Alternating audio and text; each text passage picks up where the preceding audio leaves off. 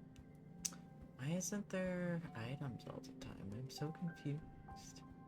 I know I keep saying this, but I thought usually there were items every time. You just have to look around. Hmm.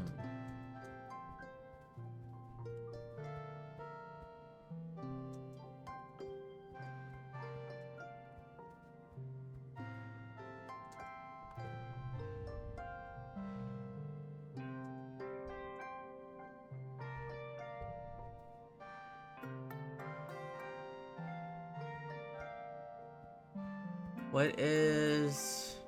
Should I do more engineering and then rest? Oh, I can finally apply to be a tutor.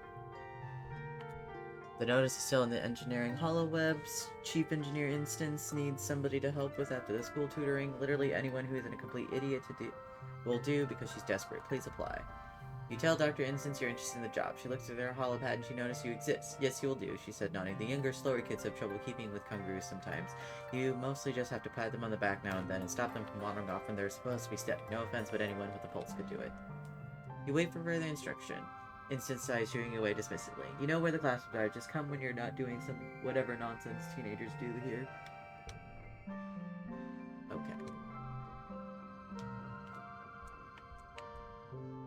What is this? Oh, it's reasoning and empathy. Let's do more engineering.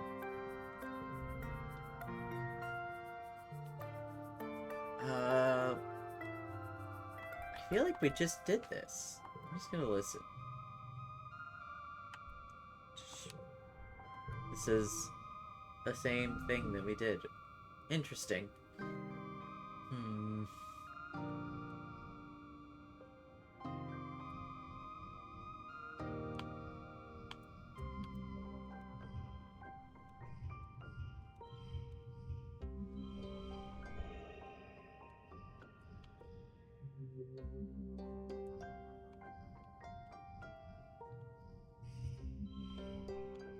There we go.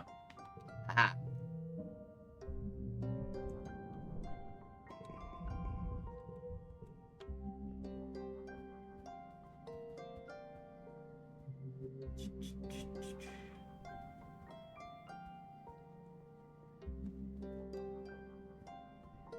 Another engineering.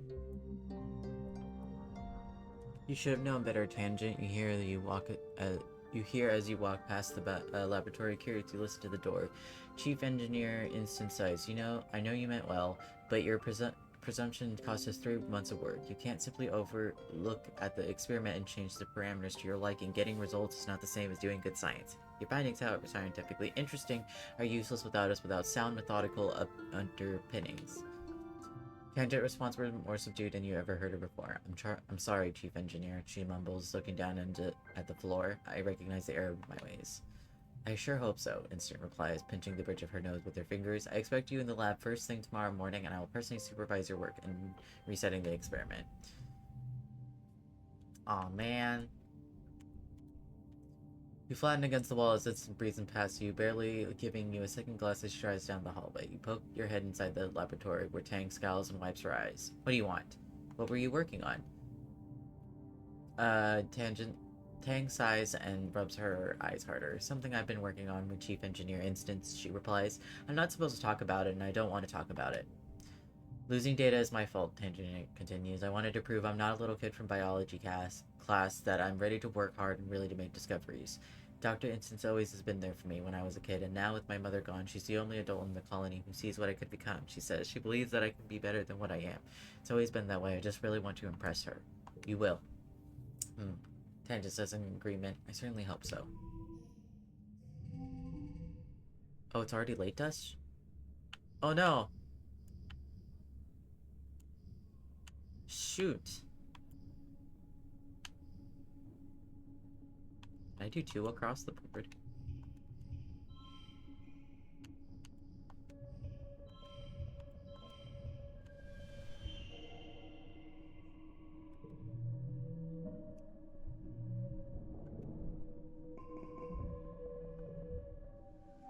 Oh no, I missed it! I am so stupid. Shit. I'll get it next time, I guess. Bubble fruit. Damn it. Well, does he like medical root? I don't think so. I think I have to give him bubble fruit. Food. Okay. Should I rest? I feel like I should rest now. I'm gonna rest.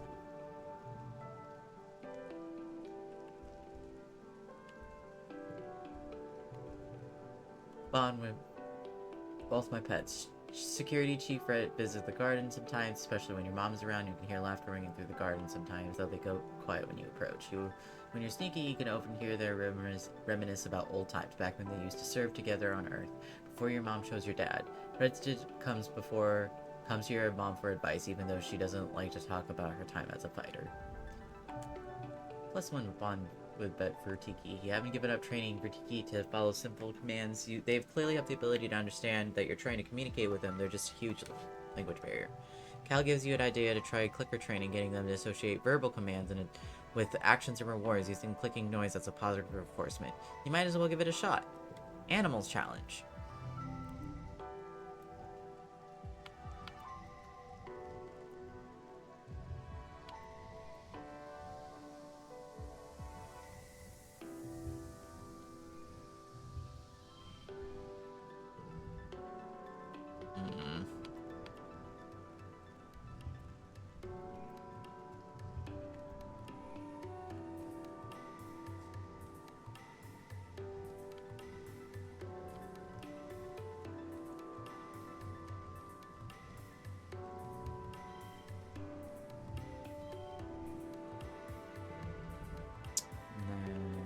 Man, this kind of sucks.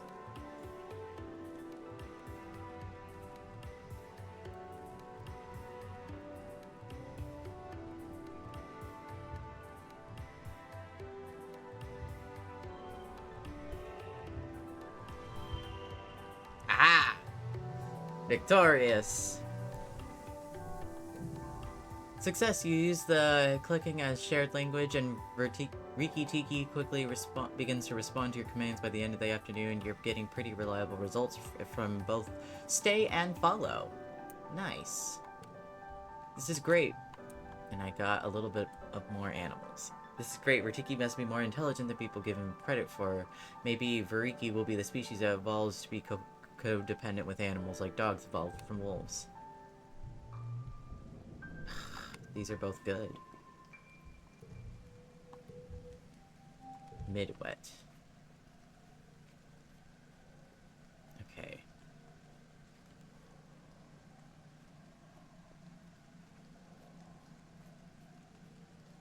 Huh.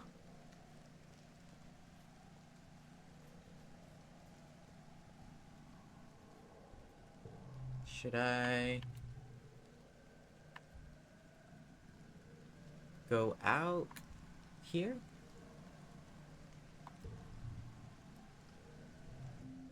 There it is. Utopia is working near the gates. This area has been deemed safe enough for kids to go for a hike as long as you're back before dark and never go out during glow. There ain't a lot to see out here. A logging camp, a few fields, some nice lookouts. You've been out here before, but that was when you weren't supposed to, so you give her advice anyway. Keep your eyes peeled for useful things, like there are these mushwood logs. She points at a light, sturdy piece of wood at the side of the road. Lumber carrier must have dropped it. It's fairly safe out here, but that don't totally mean it's totally safe. She cautions, don't go too far, and if you see anything that scares you, run like heck and make a ton of noise. She helps tighten the straps of your backpack. What you hoping to see out there, sweets? Stuff to collect. Utopia laughs. Take nothing but photos, leave nothing but footprints, she teases. Suppose it's different on a brand new planet like this one, she says. We actually do need samples of basically everything, especially stuff that might be edible.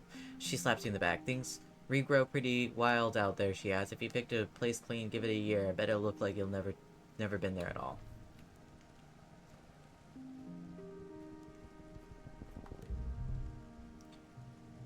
But this planet's full of bugs, all sorts of bugs, little wrigglers, hopping beetles, shiny creepers, and snaily things. Oh my, you crouch on the log long grasses and explore a square meter in great detail. There's so much to see. You don't even know what any of these are. They might not even have names yet.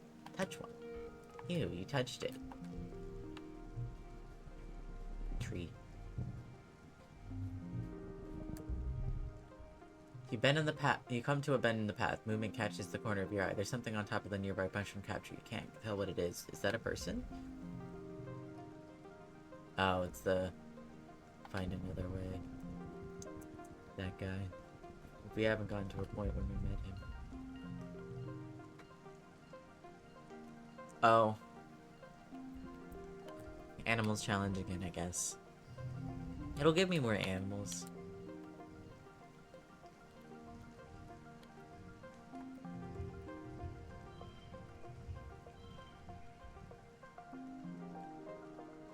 Oh.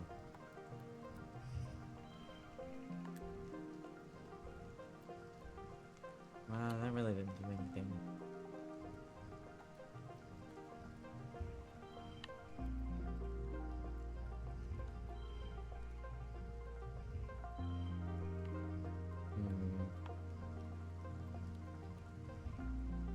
What? What? There we go.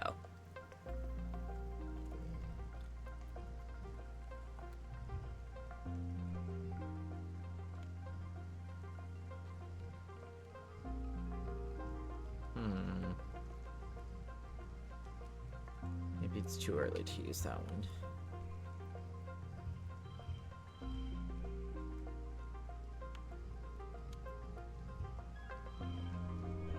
Aha! Now everything is just extra.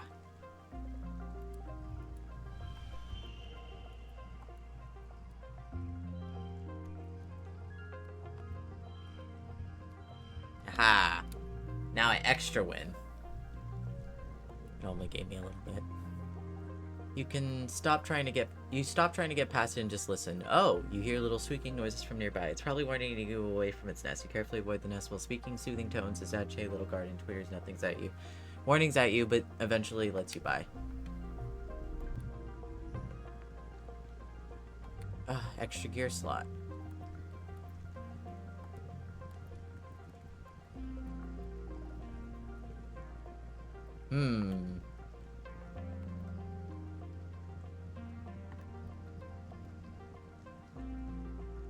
Popeye or animal book?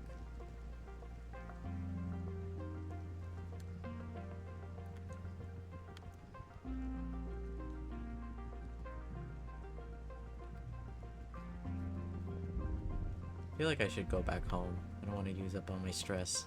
I don't think any of these events are helpful currently.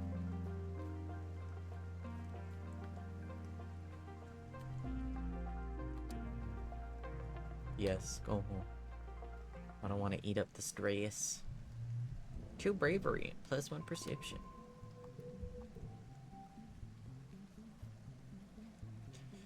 And now I'm gonna do more engineering just because I'm worried about that stat.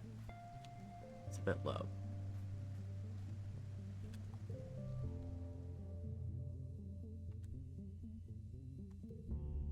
Your first test already? Calm down, class. Congruent smiles. This quiz is just to find out where you all stand and what you want to learn in this class. It will help me tailor personalized lesson plans for each of you. The test pings on your holopalm and you open it. It starts easy. Suspiciously easy. Sure as enough, every section is harder than the last, and you're quickly stumped by a question. You know the teacher said you weren't supposed to be able to answer all of them, but you look over at Tang. She is breezing through the test. The competitive gremlin inside of you has a idea. I'm going to try my best.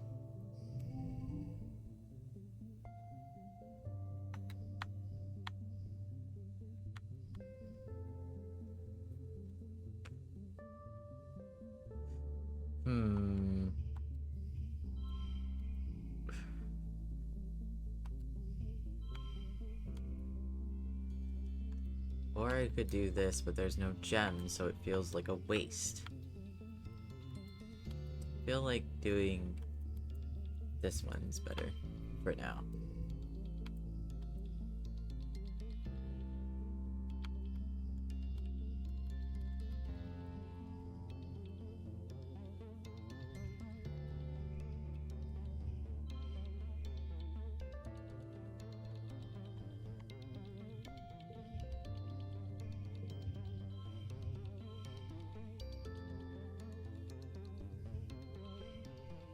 Mm-hmm. Alright.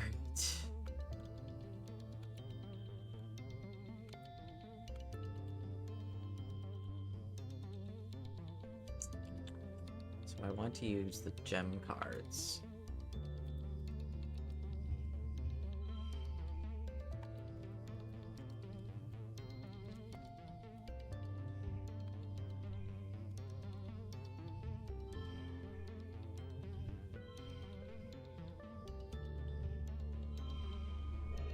Nice! I won! You plow forward, skipping the questions you don't know and coming back for some of them later. It's a good strategy, letting you collect the easy points while not wasting time on the harder ones. Acing a test and 5 kudos. You got an A, which means advanced class. You got some wrong, but it's a little frustrating, but the teacher tells you those questions were designed for much older students. It appears we'd be working on advanced materials together, Tank says impressed. We're in the advanced class! It's been a long month of cooping up indoors while pouring rain and everything got too muddy and gross to play outside. You and the other teens are in the lounge again when everything's getting a little antsy. Tangent and Cal are back bickering about something, and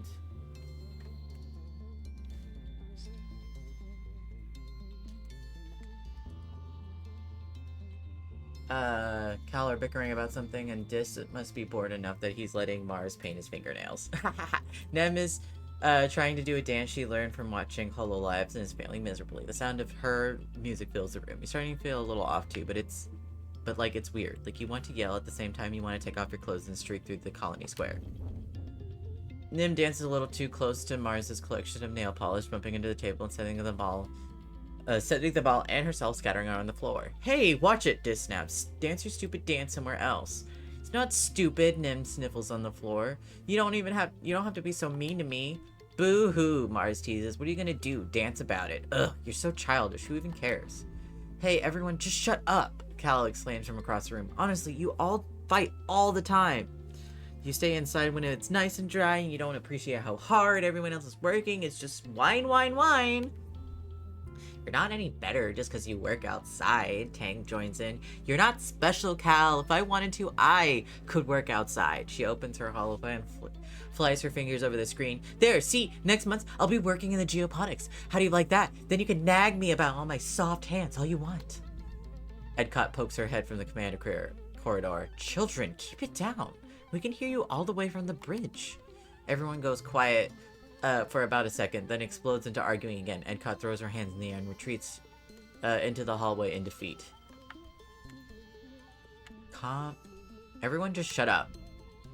Everyone ignores you and keeps squabbling. Mars chases Cal, and everyone just chases her, and somehow you all end up in the classroom. Suddenly Mars shouts, okay, everyone! She claps her hands. 1, 2, 3, look at me! Everyone shut up! Everyone stops arguing and looks at Mars in shock. I have an idea, she says. We should decorate the classroom. No one seems excited about this prospect until she adds, with toilet paper. Come on, it'll be pretty. Now everyone is on board. You feel yourself getting excited too. This is so naughty. You might get in trouble. But who cares? You're having fun. No. Join them.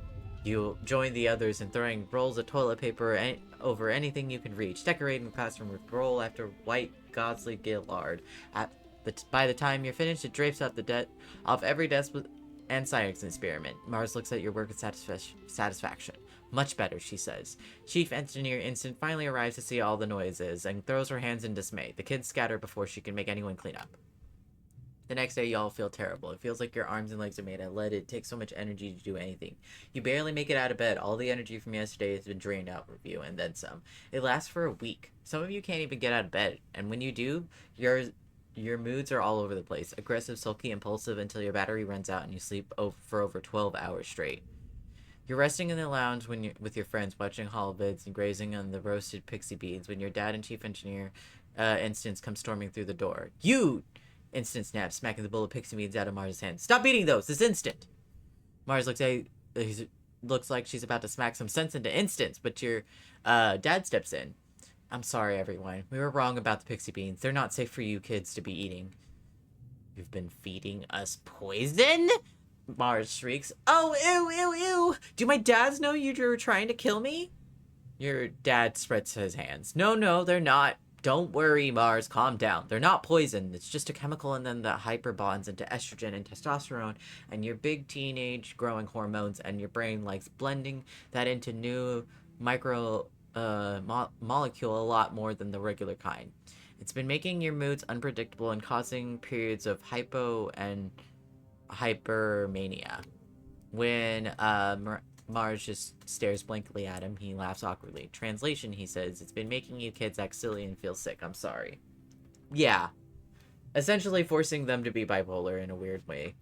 Instance frowns. If this is doing this to the kids, it's not long until it builds up a strong effect for the rest of us too. Until further notice, no one is to eat a single pixie bean. Your dad looks distraught. Flulu was right, she says, collapsing in the nearby chair and rubbing his eyes. She didn't trust those things, but she was still going to be pissed when we don't have another successful food source. You look back at him in shock. You've never seen him swear. It must be worse than you think. Your dad sits there in a silence for a long time. Oh, shit, it's Glow. It's time to rest.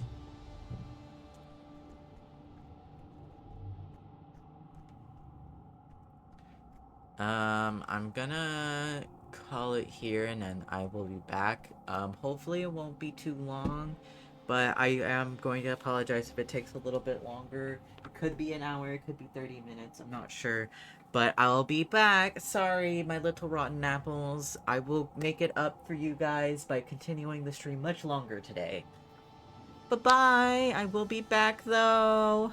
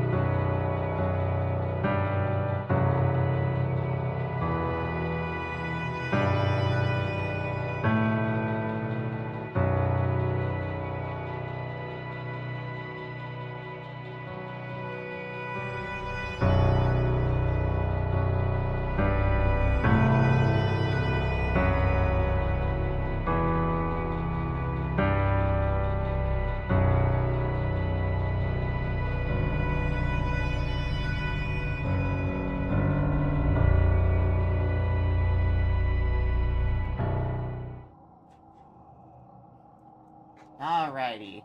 Sorry about that, everybody. It seems like I could come back for a brief amount of time before I have to leave again, but it seems like it'll be a little while.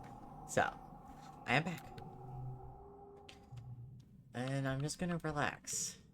Geoponic domes are a perfect beacon of light during glow. While everyone else is throwing it off an unsettlingly alien light, the domes are stable, dependable, human. You spend time in them, tending to the seedlings that will be transplanted into the fields and pollen.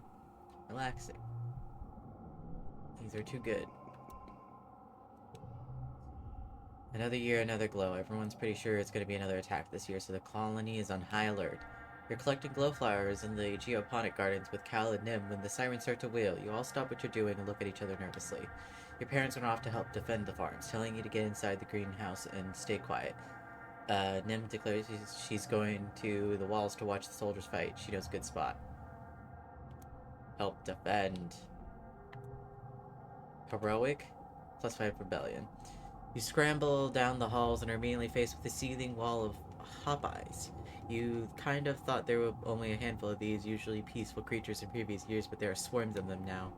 Not just Hopeyes. Once your eyes adjust to the chaos, you can see large creatures that look like walking bushes, these wild centipede-looking things with long spider legs. You at least see one giant many-eyed thing that's hovering clear of the ground, defying gravity. They all seem incite into a frenzy, attacking everything in sight and trying to get through the wall that's dark and chaotic.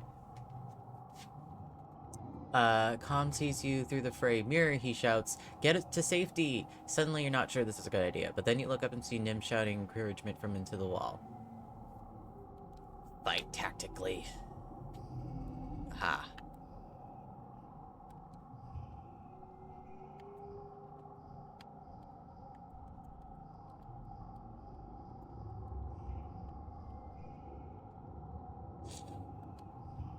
Oh, wait.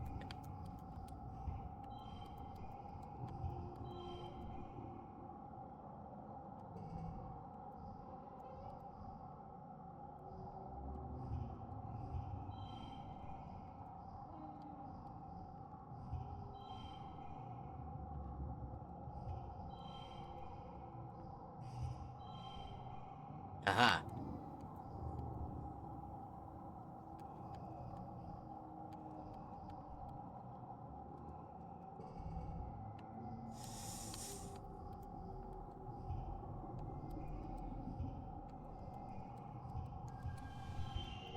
Nice! Victorious! +3 combat. You're not even trying to win, there's too many of them, you're unarmed, but your vulnerability can become a weapon. You use your knowledge of buildings around the gate to bait everything that slips past the defenders and circle back so they can be picked off by people with actual weapons. Nim acts as your air support, calling out when certain shortcuts are blocked by creatures so you can always have an escape route.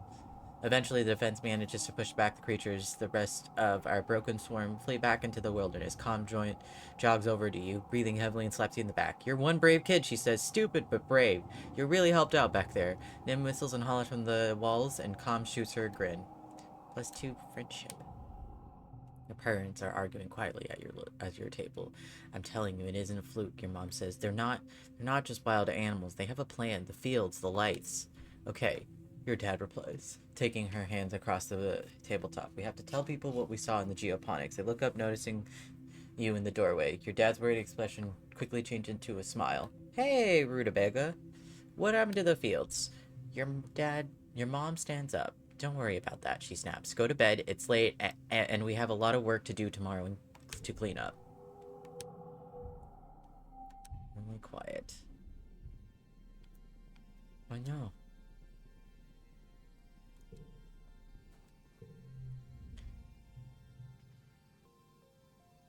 Cal waves over you as you enter the garden, leaning on his shovel. Hey Mirror, he calls, but his eyes look past you down the path where an enemy is beating the absolute tar out of a training dummy. Her fierce battle cries echo across the colony, making Cal wince. She's been going totally hard lately, huh? He says. He scratches his face, smearing dirt across his cheek. She asked me yesterday if I wanted to spar with her. She said it would be good for self-defense. Cal smiles sadly at the memory. I told her I didn't want to fight, not her, not a trading dummy, and not anything on this planet for real. I've never seen her get so mad at me. She called me a baby and told me I'm just gonna end up forcing everyone to protect me, and because I'm weak or helpless or whatever. He seems upset and stabs the ground a few times with his shovel. I just don't think it's right to fight anyone, especially the Xenons, when we're here first, he says. What do you think, Mirror? Violence is never the answer. +2. Haha! Cal looks relieved. I'm glad you think so too. I'm not just saying things so you like me more. No, I would never. Everyone always tells me to see both sides of the argument, just like they think that just because I'm young and I haven't made up my mind yet. He shrugs. I just think if you have to hurt someone to get what you need, you just don't deserve to have it. Sometimes I think about it. The Xeno I had to kill, the first time they attacked me. Like, obviously I'm glad I'm alive, duh. But now, it's dead. His eyes go back to Nanny. She stops sparring with the training dummy. She's now looking up at the gardens as she has a drink. Neither she nor Cal wave at each other. It was an accident. I didn't mean to kill it, he continues quietly. It just happened. I wish I could tell it I'm sorry. Cal clenches his fist. There's gotta be a way to figure out how to live in peace with all the cool things that live in this planet, he says. Like, hey, look at all this weed I saw growing over here. Look at all this weed, bro! Cal and Dish should be friends. Yeah, I agree. Cal has some strong conventions. It's one of the things you like best about him, even when some people disagree with them. Learned Cal more. Cal's strength 2. Spent a few hours with Cal in the gardens. He shows off the area that he's getting ready for the next planting season. The adults are really starting to trust him with more plantings as he gets older. He beams with pride. When you finally head out, you're just as dirty as he is, but you feel much lighter. Ooh. Let's see. Where am I at with Cal? You build muscle mass like nobody's business. You got a knack for finding, hitting things, or staying hidden when you need to. And you know all kinds of things about animals. Chip 62. I think that needs to be higher.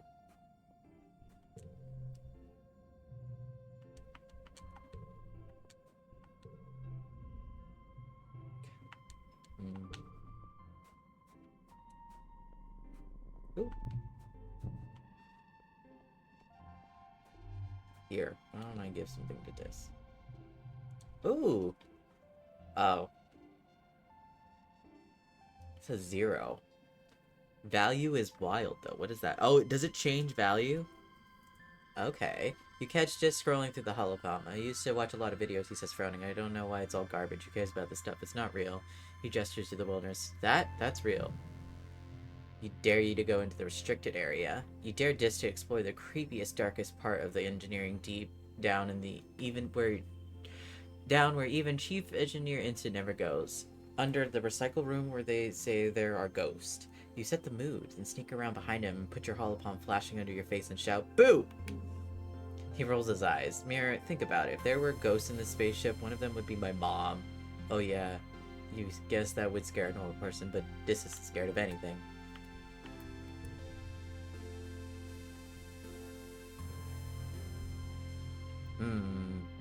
Still need more biology.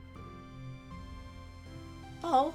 Your dad is sitting on the fence overlooking an animal padlock, chewing on a piece of grass. Oh hey, Sugar Bean, he said, patting the fence next to him. Come take a look at the wild, dangerous aliens? You watch the float cows bob along peacefully every so often. One of them releases a jet of liquid and floats up into the air. Your dad laughs every time. Gross, he says. But I guess not much more weird than when we used to drink milk from cows and goats. Help him with the animals. Your dad is working with the float clouds. One of them is sick and isn't producing enough urine as ballast. It keeps wanting to float away. Your dad is building a spike so that he can tie her down until she feels better. You hold on to the leash feeling like a little kid with a balloon, a big, woolly, gassy balloon. It looks down at you with placid, unblinking eyes. You can see yourself refracted in them. Weird. Neat.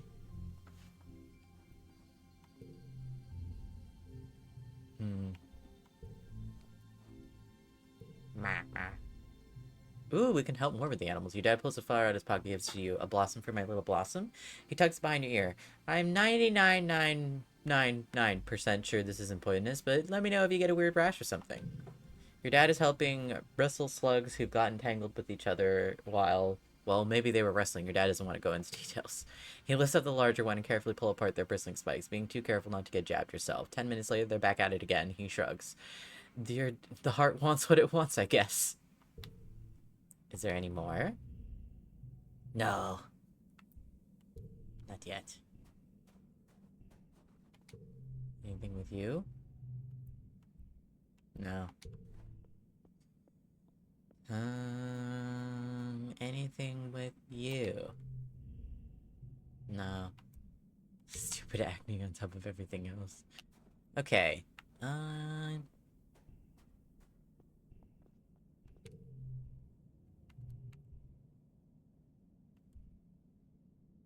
Should I go? There's still one more place I need to unlock. Can I unlock it yet, or no? Because I think I have to go to explore nearby to unlock it, right?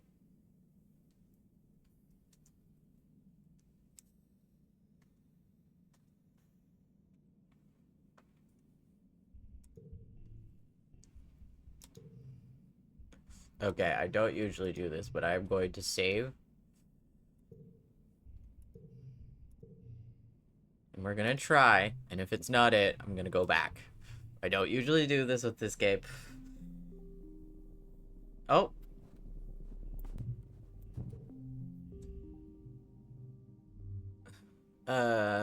Utopia sorting through the stuff that the foragers have brought back, putting them to bins, either an analyze or sneaking through the kitchen. Hey, sweets, she says, not even looking up. You headed out? You and Dis take care of each other out there, okay? She sighs. I've got to get through all this before the day's end. It'll take me all day unless you hurry to help out. Sure.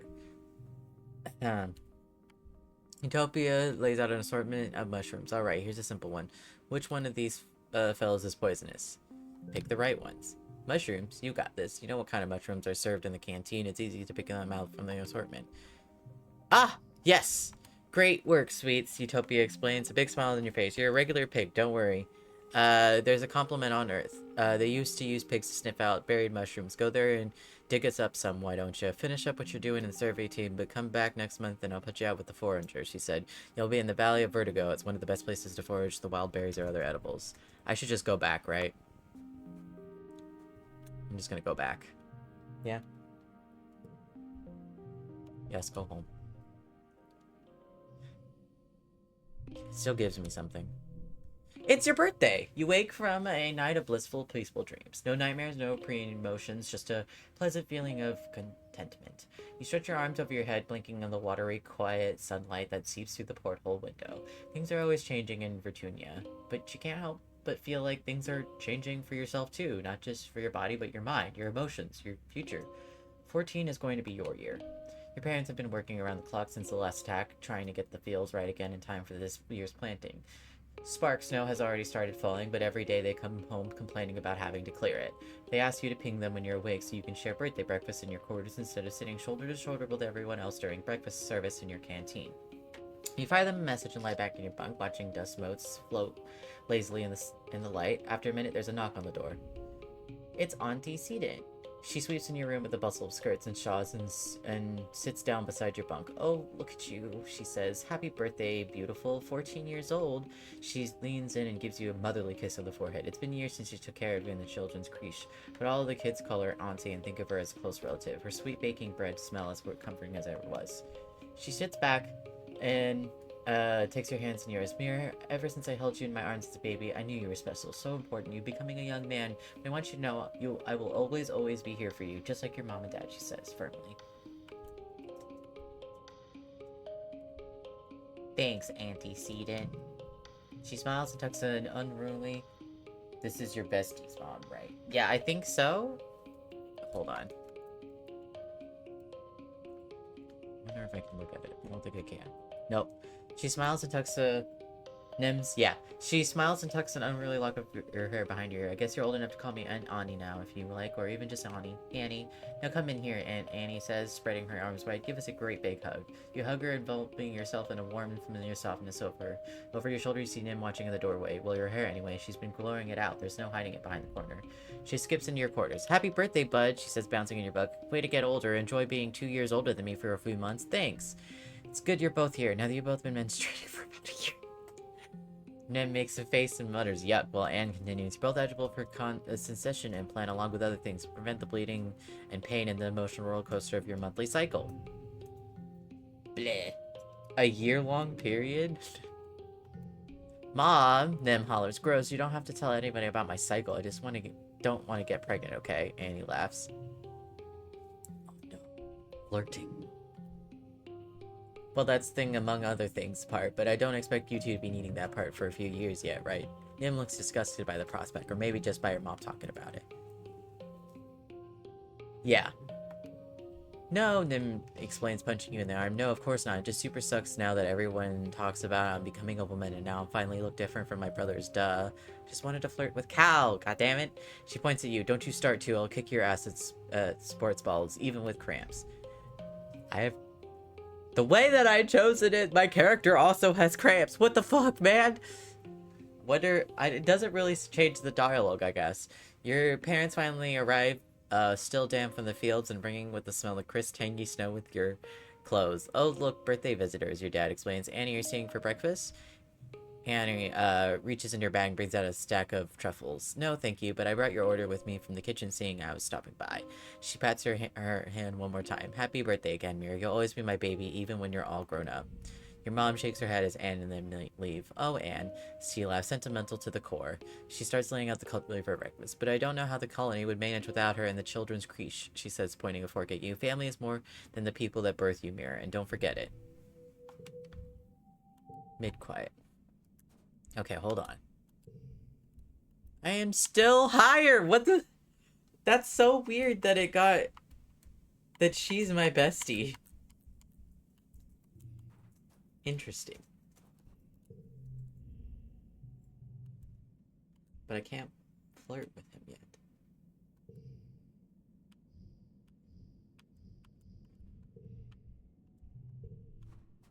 She still shows up first. Oh, okay.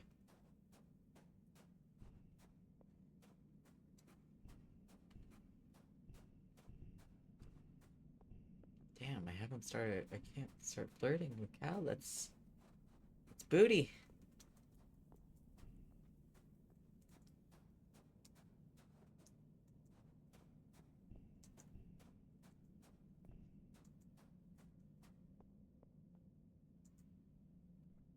Hmm. Should I go? I should go out. Though, right? While I can. Forge the valley. +2 perception, +2 biology. Utopia greets you warmly as you muster the first expedition with foraging team. Mirror, I'm glad you could make it. We need everyone we can get out here right now, boosting our food supplies. I'm ready to snuff out those tastes. Good luck hunting out there, she says, handing you an oversized backpack, more like a basket than a pack. Use your holopam to identify edible and medicinal plants and just throw them in here. I'll sort them back at the base camp. Oh, and keep a lookout for the creatures. It's pretty peaceful out here in the valley, but even a little bug will get you if you're not careful.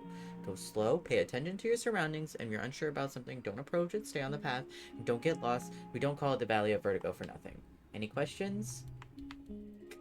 No. Nope, I'm good. You're about to leave when Utopia snaps her fingers. Hold up, Mirror. We're also investigating some species we might domesticate, those who want to tag and capture. Ideally, we're looking for herbivores, creatures, and that already live in herds and either produce something edible or reproduce quickly enough so we can slaughter them for meat. We can see anything that fits the bill, tag them, and bring them back. Cool.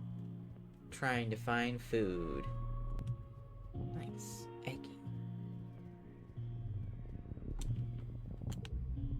You come across not just one Variki, but a whole swarm of them. Mostly just baby ones, about the size of your head. They're all amassed around a massive tree, scurrying up and down the trunk.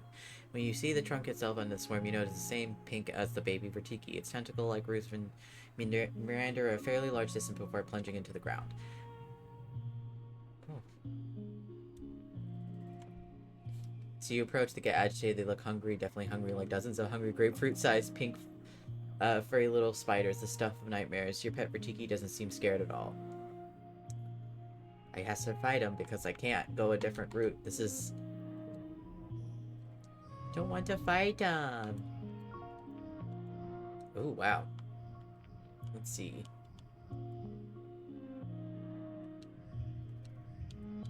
I mean, if I do this... Oh, that's actually pretty good.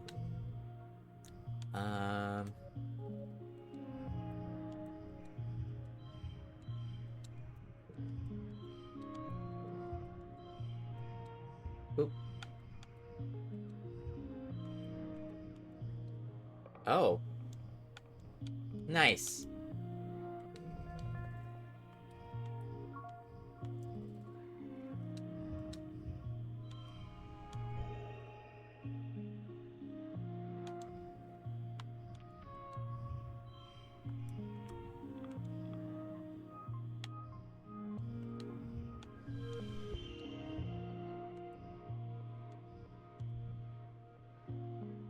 Alright.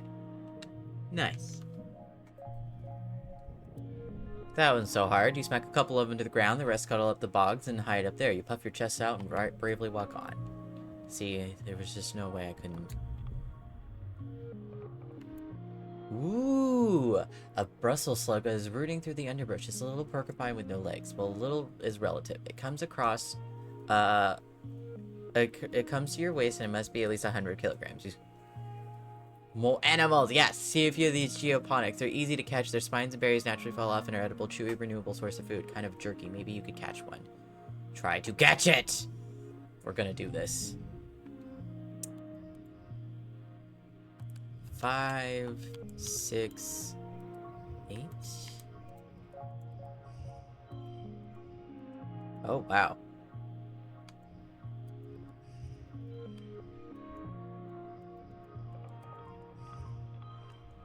Ooh, I'm just gonna do it like that. There we go.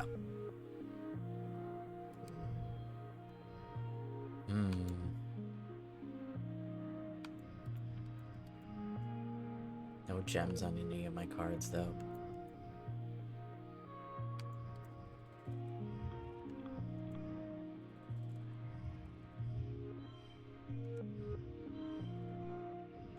Or should I do...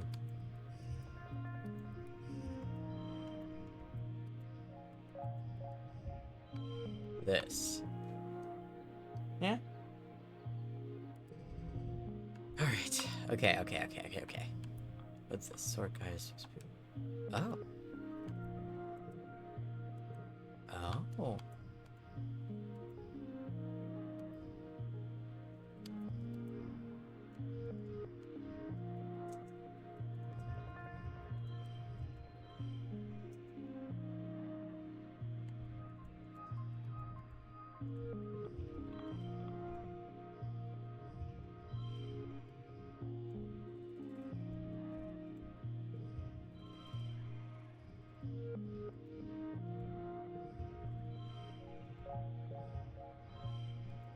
This?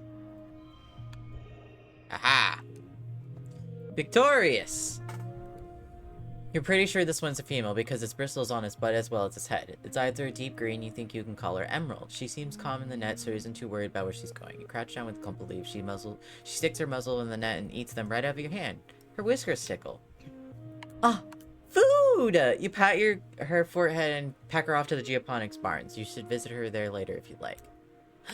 Tending animals in the geoponics. Yes, this is what I needed.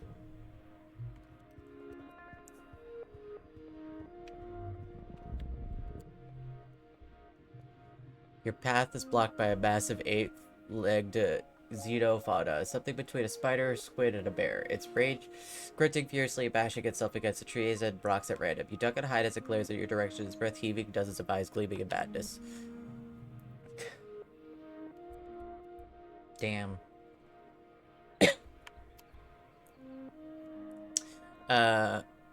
It's the soft pink purple. You recognize the multi-legged Virgi that live in the area, but so much larger. Could this be related species?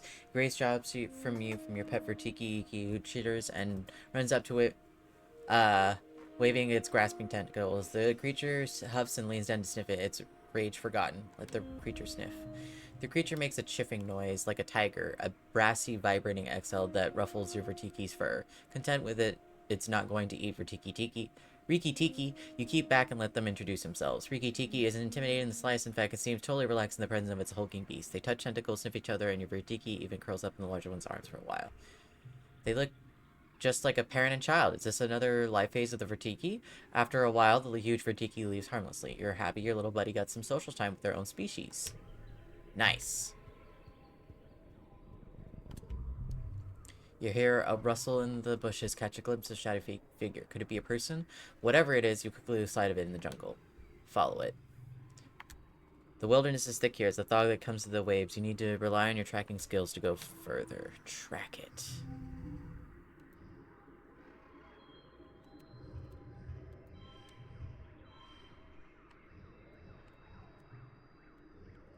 Yeah.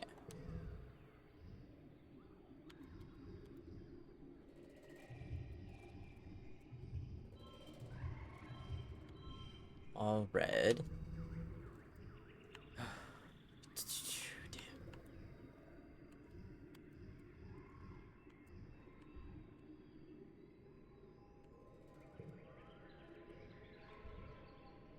Wait, why is this in the first if this is valued? Oh, now it's value. 2, 3, 4. Okay. And I need one. I need 5 of them. So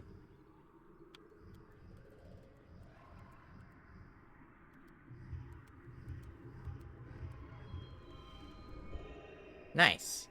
Oh no. There we go. Victorious.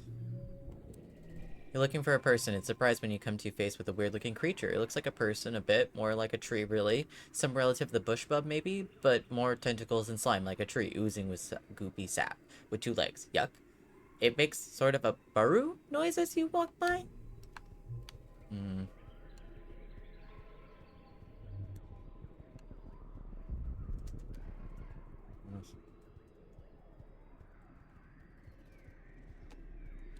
Oh, egg. Oh, hold on a second, y'all. I'll be right back.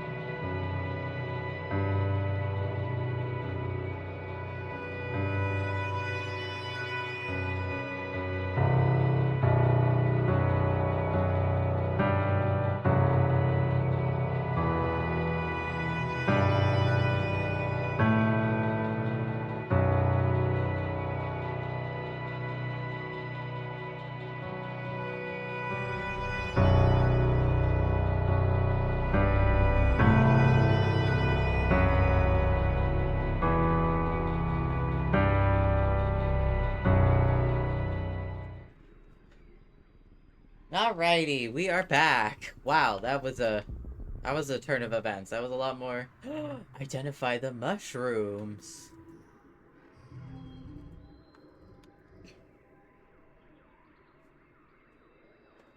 222.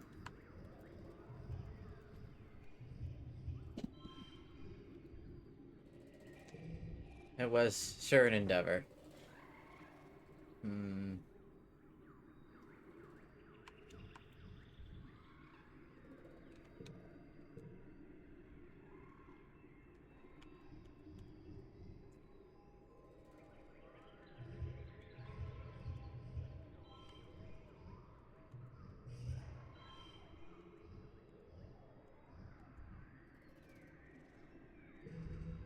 Alright.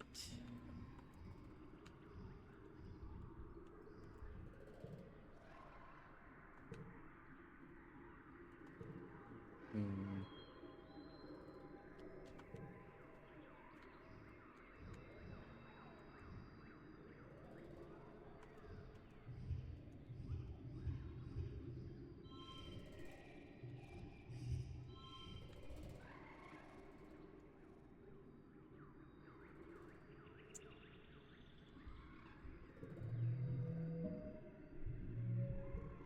You were able to determine that these mushrooms are edible. You fill your basket with big chunks of tasty fungus. Utopia is pleased with your haul. Great work. Okay. Got some more food. You come out of the tree's glassy clearing. In the middle is what you can describe it as a pedestal. In the middle of the crate and glass sits a massive egg, easily larger than any egg you've seen before. It's white with red flecks and it's just sitting there in the middle of an empty clearing, totally unprotected. Should I take it? I feel like I should leave it. My instincts say this is a bad idea to take it, that it's a bigger creature than I'm prepared for.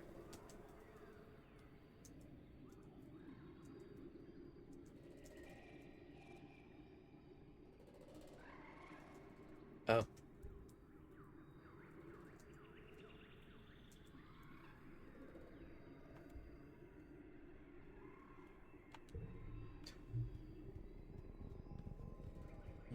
I think I have to go, like, down and in.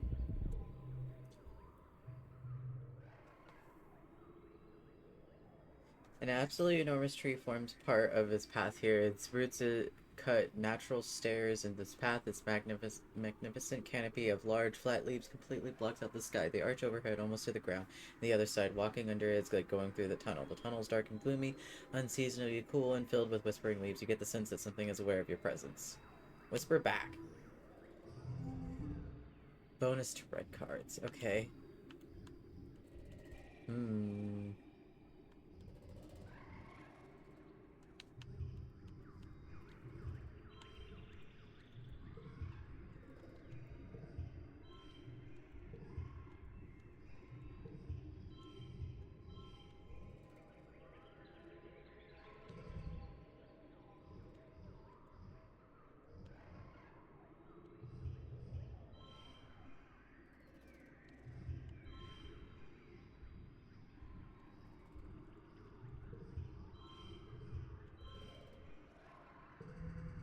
Ah.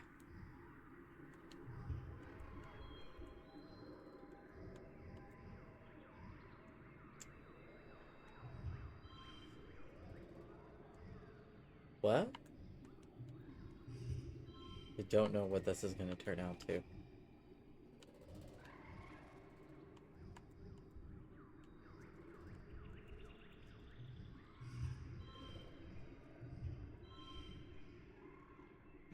I love the wild card. Okay.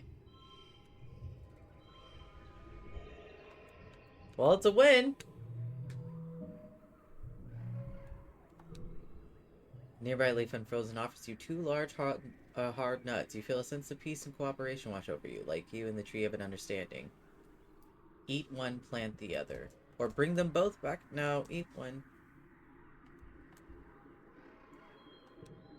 You crack one of the nuts, eat the meat inside. It's bitter but tasty. You take the other one, clearing an hour away, and plant and second nut. Good luck, haunted tree. I don't know if it was a good idea to take it. You come across a huge field of flowers. Just teensy pink ones, beautiful yellow. Some are beautiful big yellow ones. You check the Holopedia, looks like they're brand new species. They don't even have a name. They need a name, like dandies, even though they look neither like buttercups or dandelions. Honestly, they look more like a spitting cobras, like anything. Just take one. You take the tallest, most perfect yellow flower and leave the rest. No need to be greedy. Damn it.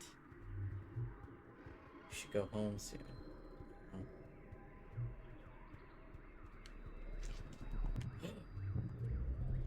He spent uh some time working in the geoponics, so you know your way around the planet too. Looking around this area, you notice something different about it. The ground feels bouncy like a trampoline. The plant looks all weirdly stunted. Lena, a stufful nature here. It's honestly a little weird. There's no grass or moss here.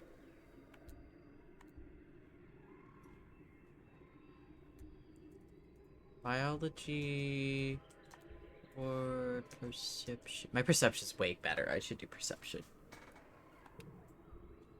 Peer down at this oddly bouncy ground. It's pink and fleshy. Wait, is it even a ground? You kneel and take a closer look. More of a dense moss or coral, maybe. You press the hand in the moist, squishy substance. It smells sweet and starchy like cake. It blankets the ground like a thick sponge-like layer, swallowing up everything it touches. Gross, but it smells so good.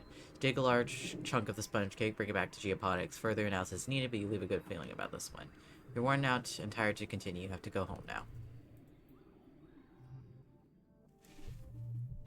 +3 perception, +2 biology. Late quiet.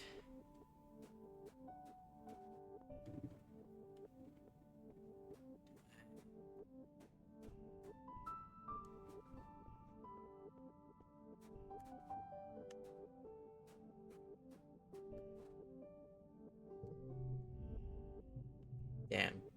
You need 80 biology. Found something you like. Another food. Yes, I know I need some time off. Alright.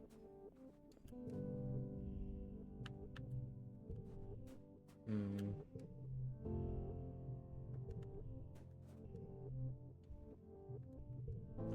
Okay.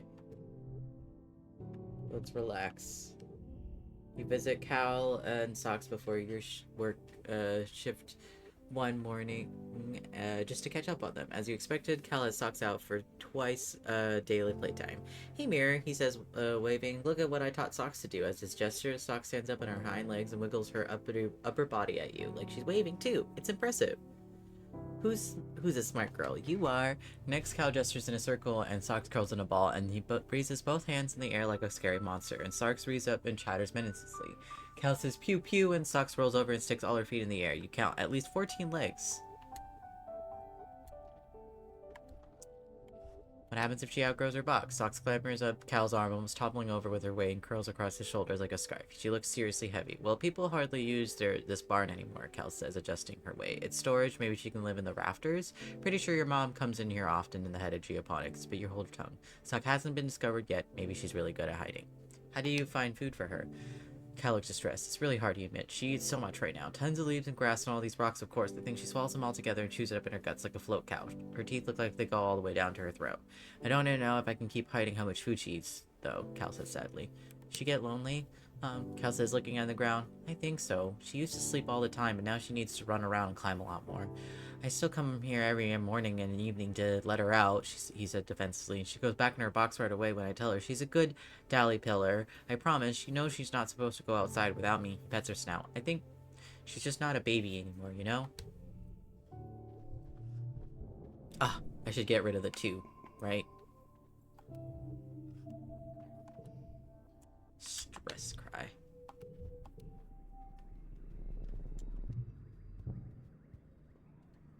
Ooh,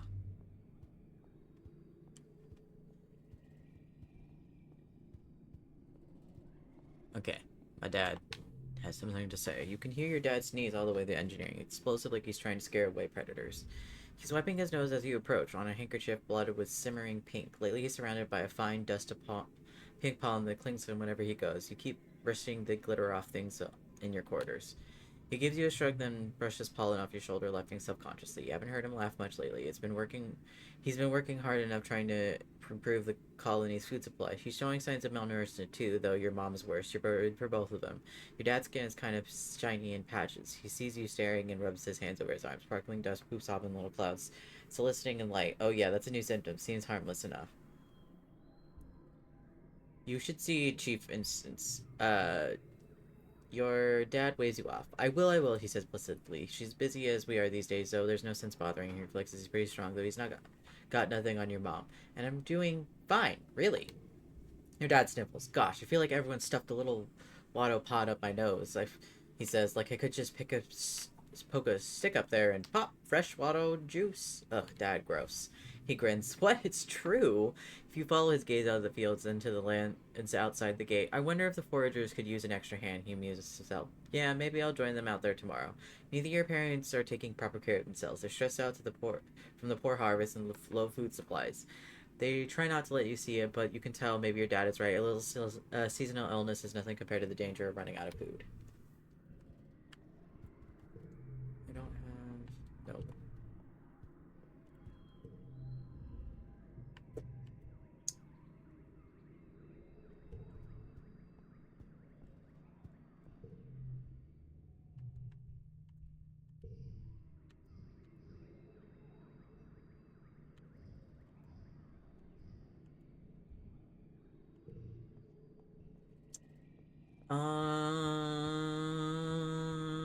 Engineering are going out.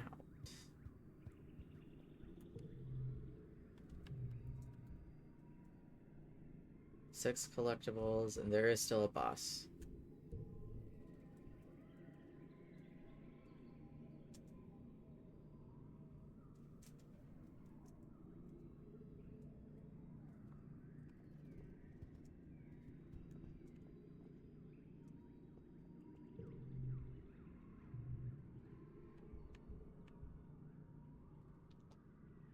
This is bio, perception, bravery.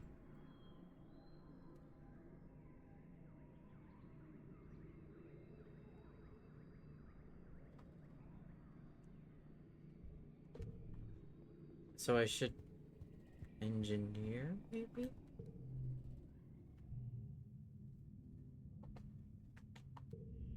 You're headed off to the break lunch when you see Mars and Tang sitting together in the engineering room. Tang is eating a sandwich while also sprawling on her hollow palm with it. Mars is half collapsed on the table, barely holding up her head in her hand as she pouts at Tang. Come on, she whines. You said we were going to hang out after lunch. Aren't you done eating yet?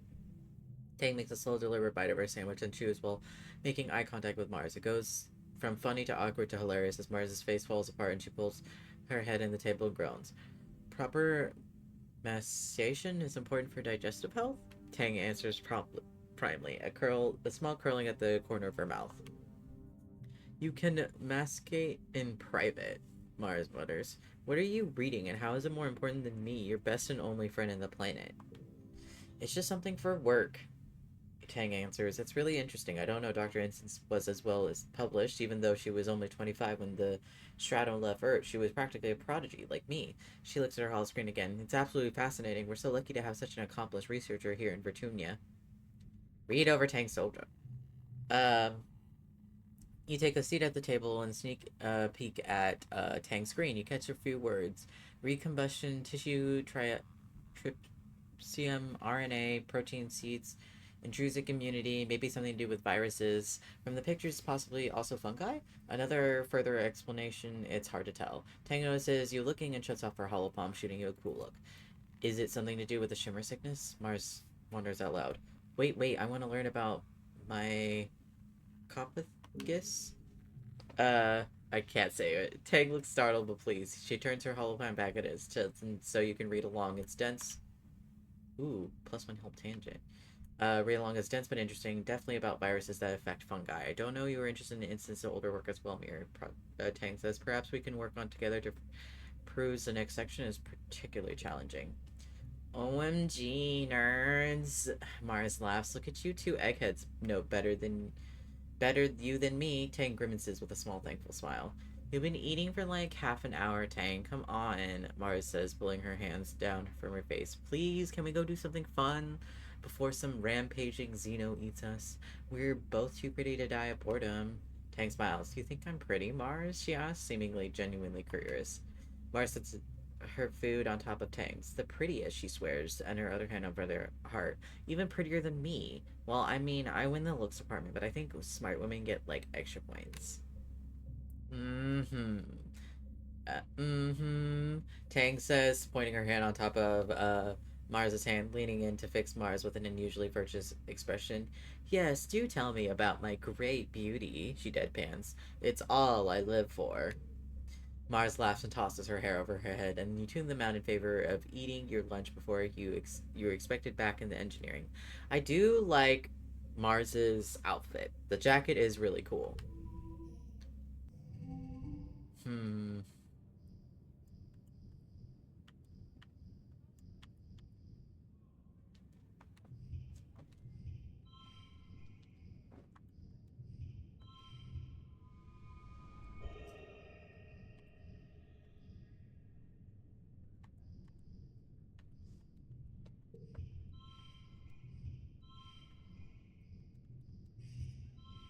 There we go.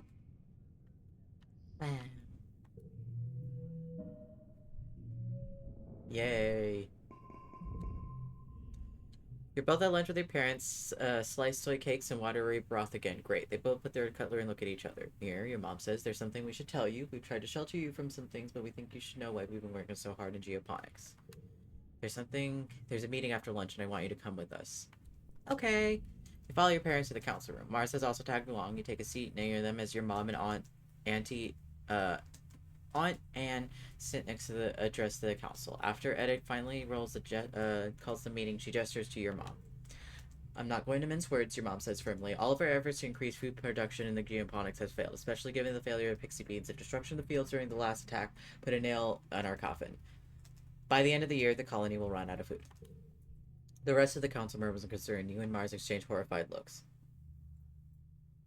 Whenever I look at Fulu Bomb's tattoos, I always see a horse on their neck tattoo.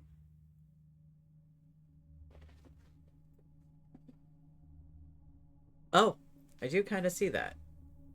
Uh, you've been doomsdaying about our food supply for about 2 years, Fulu read questions. You mean to say we're past the point of no return? Your mother nods grimly. I'm afraid so. Even without rationing, without securing a Vertumian food source, and our supplies will run out by wet season. She gestures to Anne, whose face is grave. Anne and I have gone over the supplies to come up with food plans. We've crunched the numbers. Your mom sighs, and spreads her hands. I'm sorry, geoponics should be producing better by now. We should have been able to wean ourselves off of soy rations. During wormhole transit, we lost our hydroponics in the hull breach. She shies again. I know I've said it so many times, but our crops just won't grow here. We need those algae tanks. We need the microbial soil from Earth. It's not Mom's fault. It's not. The survival colony shouldn't rest on one person's shoulders. It's not fair. She's been working harder than anyone. She did everything she could. The council members mumbles agreement. They decided they probably never really blamed her or your dad. The only holdout is Mars, who crosses her arm and grumbles that it's probably clearly a problem with leadership. So what do we do now? Instant says. Starving to death isn't an option. No, it's not. Your mom replies. We need to secure food source this year before rations run out. There's working double shifts in geoponics, but it's not enough. We need more people planting, tending, toiling the soil. We need more hands. I can pull back the souvenirs and focus on foraging native plants, Utopia offers. Even the young folks can help. Even their proven themselves run the survey equipment. I'll send out a holo message later. Gain status starving. It's been the burden of geopods for far too long, Etiquette says. It's time for us to step up for our future. The council nods agreement. You stumble wrong as ominously.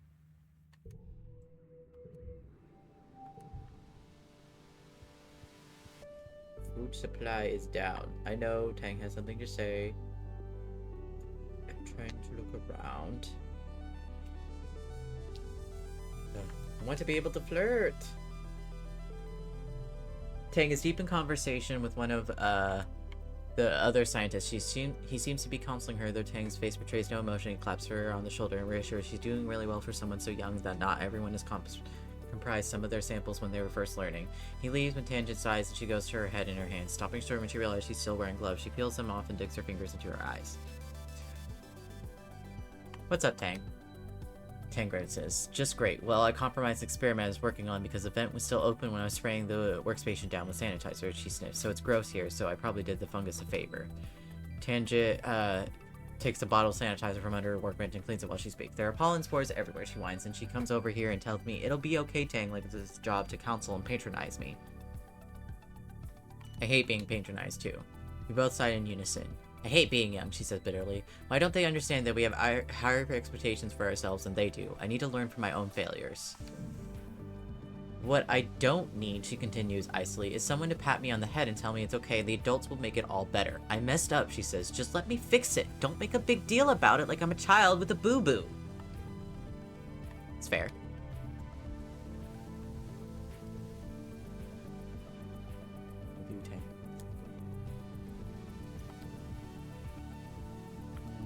Egg. It's an alien, Cal explains. Wow, I wonder what's inside. It's still warm. Maybe we can hatch it. He lets them scrutinize. And an enemy's always talking about wanting to eat a big old alien egg. If this one's not fertilized, I'll give it to her. Wow, he does just like any food.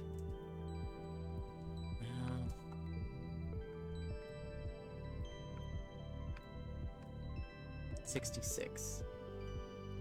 Smart goths, yeah. Engineering or going out? Out.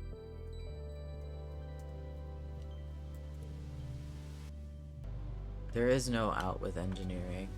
There's only bravery, perception, or biology.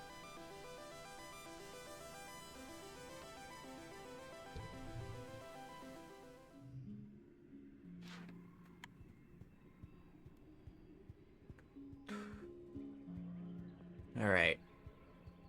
Let's get this bag.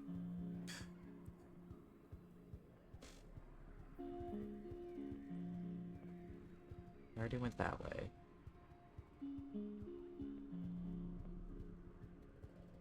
Oh. You've saved a few times from a certain doom at least discomfort, and it hasn't been a coincidence. Something or someone has taken an interest in you. You are being followed. You're beginning to get a feel of this place and its dangers. So next time you hear its hiss click of a nest of hungry snap bladders, you walk straight towards it, keeping an eye out for anyone watching you from the trees. There, just as you were going to have a climb into the damn nest, you get a saber to show up. You see a shadowy humanoid figure darting behind a tree. You make eye contact and you both freeze. His almond-shaped eyes widen in his not-so-quite human face, and he slips away in the jungle. Track him carefully. Rather than rush at him, you use your tracking skills to carefully follow his path and sneak up on him. You pounce like a manticore, and the two of you tumble on the ground. You pin his arms. Ooh. He's cute. Oh no, the hot alien. You get a good look at his face for the first time. The hot boy, delicate features, the odd tone of his skin, almost purple, and his glittering alien eyes. Before he can answer your questions, you jump off him and back away. What is he? He brushes the dirt off his hands and stands up tall, very tall. You have to take another step to get a good look at him. You take a glimpse of a pale purple wrist under his tattered black sleeves, delicate like bird bones. I'm a gardener, he purrs, and you're trespassing on my planet. Now that you can see all of him, you confirm he's definitely not human. Hot aliens in your area! Definitely not human. Besides the purple tint to his skin, he's also just constructed differently human. But not. And taken as a whole, these little discrepancies add up to something that is decidedly alien. You're an alien? He laughs, a light and infectious chuckle that sounds more like animal than human. It goes for a bit too long, and you think he might be poking fun of you. Actually, you're the alien here, if you think about it. He's right. He jumps to the large rock and crouches, eyeing you thoughtfully. Let's make a deal, he says. He speaks with an odd inflection, putting the wrong stress on things, but the words themselves come through easily enough on them. I'm not supposed to talk to you, he says. It's against the rules. But since you've caught me, I could grant you one wish. He smiles mischievously. Is this a joke? I wish to know more about you. He gives you a sly look. In time, mirror. I hope we... He pauses as I unfocuses for a moment. He stares straight ahead, unblinking. Then he slowly stretches like a cat and stands up. Well, that has been fun, but I'm afraid my duty calls. He doffs an invisible hat towards you. My name is Symbolus, by the way. Or Sim, if you like. He jumps behind the rock and disappears. Literally, he disappeared. You search all around and you can find no trace of where he might have gone, or how. Stars, you just made an alien! Alien. No, I already went that way. Yes. Most of their names are real worlds, aren't they? Something about the ground here draws your attention. It's oddly lumpy. What's with that? Scope it out.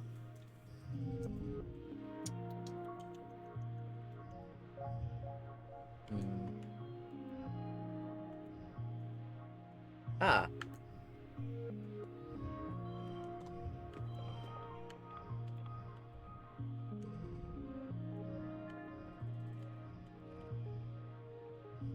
Oh wait, I could do...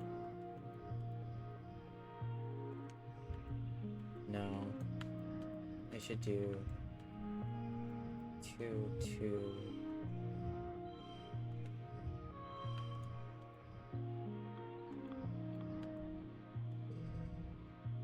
Ooh.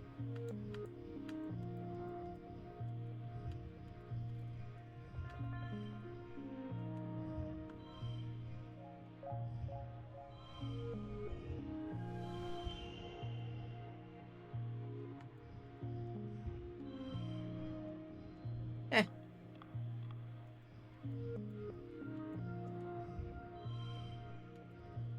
Oh, but this had the...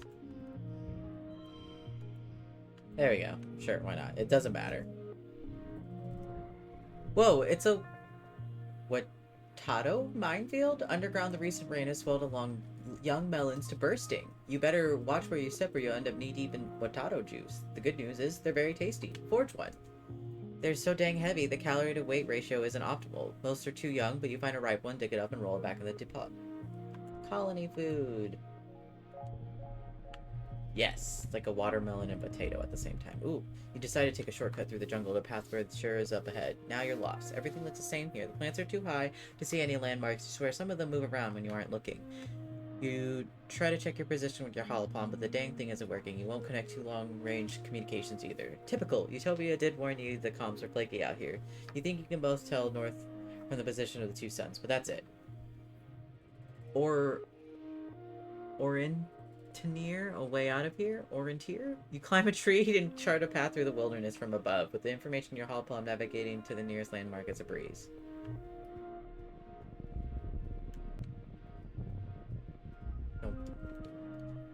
You are alone exploring an unmapped area of the Valley of Vertigo. The pollen is so thick here, the air filter is overworked. A light warning has been flashing orange for the last 10 minutes.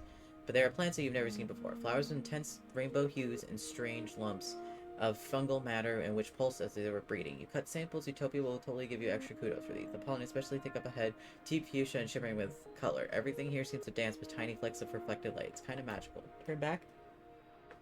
Or press forward. Okay. You press forward in the suffocating pink fog. It's so thick you can only see a few meters ahead. You follow the glimmering towards where it's densest. Ooh. You come upon a glade filled with what seemed to be a strange toparias? They loom out of the glittering fog, each the shape of an animal. They form the strange, spongy, glittering pink substance dotted with finger-length fungal growths. You're as distracted, you almost fall in a large hole center of the glade. Check for danger or sample. Shimmer cure. As you bend down to take a sample, you realize a dense shimmering haze is coming from the taparias. The fog is seeping through the holes at the end of each fungal growth. You break off a few of the growths in this collection vial. You remember Topiaries.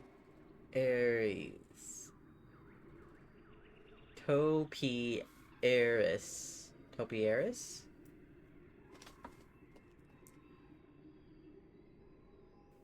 Topiaries. Okay. You remember helping Tang for extra credit in biology class. She said the shimmer, the seasonal that affects your dragon pollen is some kind of colonizing throat. Could this be related? The Eurosuit beeps a warning. Should I look into the hole or check for danger?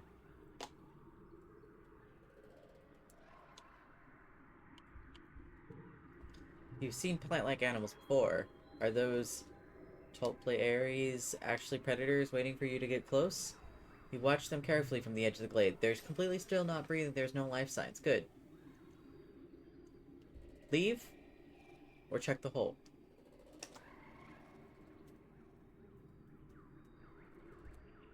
Inspect.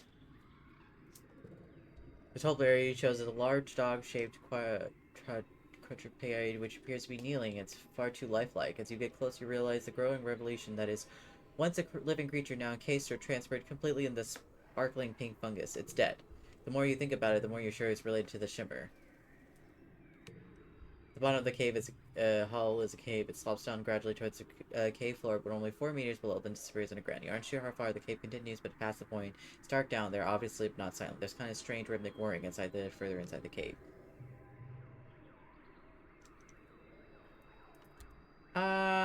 I think it's time to leave. You turn to leave, your filter light begins flashing red, and alarm sounds inside your helmet. You realize the horror that you've been in the dense pollen too long. You start sneezing, the sparkle dust seeps into your breathing. Matt feels tiny knives in your sinuses and heavy choking pain in your lungs. You lurch towards the checkpoint, barely able to breathe. Your helmet's so plugged you can think air is getting in at all. You can see it clearly as if it's seeing a vision. You take your mask off, surely you'll be able to breathe, but there's something in your terrifying brain clings to the idea. If you just take one off your mask and breathe in the pollen, you'll be fine. Everything. Oh, keep it on! No, don't go gently into that pink night. You're hyperventilating. You can't get enough oxygen to your clogged filter. Darkness closes in from the edge of vision. You're seeing the world as if it's through a long tunnel. You're near the checkpoint. Utopia runs out to help you and simply turn back, unthinking, wanting to return to the fog, to those strange statues. You collapse in her arms. Oh no. Escaping the shimmer glade. Several days later, you wake. You don't remember much, and your dark, choking heaves in your lungs. The world is swallowing you up and closing over your head. You have snippets of unconscious thought from the last few days, but it's hard to tell if it's a dream or not. Oh no, I'm injured. You remember Tammy sitting in your bedside, her cool head on your forehead. But she's dead. The part must have been a dream. Feels like you had a fever once, hot and sticky, achy all over, like you've boiled alive. You're still terribly weak, and there's a pain in your chest like someone's been sitting on it. It takes all your energy just to breathe. You'll live, but your body took a serious hit. You may never be quite the same. Oh no.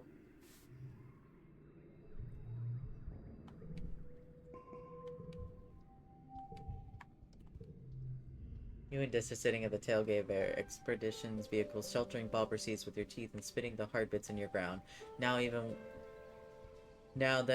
one of your points out something funny as a passing surveyor does, or spot something under the mush trees. This is the easiest way to talk to Dis, by not talking at all. This has always been isolated from other kids who've been thoughtful, but out of everyone, you think Dis might understand about Sim, and might be able to keep the secret. Do you tell him? Yes.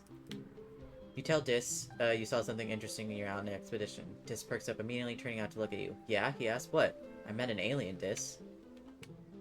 His jaw drops. His face goes in an interesting color. You're worried for a moment, and he's about to be upset with you teasing him, but... No way, Dis hisses, leaning in. But I met an alien too, Mirror. What was yours like? Like us, but an alien?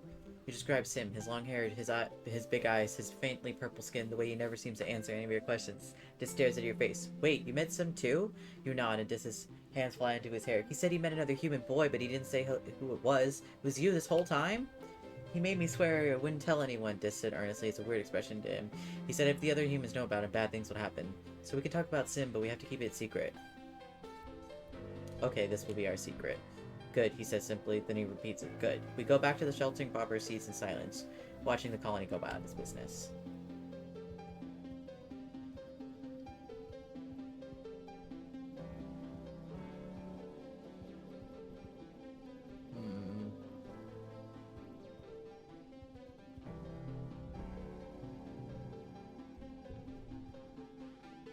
Need to talk to Mom.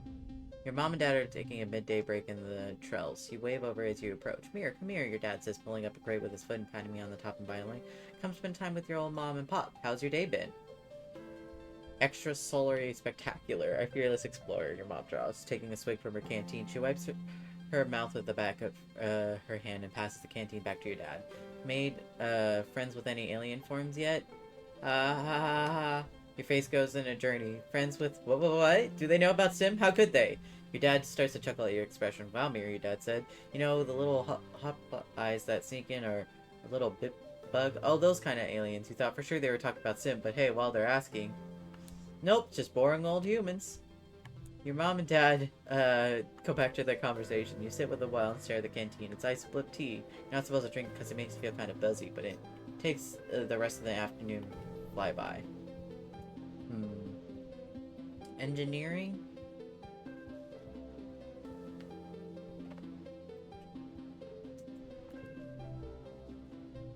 Oh, I'm too injured and I should rest.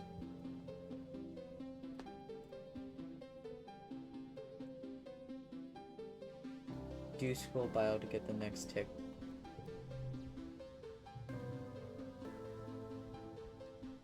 Oh.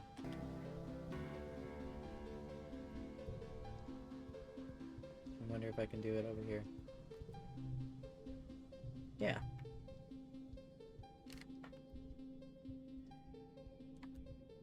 Xenobiology. You report to work in the Xenobiophonics library, bringing about the sample of weird spongy purple-pink stuff you found in the fog cloud in the Valley of Vertigo. You know, the time you almost died? Hard to forget that. Your chest still hurts when you move too fast. Your dad is very interested in your sampling. He has to analyze it right away. Scrutinizing your sample under the microscope, and then with the spectrometer, you compare the spores to known substances. You determine it shares a chemical compound seen in fungi with psychotropic effects. It could make people hallucinate.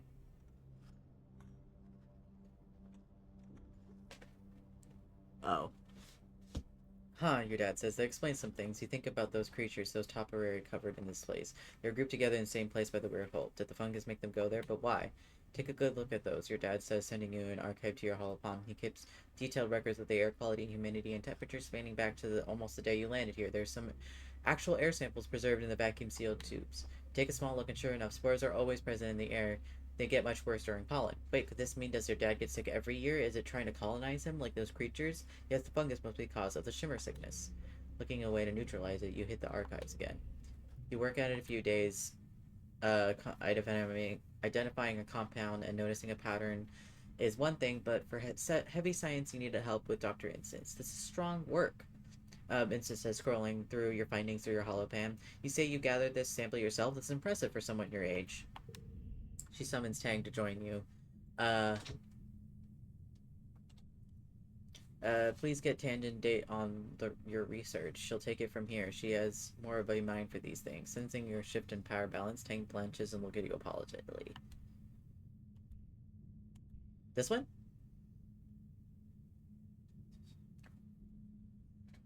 Hold on.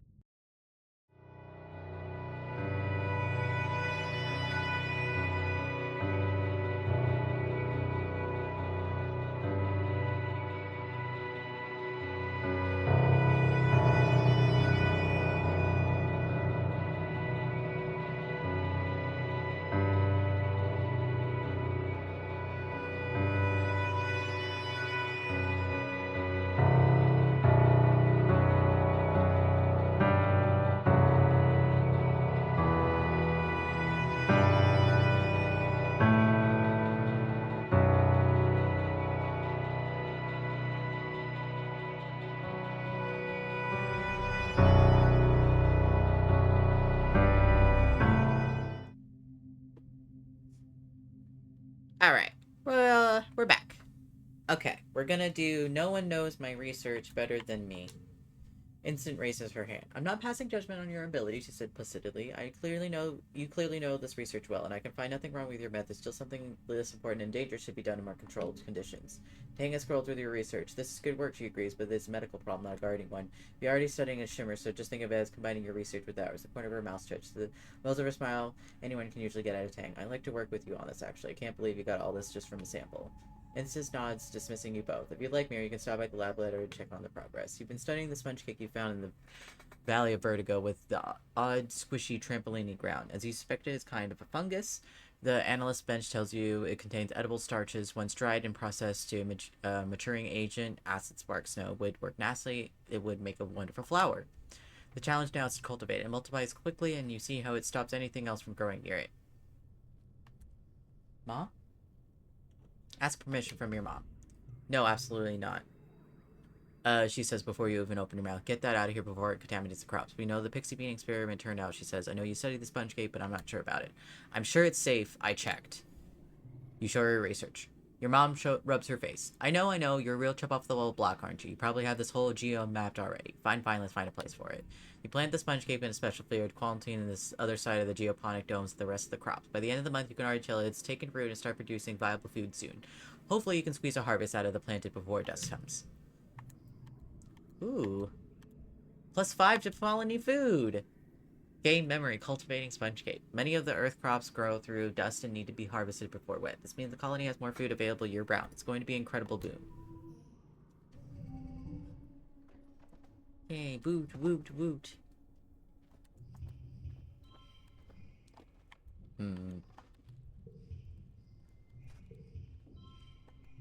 2, 3...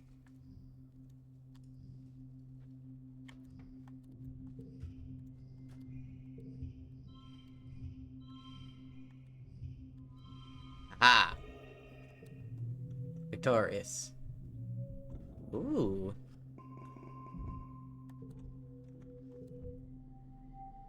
Okay, I need to pay attention.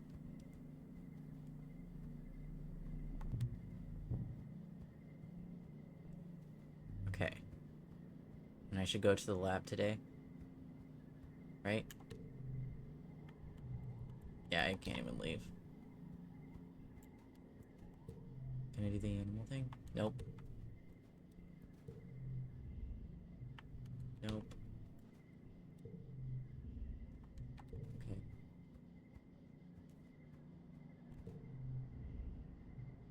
I don't want to do any of that yet.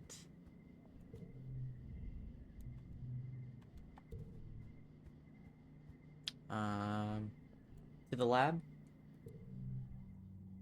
Engineering? Or science? Science? Well, I mean, they're both science. It's been a while since you've been to life science class. You wonder whether they teach after Professor Al died. Is he the teacher back in the ship? No one could possibly... Hello! Welcome, Kuro Pitch. Hi! We're playing,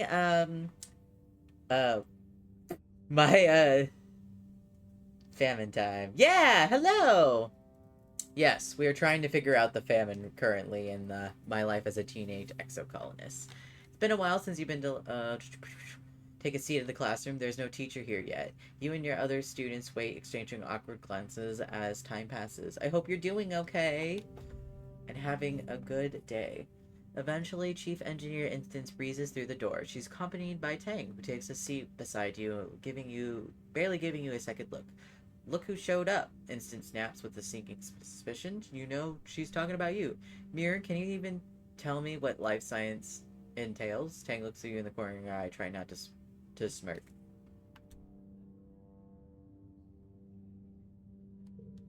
You rattle off the subject names. Instant doesn't look pleased, but she doesn't look disappointed either. It's about as good as you ever get from her, honestly. You can count that as a win. Tangent stops you on the way to class. Mirror, were you heading to life sciences? Good. I could use your help with something, actually. I'm working with Chief Engineer Instance in the biolab. If you give me a hand with it, I'm sure she'll give you credit for the class. Of course I'll help. Honestly, admits Tang, we just need somebody to label petri dishes and move them from cooler to different machines. A hot eye could do it. Instance is staying hyper-focused at the hot eye as she processes and results the scans. Tang goes and stands beside her, pulling out a scan of her own holopan.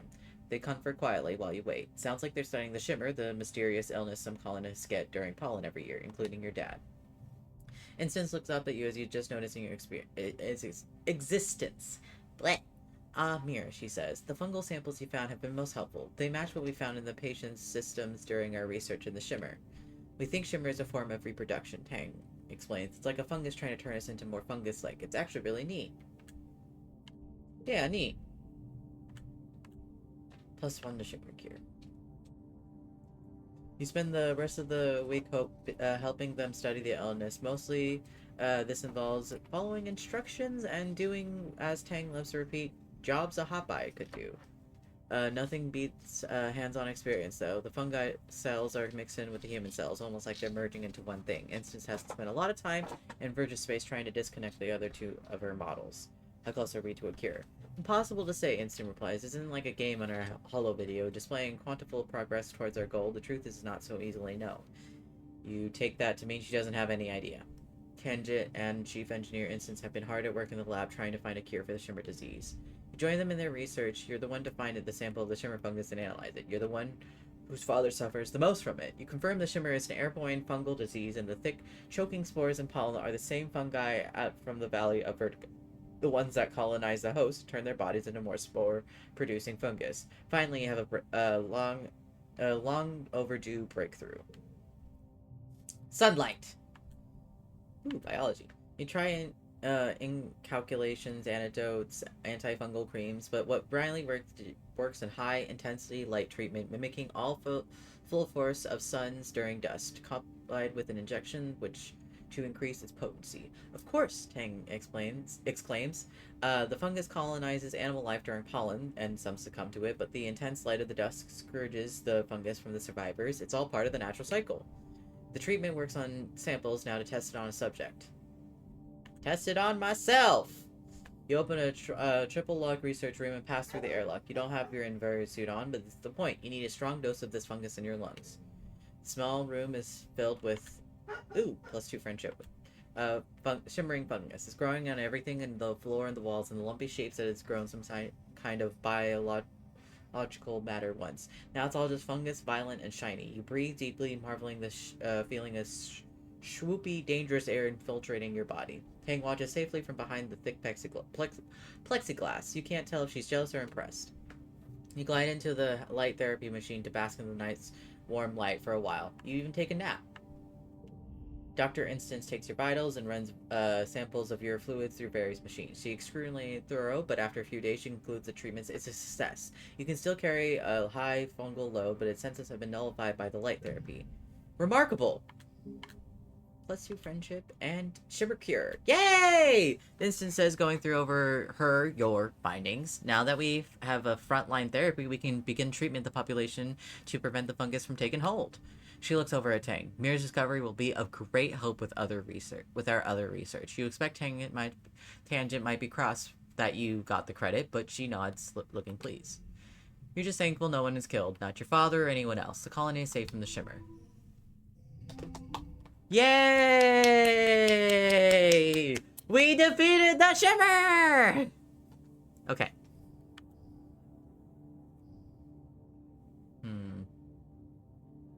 Ooh.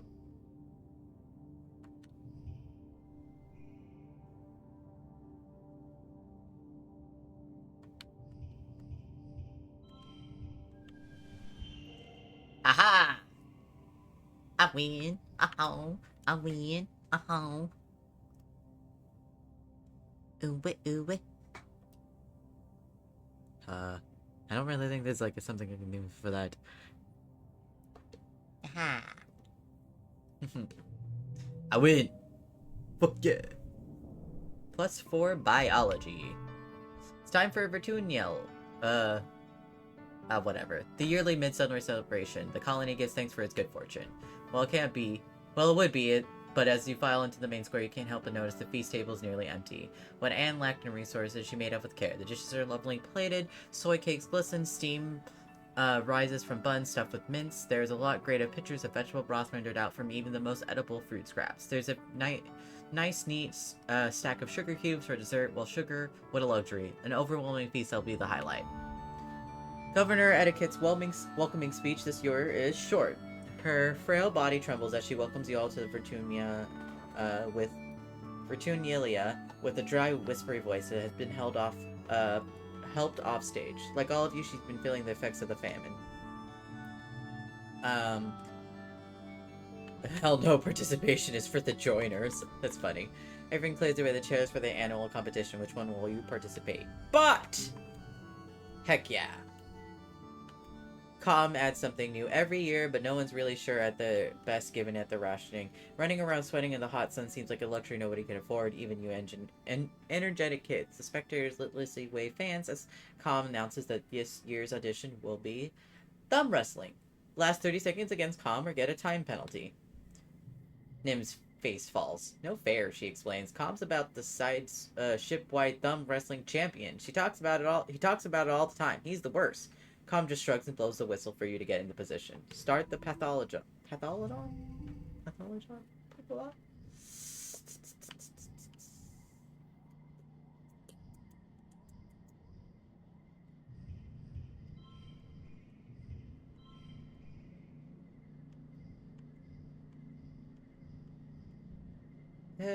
Sure, why not? If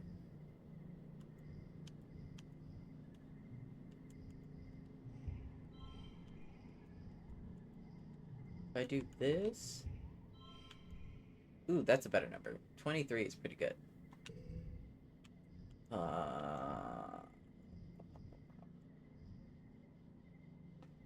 Hmm. Oop.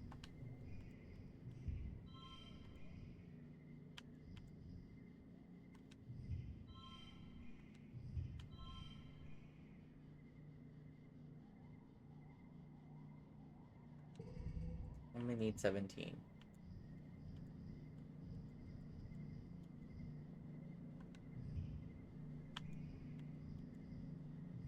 Oops.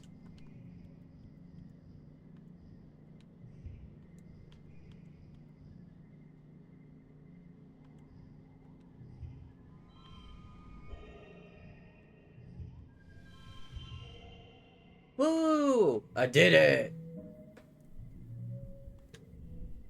You don't beat Com at the thumb wrestle, nobody can, he's the best, but you do manage to hold through 30 intense seconds of maneuvering the fake outs and double fake outs. The man is a master. In fact, the things you learn from Com in those 30 seconds can be applied to the bot that you have to wrestle at the end of the contest. You wonder how you never noticed before, how much of bot wrestling is finesse and not just brawl. Ooh, popular. You gain handedly. Nim whines at Com for being unfair, but she takes second place. Yay! After the festivities, the whole colony takes a few days for a break. Well, except for the geoponics and the foragers and the kitchens, and everyone else uses the break for their usual work to help out with places they don't close. Okay, it's not totally a break, but you try to take it easy anyway. Mid-dust. And then next one is his birthday, right? I feel like I should rest so I can actually go out. Or should I do more engineering and then rest?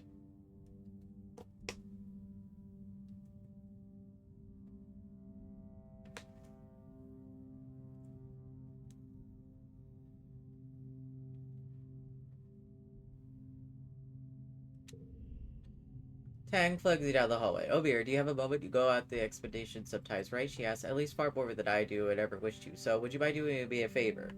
Depends. What is it? Small thing, really, and I understand it's not terribly dangerous either. Tang replies, I simply need to bring me some hot buy eggs next time you come across a next out there. I could ask Dis, but well, she makes an evocative dismissive gesture. Why? For science, obviously, Tang replies. It's a need-to-know basis. You don't need to know. Just bring me some eggs, or you can tell the chief engineer why you're holding me back. I don't really. I'll keep an eye for them. That's all I ask, she says. Tang says primely. They're quite common if the reports coming to forages are to be believed. They tell me that they're commonly found nests in the Valley of Vertigo. It's positively lousy with them. Ooh.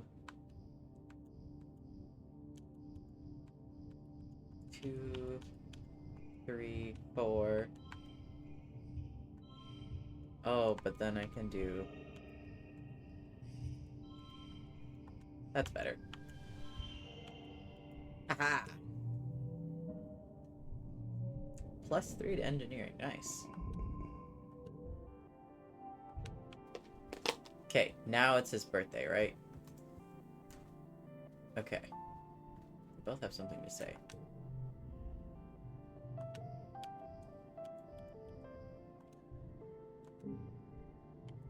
Aha! Friendship with Cal and +2 friendship. My favorite food, and on my birthday, he makes grabby hands of the cakes, take a big cup of the pleasant sugary smells it. I slip close to the sheer pleasure. Wow, Mirror, he's Freeze, you are really the best of the best. Here, you have a piece too. Let the icing melt off in your mouth and let all your worries melt away with it. You find Dis sitting in the mouth of one of the wall's drainage sewers. It's wet season, access rainwater is diverted out here so it doesn't flood outside the walls. In the meantime, it looks like Dis has set up a little base here, with pills and a stash of snacks. His alien communication device assists with static. He looks up from his hollow screen and you pop your head inside the drain. Hey Mira, he says quietly, before going back to the game he's been playing. What are you playing? You haven't even heard of it, he says, looking up. I made it myself. You squeeze into the narrow drain and sit neck down next to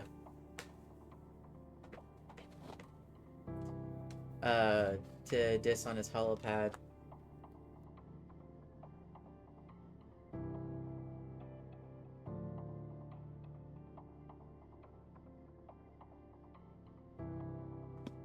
You squeeze into the narrow drain and sit down next to Dis on this hollow pad, and it's a picture of Mars. You watch him drag a match from the sidebar and drop it on her face. Little animated flames twinkle over the picture, leaving parts of it looking charred. It's pretty crude, but you think you get the point. Where'd you learn how to do that? It's pretty simple, Dis says. The light from this hollow screen reflects in his eyes as he looks at you in the gloom. People on Earth used to make this kind of stuff all the time, and I have a lot of time to learn new things. What happened with Mars? Dis shrugs. Same thing as always, he says. He rests the game and drags the bomb on the sidebar, and the picture of Mars explodes and the picture disintegrates. She booked my name down for every appointment with the nail printer because she thinks my clothes are always torn and dirty all the time, she continues. So I got in trouble for wasting resources. I try to tell him it was her, but Mars never gets in trouble. Everyone likes her, he mumbles. But it's fine. I don't need anyone to like me. I don't care if they hate me. I hate them. Oh, I see. Dis goes back to playing his game, content not to talk to you. I want to try. Sure. Dis says. He links the hollow pen to yours, and you feel the happens pulse at the game's transfer. You open the game and are presented with an option. Whose picture do you choose? Mars, definitely Mars. You load up a picture of Mars. Screw her. She's so bossy and mean. Dis is right. She's the worst. You drag a knife from the toolbox to the picture. Thwonk. Right through the face. Feels good. In a weird way, you probably shouldn't think about that too hard. You spend a few hours letting off steam with Dis, loading off different pictures of her classmate and commiserating about life in the colony. After a while, he starts to smile even a little bit. I don't really want to hurt anyone, Dis confides in you. Sometimes it feels like I have so many angry thoughts inside my head that there are no room for anything else. He turns off his hollow pad and looks at you in his hands. Even if it makes me feel kind of gross after, it's better than feeling dumb. True emo boy.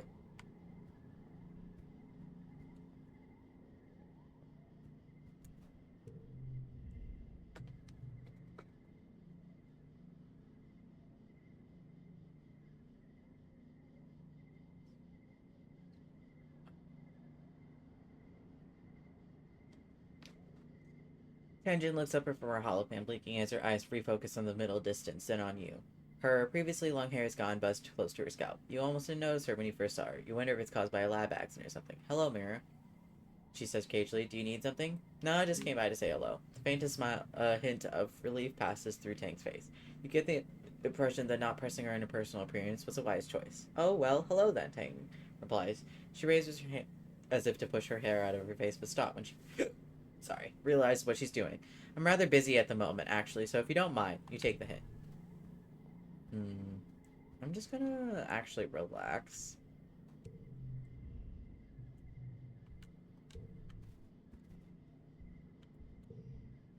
Ooh.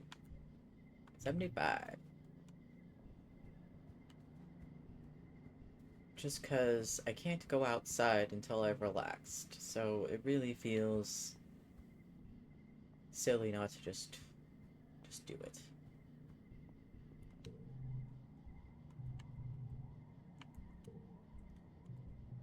Bond with my pets. This month, you mostly just hang out in the garden and try to relax. You noodle your holopam and watch holo vids, chat on the colony's social media, and generally enjoy your time off without worrying about what you should be doing.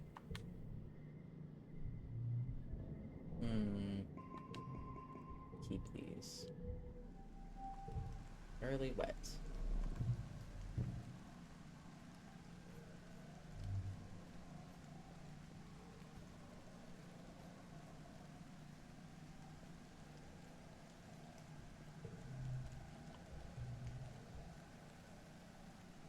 Four collectibles remaining. Feel like I should go out.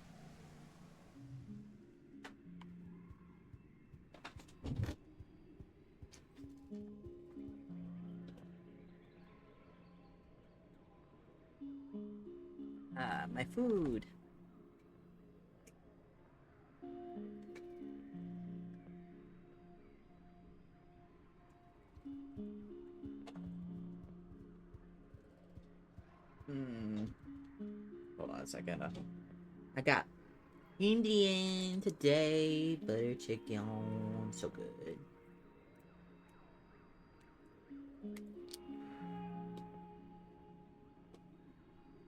I love butter chicken, oh my gosh.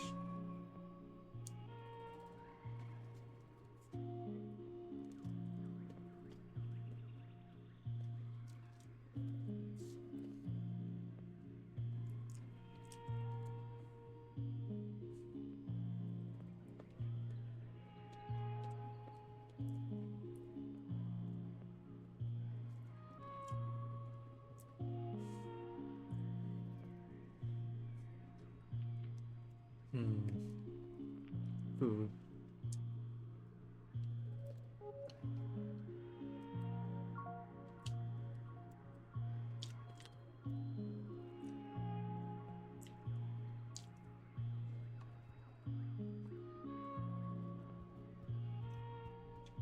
Oh!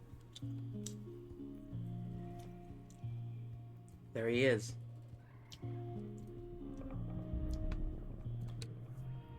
You're following an animal plant through the underbush. When you change in the ambient noise, it makes you stop your tracks and listen. You get the feeling you're not alone. Now you're used to the feeling of being watched. I know you're there, Sim. You answer the silence. You have a feeling, though, that you're right. You probably sound pretty cool. If you're not, probably talking to yourself in the jungle and sound like an idiot. Or at least, no one's around to see.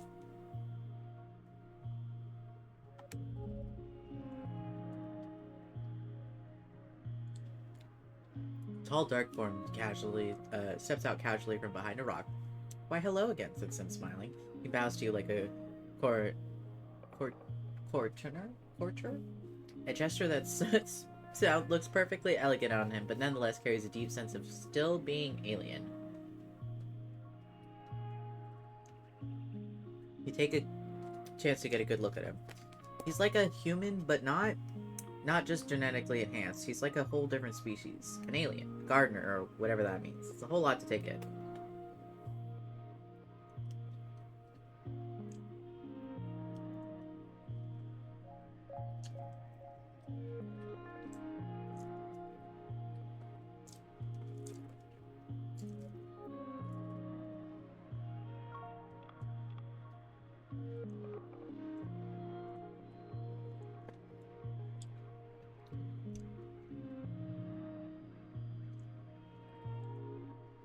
You look, he puts a finger in his chin with an exaggerated expression of contemplation. Like a wide-eyed sugar bug. His hair slithers around the sides of your head, like he's trying to get a better look at you. You find your voice and croak. I haven't told anyone about you. That is for the best. So if my people knew I was talking to you, I would be in some deal of trouble. I imagine it would be much the same for you. He smiles. Think of me as your fairy godmother. This is an Earth concept you recognize, right? You certainly need one. What do you mean? Because, my sugar bug, you're about to stumble upon a nest of young snap bladders. I thought you might need some rescuing again. Sure enough, you realize you hear their meowing up ahead. Even the nestling can be deadly in numbers. And without warning, I believe my job here is done. Sim purrs and turns to leave. Wait! You call out to him, but he disappears in the forest without a trance. Even though he's right there. Come across. Ooh, a sponge-like hive pockmarked with holes containing wiggling grubs and oozing a sweet-smelling syrup. Atop of that hive is what appears to be a hive queen.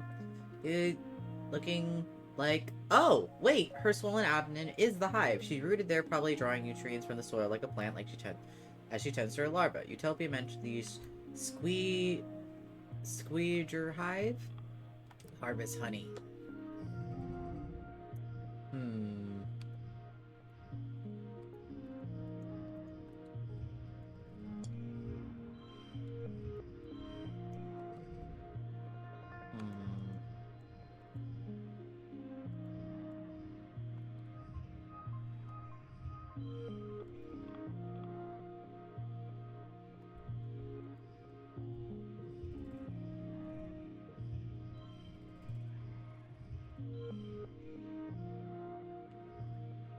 Oh, no, I don't want that. Okay.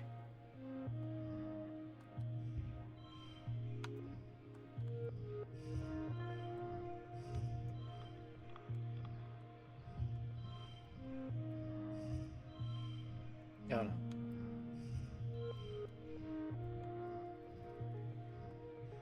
There we go.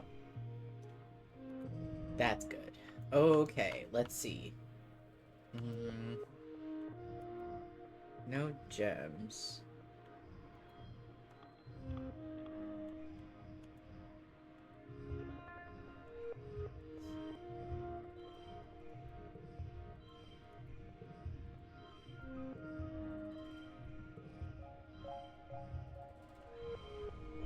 I win! Victorious. The ah, the calm high queen.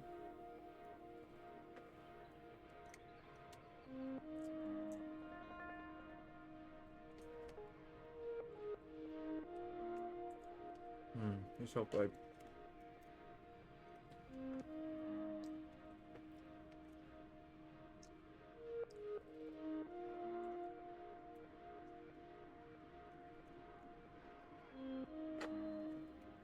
Only has a rudimentary danger sense. Squeeger hives can be very defensive when they sense danger to their young.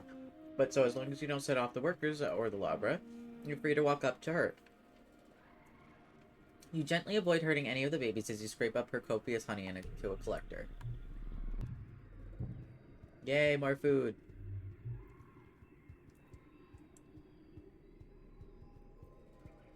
I think I've done all of this area. I did. Go back. Hurry, hurry, hurry. I don't want to cause too much stress for no reason.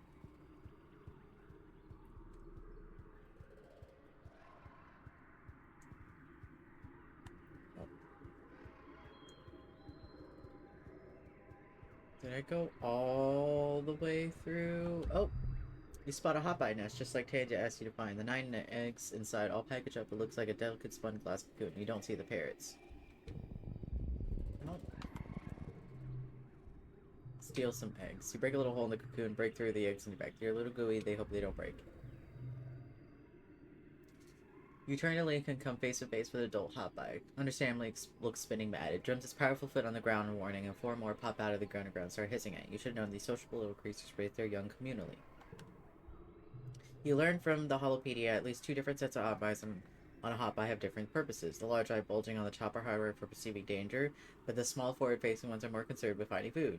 And if you're not food and you're not danger, you throw some in the belly and wiggle away if the Hotbites stare at you curiously.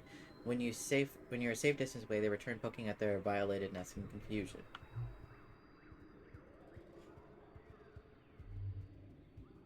Wow, that was a lot of stress.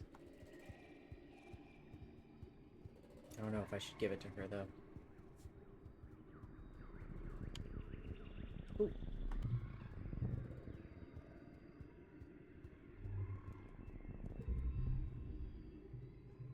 Bariki are carnivores, and you think, but the Julians are small to take out anything bigger than an insect. What are these guys? They're like...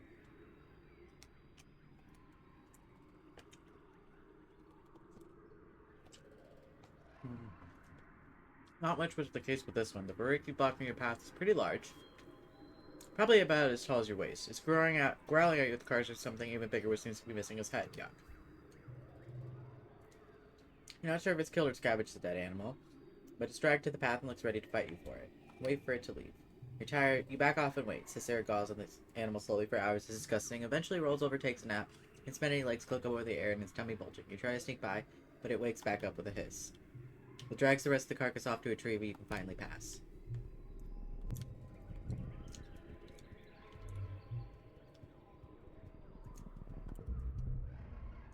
Ooh. You find a healthy blip bush and harvest some of the leaves to bring back the colony. Utopia excited when he sees your haul. Oh, blip! She cries, shoving her hands right into the basket of rustling leaves. Mira, you're a boy after my own heart. Oh, God. She pops a leaf into her mouth and chews it into her, then shudders happily. Ooh, she cries. That'll perk you up good. Aunt Brews a heck of a cup with this stuff, but me, I prefer it raw. She points at you. Don't you get any funny ideas. This will turn you green and give you spots. Cross my heart. Stay away until you're older. No. We're gonna get the card. It's worth it. Choose some just because Utopia was born on Earth, she thinks she could just be an adult like the rest of them. She's closer to your age than all the other adults. What does she know anyway? You wait till Utopia leaves and shove a leaf in your mouth. Ugh! You struggle not to spit it out right away. It's so bitter. You can't help but stick out your tongue. Blep indeed. Miraculously, you experience a rush of giddiness. A few minutes later. Oh, wow. This blep sure tastes good.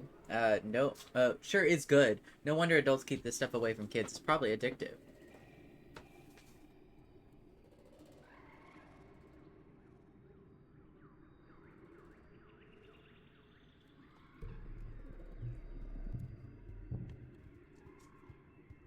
Alrighty. I think I've hit every point now.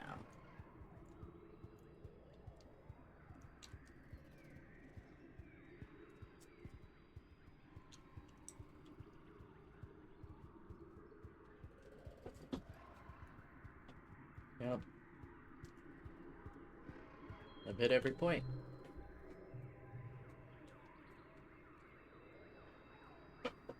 We're gonna go home. Are you sure? Oh. Yes. Go home. Go home. Oh, you're back. +1 perception, +2 biology. New perk. More collectibles.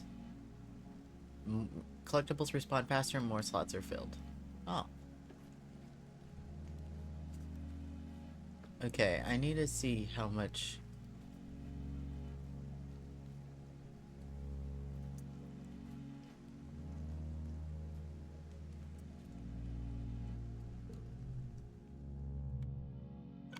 View notice board.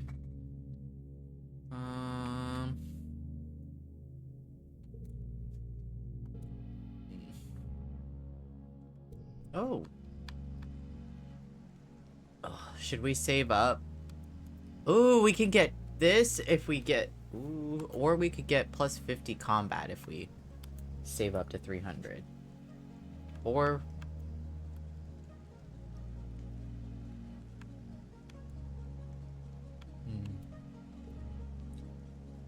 Perhaps saving is the best.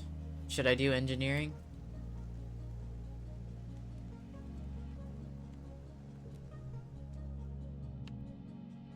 Just to get it up. And to further your engineering knowledge, you're taking a mini class with Chief Engineer Instance in the construction of maintenance of your holopalms.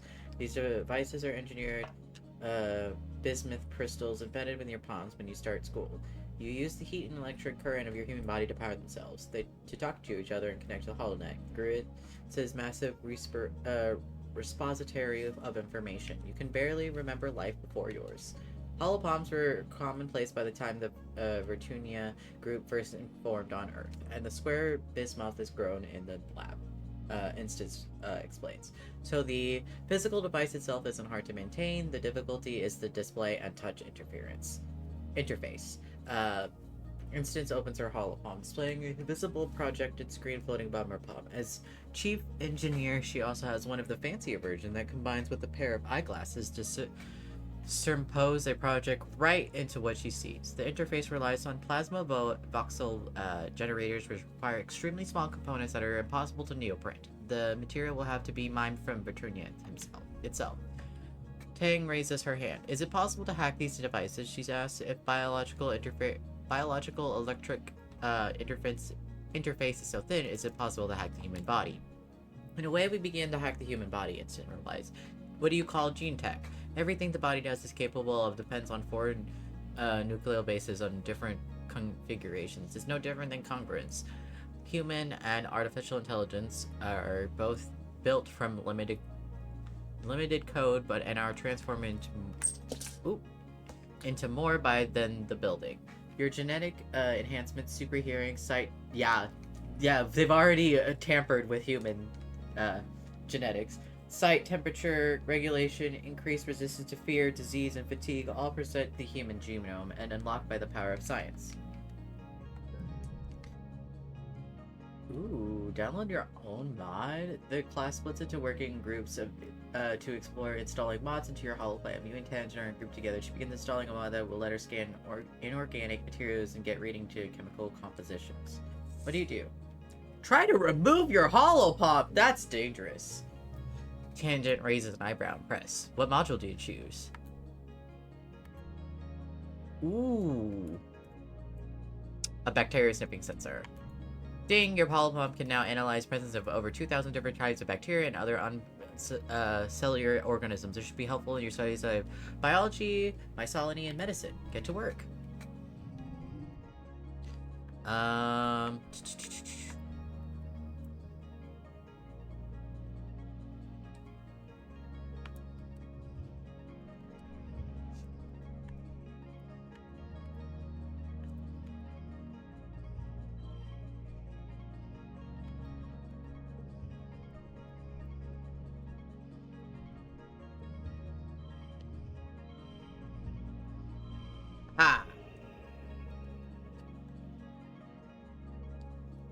Win.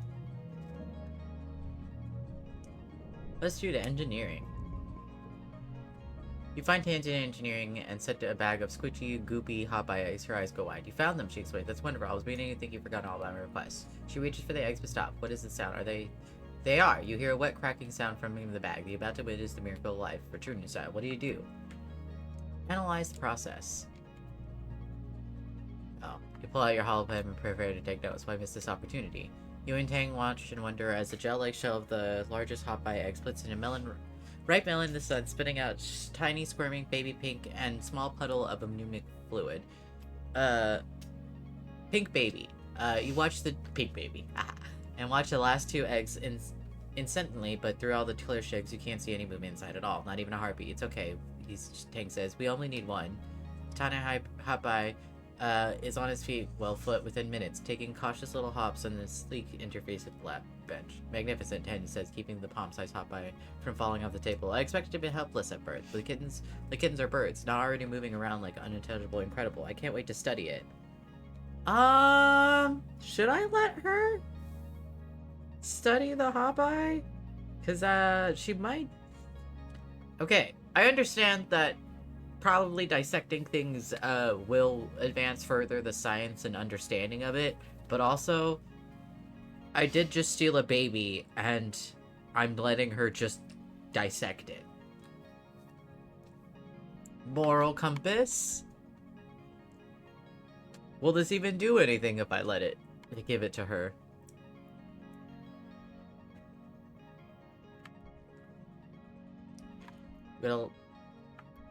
I'm gonna let it go. You're going to what? Tag Dabheads? After I specifically asked you to bring it back for me? She sighs. You're the worst beer, but I suppose it's your decision. You did fine after all. It's for the best. You should never have taken those eggs. Sorry. I just don't feel good about that.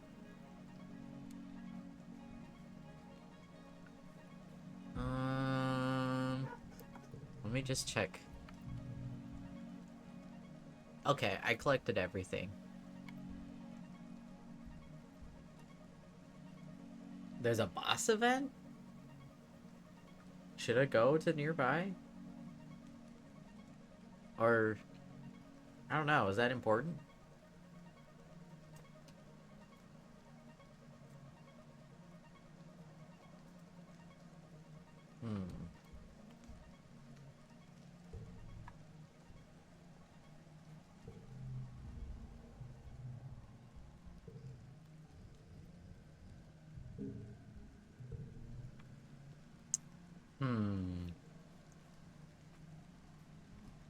Engineering or going out to see the boss? It depends what's important to Mirror. I'm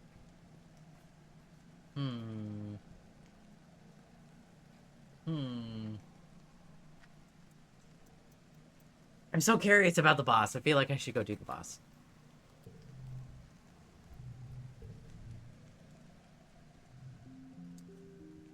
Alright.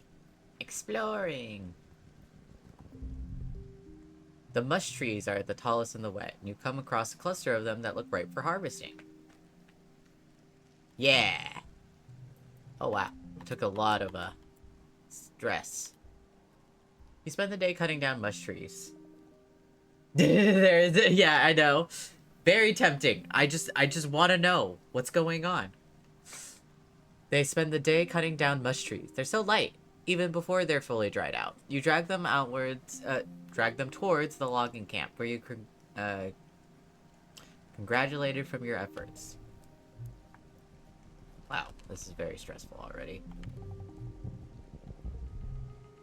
The planet is full of all sorts of bugs. Little regulars, hopping beetles, shining creepers, and snaily things. Oh my! You crouch in one of the long grasses and explore a square meter in great detail. There's so much to see. You don't even know what any of these things are. They might not even have names yet. Ew, you touched it! But that gave me bravery! Wonder where the boss is.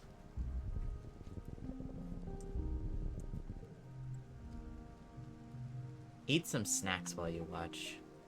You walk into a clearing and immediately stop on your tracks. There's a Unisaur here. You've seen them before, but they fill you with a sense of awe. You take a break and pull some snacks out of your pack. The Unisaur's ears twitch back and forth and it swivels its head to look directly at you. There's a tense moment where you're not sure if you're supposed to run or stay still. Eventually the Unisaur turns tail and bounds out the clearing. Aw. Okay. Oh. Is this the event? You spot the most spectacular flower you've ever seen. It's merely a meter wide, all beautiful pinks and glittering rainbow hues. It's like a powdery oil slick. When the wind rustles, the shimmer is breathtaking. You'll need to have it for your mother's garden, your own collection. Thriller story. Something beautiful. Ooh, gut feeling. You know better. Don't touch it. Smart. You resist the flower's allure. Is there anything else? I'm sure there are little things here and there. Wow, my hot eye just ran all the way over. Some farmland has spilled out the walls. The fields don't look like they are doing very well. Nobody is around right now. In fact, it looks very bit abandoned. Nothing's growing here anymore. There isn't even enough animals for it to graze on. Try to plant something? What are you doing rooting around over here? Utopia comes strutting out from the forest, a big grin on your face. Are you farming? You're in the wrong place. These fields haven't been worked on in years. Everyone's moved inside the wall suites. She kicks a cloud of gray-pink dirt. Soil's just not good enough out here for growing earth crops. Besides, the animals get to faster than we could chase them away. Try pouring geoponics if you'd like to help out. Still got some biology, so I guess that helped out. Oh man, we're so tired. I wonder if that was just a little event. Mind your own business when you stumble onto... There's something here. Something invisible that makes the hairs of your arms stand on end. Ooh. Like an electric aura. As you step forward, it begins to feel like something nipping out of your ankles. But when you look down, there's nothing there. You back away. The sensation drops. You move forward. Oh, it's worse. It's a feeling like tiny electrobites, and it's growing more intense. Some kind of microscopic gnats? Electric field of some sort? It hurts. But maybe you can find a way to avoid and get through this area. Perceive it. Perception. Ooh, playing in the snow. Value is wild. Oh man.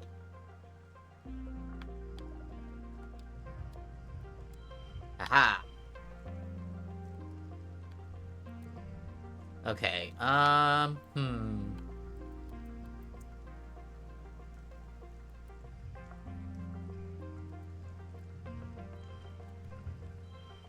Six? Aha! Wow. Okay, now I just do whatever.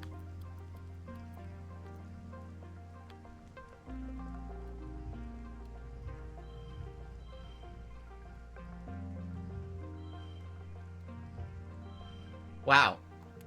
Now I'm just messing around. Nice. By trial and error, you get a little intuition. You find a route through whatever it is. The shock seems strongest near some low-lying fractal palms. You hear a humming from the palms, and you decide it must be some kind of natural electric field. Maybe you ward off animals like you. You're too worn out and tired to continue. You have to go back home now. Eepy time. +2 bravery. It's been 3 seasons of heavy food rationing, getting more and more strict as the year dragged on, and the fields continue to struggle. You've been wasting away. You all have. It's just not just a lack of calories. There's just not enough vitamins and good stuff in the food you're eating. Your muscles ache all the time. Sometimes you feel strangely euphoric, filled with unexplainable energy, but often it feels like there are weights tied to your shoulders, pulling you down.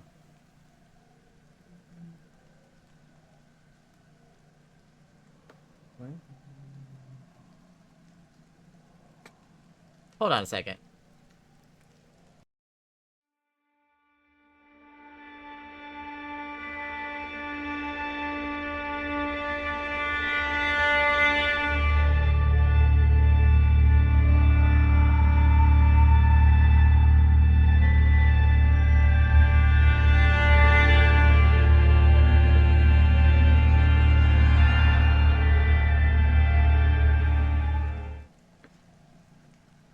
Sorry, I was inspecting a fuzzy orange. Hold on, let me... Yeah, there we go. Well, your muscles ache all the time. Sometimes you feel strangely euphoric, filled with unexplainable energy, but often feels like weights tied to your shoulders, pulling you down. You're tougher than most, but you still have trouble sleeping despite being tired all the time. You spent the whole day dazed in a fog.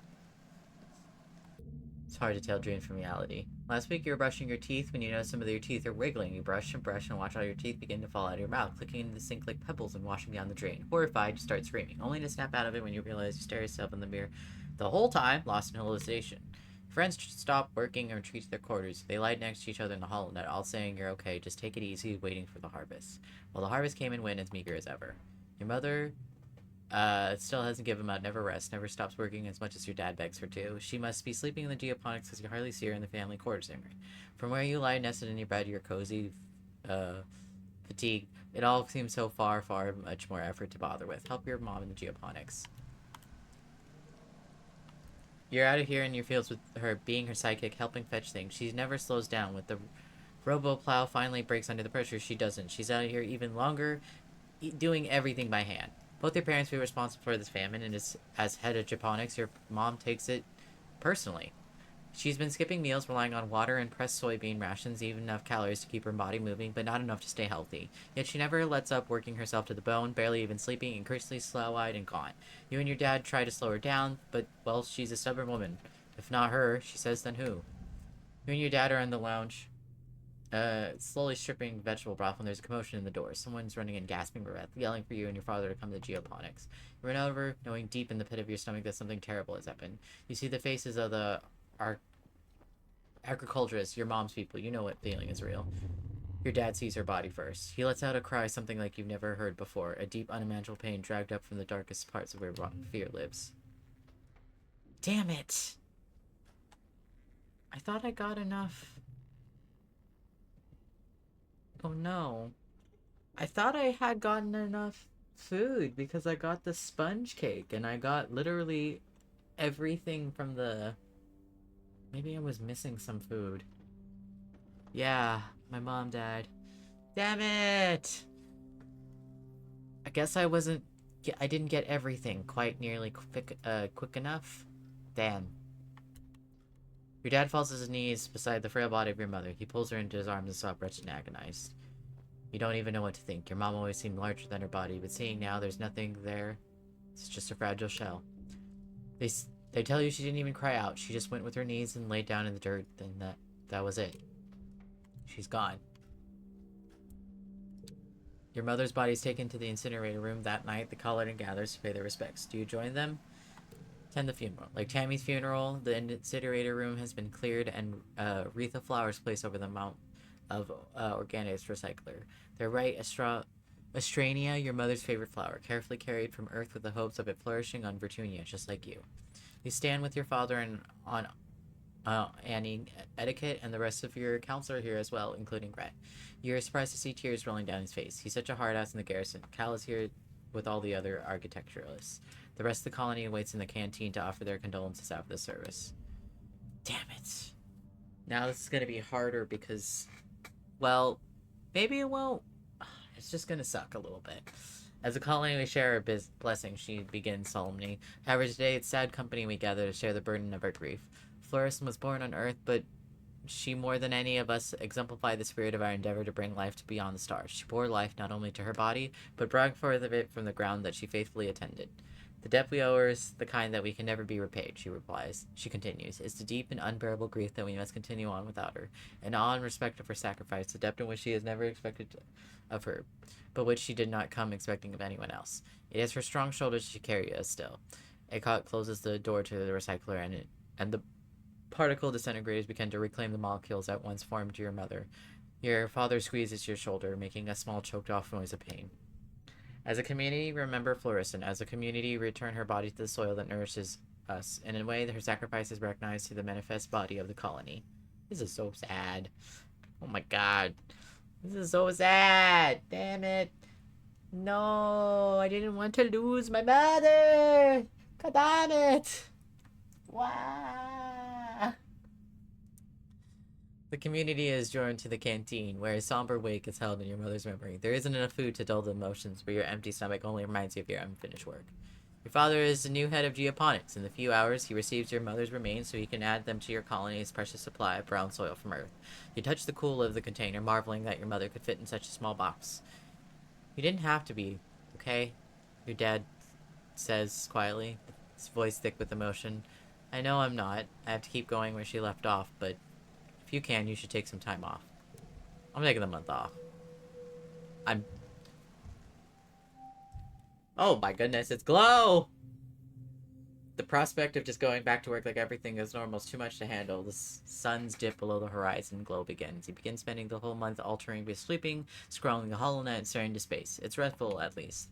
A few days after the funeral, surveyors return with the unexpected bounty from the Valley of Vertigo. It's enough to maybe survive for another month, until maybe New Year, maybe, if you keep rationing. The colony will continue to limp along, but without your mother. My god! Not the glow! The roar wakes you. It would wake the dead. It shakes the walls, rumbles through the shop hall, and makes your heart skip a beat. You're paralyzed by a sudden clench of fear in your gut. Through the porthole window, you hear metal screeching and people shouting. Then another roar, guttural and rumbling, like the sound of a mountain collapsing. Something enormous is out there.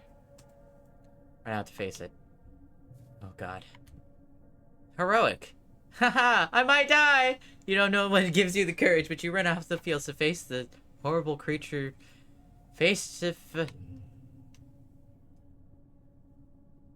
Oh god.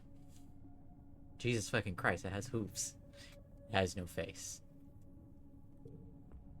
In place of a face, it has a head. Or even a head, and its body just unzips, revealing a mess of wreathing pink tentacles and blinking eyes, pocketed with jagged and asymmetrical teeth. It stands 4 enormously powerful legs, each as wide across as tree trunks. Clinging onto its back and its thick, slug-like tail are clumps of lichen that glow faintly in the night. The creature is nearly twice the height of a greenhouse. It's standing on top of a flattened one. From the wreckage of lattice and the other plants all around, flickers of light from passersby and sun-stung gloves light it from underneath, and the stench of ozone is thick in the air. You see Nem and her brother Calm darting in and around its legs from their twin shocks of red hair. The faceless creature lurches in another greenhouse, oblivious to the soldiers trying to herd it away. The monster left in a trail of destruction from when it's dashed right through the walls. Smaller creatures are pouring through the gap and heading towards... They're heading straight to command. You watch helplessly as the hordes of animals storm command, sneaking through the torn away panels and smashing through windows. It's far away to hear the screams, but Governor Etiquette is inside. You have to do something. I'm sorry, but I have to go save our governor. The smaller creatures are making a beeline for command, slipping through the heart of the colony while defense squad is distracted. The line of many-legged beasts pass by much easier targets, moving with eerie, almost tactical purpose. Whatever happening, you have to stop them. Yeah, combat challenge. The scene in command is chaos. The blast doors that would have prevented the bridge from depressurizing the space are held open by the mound of corpses, both human and animal. And inside you hear Governor Etiquette screaming for someone to help her. We gotta save her! Oh god. Okay.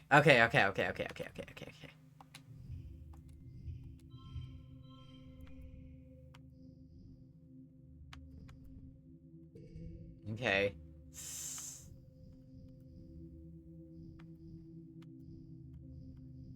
Wild card.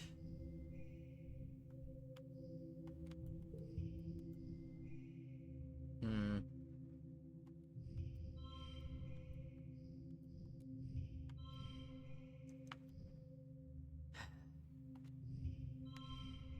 26. Yes. Okay. Uh.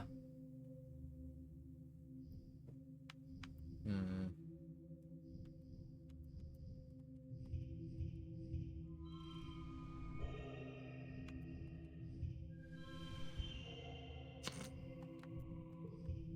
I've already basically won.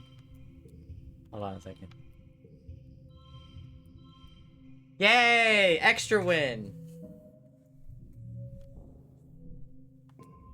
You beat back enough beasts to help Etiquette escape the bridge. As you shelter under a meeting room table, you hear horrible noises from the rest of the ship, metal screeching, the terrible abomination roaring, the sounds of creatures tearing away through the hallways and trashing everything. Suddenly, the ship lurches and drops a few feet, buckling under the weight of something massive. Out of the porthole window, you see a fleshy pink tentacle slap against the side of the ship before a faceless abomination outside crashes onto the ground, taking the entire wall of the ship with it. Etiquette sobs quietly in her hands as the sudden silence. Wait a long time until Congruence gives you the all clear. The council calls an all-colony meeting to face the aftermath of the attack. The oppressive gloom of the glow. You gather near engineering with the other survivors. It's one of the few buildings still standing. The corpse of the faceless still sits on the caved-in wreckage of the stratosphere, spilling its flaccid pink tentacles from its horrible zipper-mouthed tooth maw. It's already beginning to stink. At least the governor survived. Governor Etiquette. That's. I had to save her because I know that's automatic game over if I don't save her. But fuck, man. Governor Etiquette takes the stage and thanks you personally for rescuing her during the attack. Because of your bravery, the colony still has a leader. She also acknowledges the bravery of the defense god, citing their heroism in finally taking down the Faceless. If it only hadn't taken away from them and stampeded right in the stratospheric, at least they stopped it before it got into engineering, as it would have activated the reactor and left a crater the size of an asteroid impact, and killed them all. Geoponics is gone. The greenhouse is destroyed and fields trampled. After a year of suffering, starving, and only barely scraping by, you're not just back where you started, it's even worse. Everything your mom sacrificed herself for, gone in a night. The entire front half of the stratosphere has been destroyed. The living quarters, the canteen, the garrison, the lounge, even the creche. It's all gone. Creche. And only by some stroke of luck that some people hiding in the creche weren't all killed. Governor Etiquette suddenly reads the names of those who lost their lives too many. You all stand in the moment of silence. You feel the weight of the loss like a blow to your chest. Nem and her family cry out when her brother's name is called, and their quiet sobbing continues through the silence.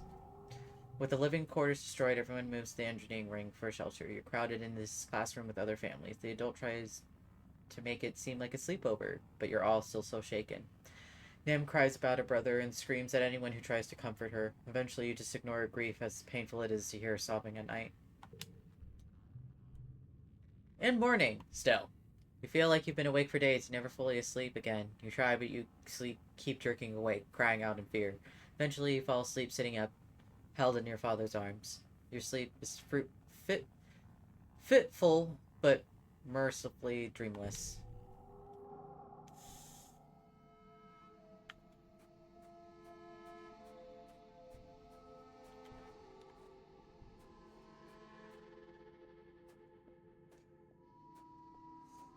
I am pretty sure I basically can't do anything. Yeah. It's been hard to talk to your dad about everything. Losing your mom and losing the colony right after. It's too much to take. Neither of you knew what to say. I know it's hard, Cal says finally nervously with a tassel on his shirt. But I just think, what would your mom do right now? She wouldn't complain, that's for sure. Dis is examining a bit of rubble, turning it over in his hands. I wonder if we're ever gonna find, like, alien tech, he says. Wouldn't that be cool? So, it's honestly just resting or not doing much, because tended friends. I just don't understand, she says. Why now? Why does it keep getting worse? Mars crosses her arms and sulks. What is the point of having all these kudos if I can't actually use them to, like, buy stuff we need? Like, hello, it's not like I can mail order some supplies through a wormhole.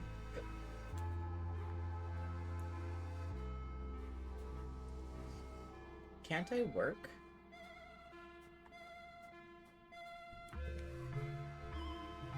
Oh, it's either mourn or rebuild. First month of quiet passes, each day pottling over the other. Trouble sleeping in the classroom barricades, but there's nowhere else to go. Every day you wake with the others trying to make the best of it. Grief and anger come in waves, not just for you, but for everyone. Some days are better than others. You're assigned to help rebuild the walls. The first part of the month is just spent dragging away at the wreckage, sorting into salvage or recycling. By the time it's done, crews disassembling parts of the stratosphere have delivered enough salvage that you can begin working patching up the walls. A sense of urgency permeates through the crew. After everything, people need to feel safe. This isn't a recruit with you, something he does begrudgingly. Walls didn't help the first time, he grumbles. Whenever anyone asks for his opinion, we should just tear them all down like the animals do. If anyone planted a bunch of buildings on my land, I'd be pissed off too. Work hard. By the end of the month, you've made a notable progress. There are other priorities and a lot of construction material, but when last year's mushroom harvest is done drying out, you're able to do more. Even if this is right, it didn't help with the first time, it's better than nothing. Rebuilding the colony. 2, 3, 4, 6, 8. Aha! Victorious! Ooh, wow, I'm getting really tough. The sun's finally dawn again on your birthday. You wake early and climb on the top of engineering to watch as your first sun's watery rays break the horizon as the wormhole recedes across the sky. Dawn should represent hope after a long period of darkness, but this light only reveals the full extent of the damage to the colony. You've been having trouble sleeping, like most people do. It's hard to find rest crammed in a classroom with all the other kids and their families, and every time you close your eyes, you shake your head to clear the memories. You pull your blankets more tightly across your shoulders. Not your blanket. That one's gone. You stare at the sun rises in the horizon, meager-eyed and sickly. Hey, kiddo, you hear. Your dad comes in and sits beside you. I was looking for you. Nice view, huh? At least we got a rooftop patio out of the deal. He laughs a little at his own joke, then sort of trails off with a sigh afterward. He puts an arm around her shoulders, and you sit in silence for a while, watching the sunrise pick at all the broken glass littering the fields, glimmering like the field of stars. Neither of you really know what to say. It's clear your dad feels like he has to give up the pep talk, but there's still an oppressive nature to the silence that makes it feel impossible for either of you to start. Eventually he sighs and his shoulders slump. I know things seem pretty bad right now, he said, squinting into the sunrise. Sounds like it's taking all of his effort to try not to cry. But it'll get better, it has to, right? You're not so sure. At least your mom weren't here to see us, he mutters. That's the silver lining, I guess. We watch the sun rise together for a few more minutes. After a bit, your dad musters up a brave smile and pulls out a little box tied with a piece of gardening twine. Happy birthday, my little rutabaga, he says. You know what it is before you open it. Your old medallion, the one your dad made, with the sun representing the earth. It was broken during the attack, and all the chaos you didn't even notice, but your dad did and made a new one. It's just like you remembered. A similar design, with the wormhole this time, to represent Virtunia. You thank him and squint out the swirling wormhole, barely visible in the brightening sky. It's so massive and awe-inspiring this time of year, yet it always seems to herald disaster. You're happy to watch it fade away in the daylight. Your dad slaps you on the back. What a birthday, huh? Here's to hoping they all get better from here. You both head back downstairs to the wreckage of the canteen, where they put temporary roofing with whatever traps and scaffolds could be found. Colony neoprinters, a few still run. They've been working night and day to replace the needless life, but larger construction projects are going to take some time. And Annie has coaxed the kitchen neoprinters into making soy, gravel, and press bars. Life-sustaining, but depressing. You and the other colonists eat your breakfast in stony silence as you mentally prepare for the day. Governor Etiquette looks more frail than you've ever seen her, but her eyes remain determined. Last week they held a mass funeral for everyone who died. There's a talk of turning the stratospheric destroyed front half into a memorial shrine, while everything useful has been salvaged. There's still so much to do.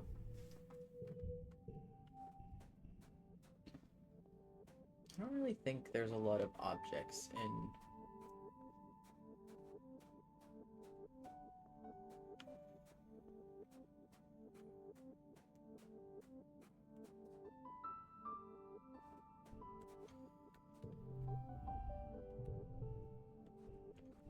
Y'all just saying the same thing.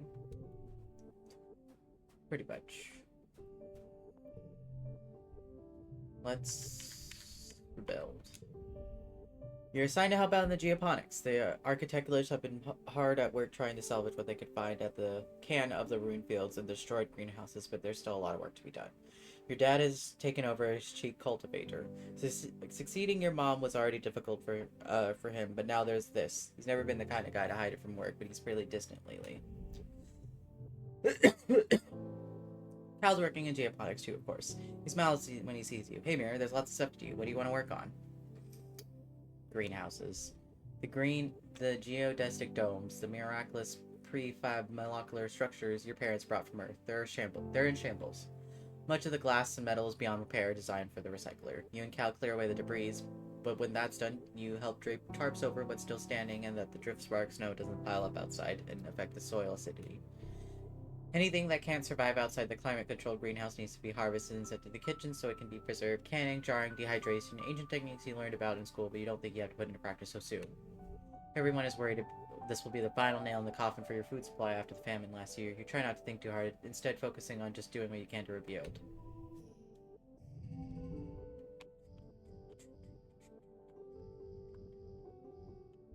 One, 3, 4, 5. Oh man. Will this help fix everything?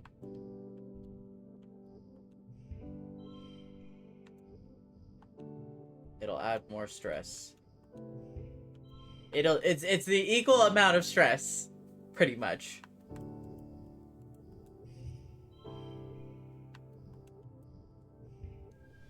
Oh.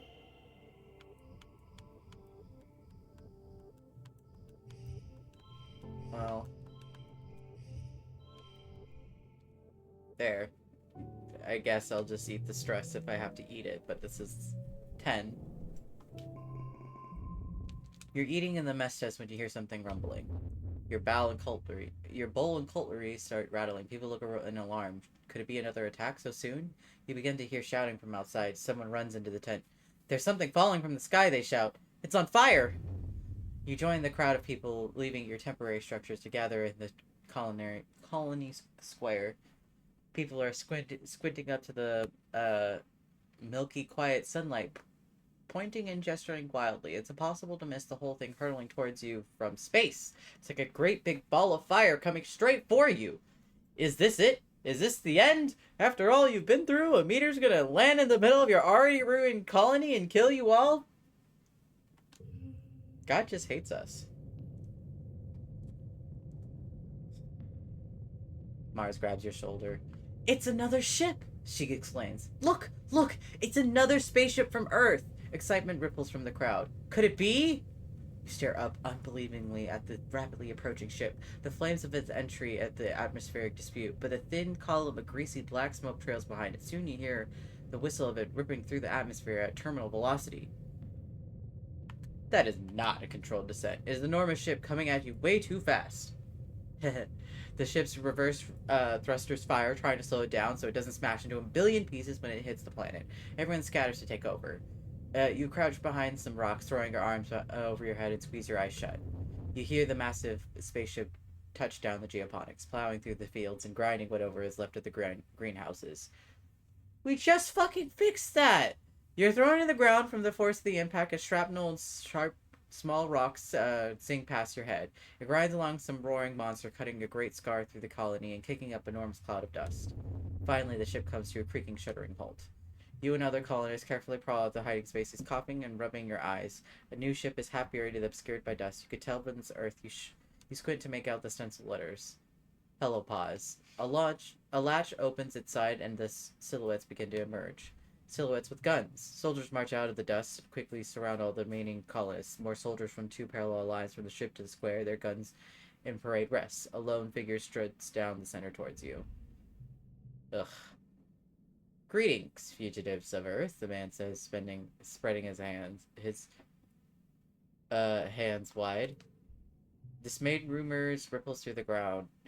The adults exchange significant looks. Chief Engineer Instant tries to slip out the crowd, but she's stopped by a line of soldiers. The man smiles, his broad, easygoing smile that doesn't match the threatening aura of the soldiers nor the smoke running through the ship behind him. I am the Commander Loom, he says proudly. As captain of the Helopause, I have come to render aid and bring you to justice. The Helopause soldiers and the other colonists surrounded and shove you gently but forcibly back into the crowd. Ugh, fine. Etiquette says to the crowd, "You're not the commander of the Helopause," she says firmly. "Where is the person I was speaking to? Commander Morikawa?" Everyone's surprised. Etiquette has been in communication with the ship for how long? "I am the captain of the Helopause," Lum speaks stubbornly, then asks, "According to the chain of command, we have sustained significant loss of personnel when we went through the wormhole." You can't help but notice many of the soldiers exchange looks this time. No matter how many people had died before Loom... You wonder how many people had died before Loom had become commander. So it's pretty known that he had started killing people so he could be on the top. Cool. As the commanding officer, Loom continues to declare this colony to be under our protection. As such, you are all now subjected to the laws of Earth. To be quite blunt, young man, it appears you need us as much as we need you, Etiquette replies privately. The Vertunian community, as colony, such as it is, offers our hospitality to our guests from Earth. Loom opens his mouth, but Etiquette cuts him off. Now, there's no need for this posturing. Whether the purpose of your mission here, you'll soon learn that this side of the wormhole, we're all human. Right now, we all need each other more than we need mandates from Earth. Etiquette turns from his assembled colonists. Effective immediately, I'll be stepping down as governor and turning leadership to the council to Loom as of the Helopause, she says, smiling gently at him. I hope we will satisfy your craving for justice at least while we get our feet under us. Judging from the number of guns on display, you don't think you have a choice in this. No one knows how to react. A new governor from Earth, nearly a few hundred new colonists, most of them trained soldiers. What does this mean for the colony? Crowd disperses slowly, and the council members follow Loom back into the Helopause, presumably to talk about the future of your colony, you hope. Track down your friends. What do you think about these new people, Mars asks.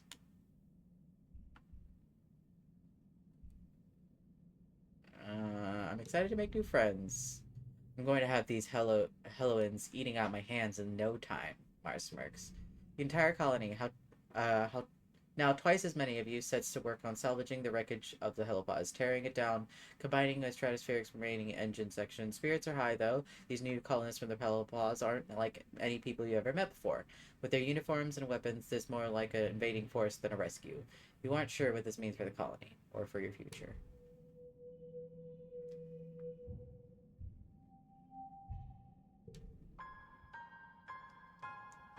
Theme song. As the dust settles, you rebuild your colony around the new spaceship, the Helopause. The new arrivals, soldiers mainly, are aloof at first. Many you see as you fugitives. Together, you build new walls, living quarters, greenhouses, and massive bunkering garrison. The Stratos engineering is the only remainder of your old colony. The Helopause brought enough rations for another 5 years, as well as rich seed bank and working hydroponics. Finally, an end to slow starvation you felt for years. You also have more guns and explosives than you've ever seen in your fucking life. Even the ship has guns. A full stomach, a roof over your heads, and the promise of safety convinces most Strata colonists to accept the Helloans. In turn, the Helloists decide that you criminals pose little threat. Why are we criminals? You guys came in and took over our colony, and what the fuck, man? A grudging peace is brokered between the two groups. You decide they aren't so different, really. There are even Hello children born among stars like you. After a month of hard work, you and your dad move into your new quarters, and you have your own bedroom for the first time in your life. You place a picture of your mother and yourselves beside your bed. You step out on your own balcony to watch the new colony, its grounds bristling with so many strange new ideas.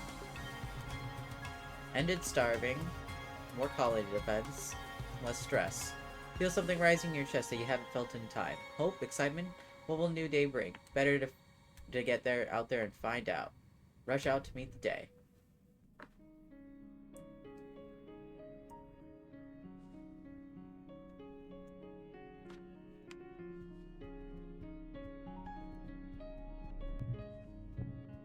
I got a lush log. Cal is catching a nap across a pallet of bags of fertilizer. Someone's covered up with scratchy burlap blanket. You're about to leave him alone, but he blinks awake and yawns at you. Hey, Mirror, he says, blinking in. Sorry, just catching some shut-eye. It's all hands on deck getting geoponics up and running again. Do you need me for something? I give... egg. Is that an alien egg? What is my relationship with him?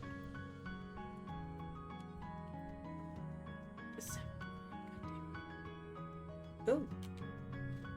You've seen Nomi around since the helipods landed. They're around your age and barely a meter and a half tall, only coming to your shoulder. They've never seen anyone dressed as strangely as they do. Hi, their voice is high-pitched and quick. I'm Nomi, a sort for nomination. They do a little twirl and bow. You introduce yourself and ask what they do for fun. Well, Nomi begins. It's kind of a bit of everything. I like designing outfits, reading manga, and learning about dinosaurs and cool xenophobia, robots and aliens, and watching anime and playing Laser Fable, of course. Mostly lately, I play Laser Fable. It's so fun to play it outside in the great big endless outdoors. Nomi dances in circles, waving their arms and gesturing around their surroundings.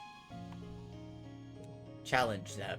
You're odd. Nomi helps you install to the holopam and explains the rules. Laser Fable is an augmented reality game where you bounce hologram lasers off real objects nearby. It's speed-based, so you're running around and bumping into each other, and there are extended house rules when it's legal to block each other's lasers.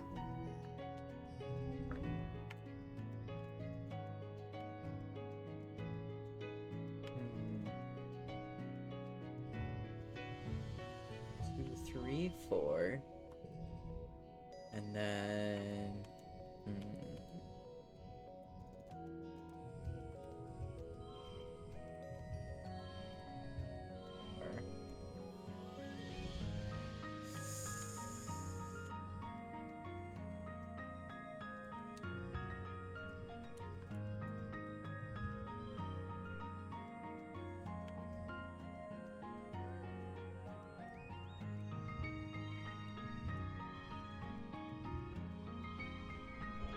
Nice.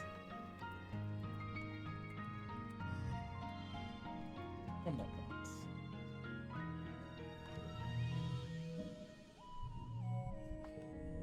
Right on, brother. Nomi gives you a high five, and then a quick couple flicks on their gauntlet shows you kudos for winning. They explain this is how they always play Laser Fable and the kids with a hell spirit. Except they don't normally want to play anymore. They say they're too old for it. They just want to be soldiers now. Except Rex, he's so cool. And there's Rex.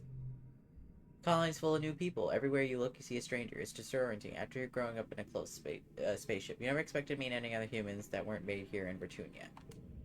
You bump straight into one of those new people while you're jogging through the colony. Oof, he laughs and holds you steady, brushing an imaginary dust off and giving you a wide fang smile.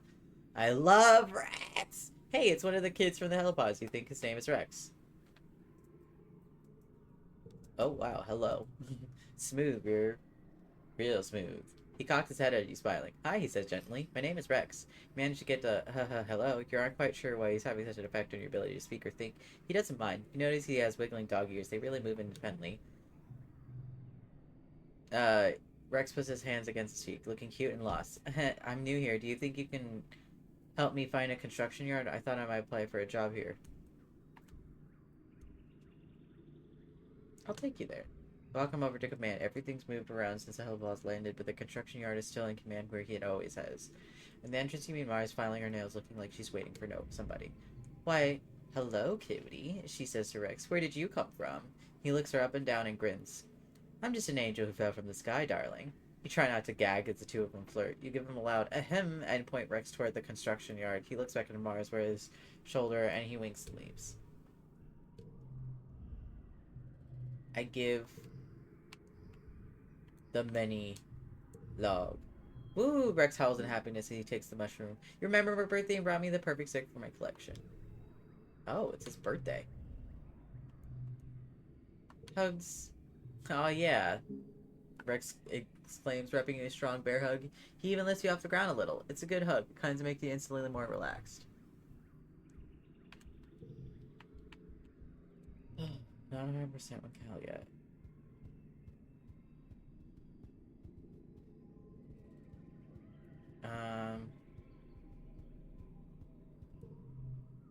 Even though it hurts, you find yourself wandering over to geoponics. It feels not good to be here, in the place of your mom loved and ultimately gave her life to, but not good. Not good either. It feels like when you have a bruise, you can't stop yourself from pushing on it because the pain reminds you the injury is real.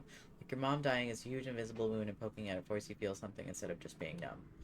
Your dad is taking time off your work. Your parents work double and triple shifts during the last growing season, and now it's over. It feels so cruel. When people work hard, they should be able to look back on what they did and feel proud instead of just as this huge gap where your mom should be.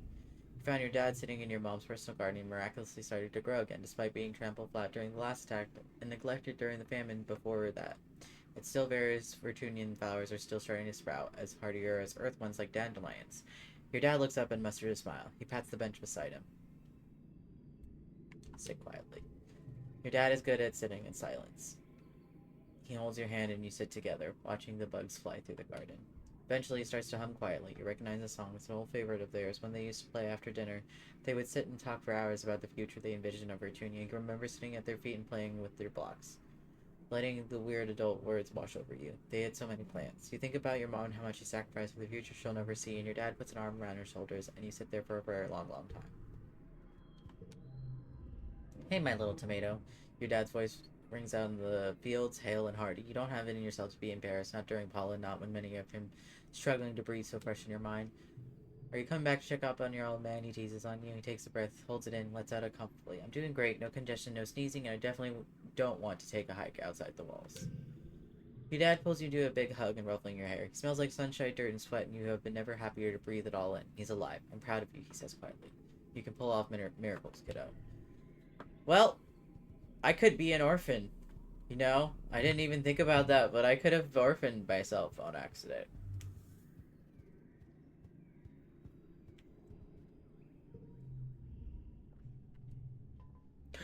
Nim fiddles with your personal defense plastic cutter. Never thought I'd actually be using one of these, she said quietly. Guess we gotta be ready to defend ourselves now. Want to trade together? Nim suggests you practice some hand-to-hand combat that kicks your butt in the absolute most literal sense. She leans over you while you're lying on the floor, completely gassed. You okay? She laughs. I didn't go too hard, right? Oh no, this guy. This new boy from the Hellosphere is a couple years older than you. He's very handsome, and the missing arm gives him a heroic battle scarred vibe. He stands tall and ready for action, even though it's a normal, boring day. The other recruits milling around the garrison give him a wide, respectful breath. He sees you staring and gives you a wide, curt nod. My name is Vance, Lieutenant Oval. What the fuck is that? Olivia Shishis? Olivia Shishis? I'm so bad at words. He says, considering you, a glint of challenge in his eyes. And you are?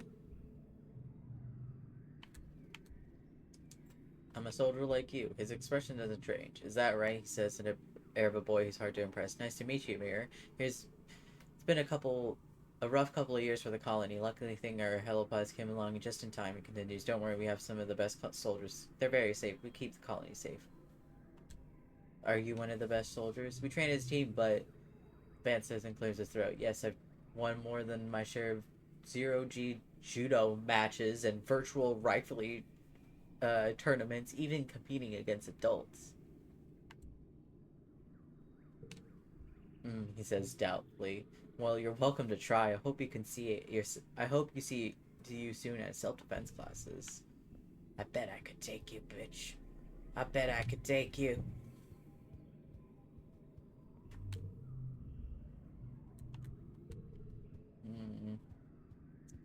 What should I do? I feel like I should...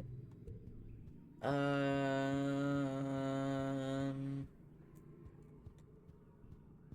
know I gotta get my... Hold on, let me see my stats. Well, my persuasion is nothing. Probably should work on that at some point. But I also want to hang out with Cal more, so...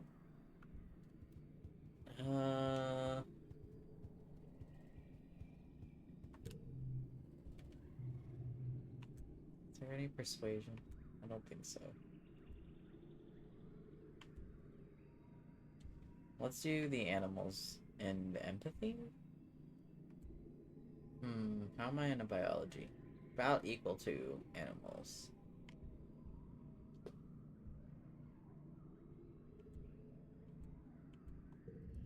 You meet your dad by the animal pens, fresh and ready for your first day at your new job.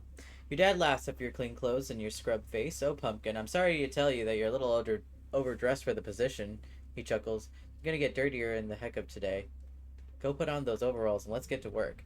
You change and follow your dad to the float cow pens. He rubs their noses as he points out their names. I know they're cute, but these ladies aren't pets, he says. They're livestock, and more than that, they're really domesticated. They're not really domesticated like our animals back on Earth. They're more like tame. We give all the animals lots of room to roam, and we feed them well. They're not gonna get chased down and get eaten by bigger animals, and we help them if they're sick. It's a pretty good deal, I think, but they're still pretty wild, he says. You gotta be careful with them. He leans and elbows on the fence. Well, we were pretty lucky that Vertunia has herd animals, he says. Makes it a little easier. We probably have real domestic animals in a couple hundred years. Well, kiddo, your dad says, spreading his arms. We got all these animals. What do you want to learn about first? The bristle slugs. Oh yeah, we got a ton of them, he says. They're great, slow and gentle, and easy to catch, which you already know.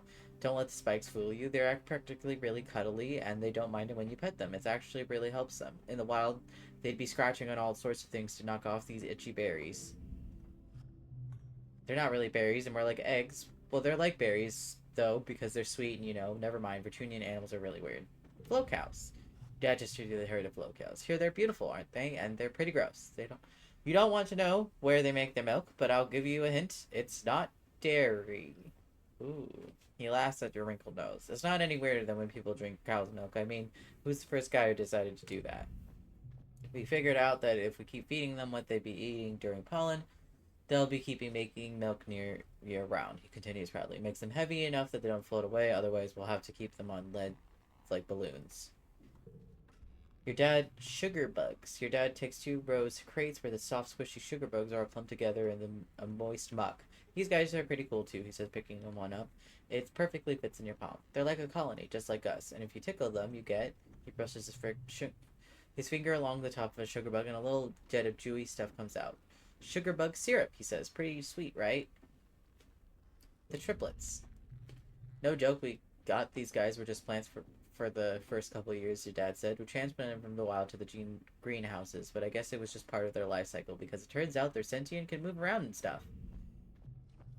We moved them out of the greenhouses into the barns. They don't really treat them differently. They still mostly just sit here.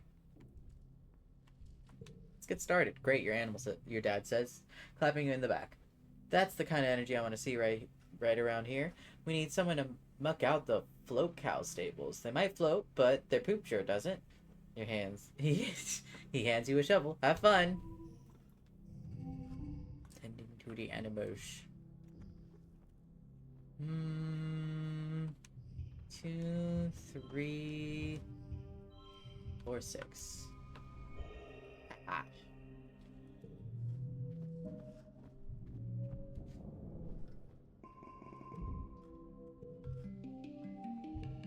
Mid pollen.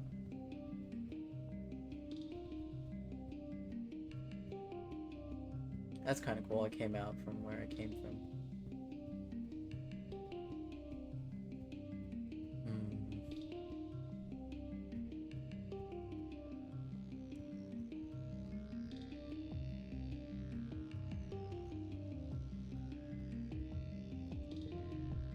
He plans to hang out with Cal today, but when you arrive at the Geoponics Dome, it's worryingly dark inside. You fumble around the red emergency lighting until all the lights come back on with a heavy ka-chunk of a breaker being flipped. You blink into the suddenly blinding light until the figures of Cal and Chief Engineer Instance resolve themselves in your vision. Absolutely no more of that, young man, Instance scolds Cal as he cradles his hoverboard in his hands. The power grid is not your plaything. I understand, Auntie, Cal says. I'm sorry.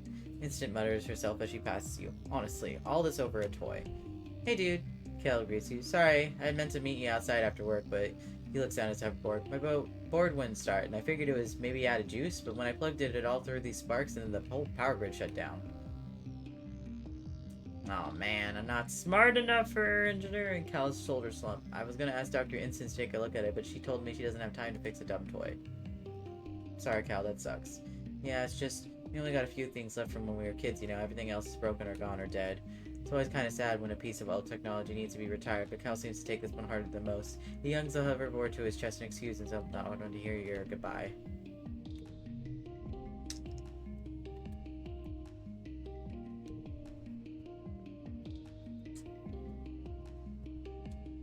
Damn, did I miss the opportunity to have a romance with him? No? Not yet?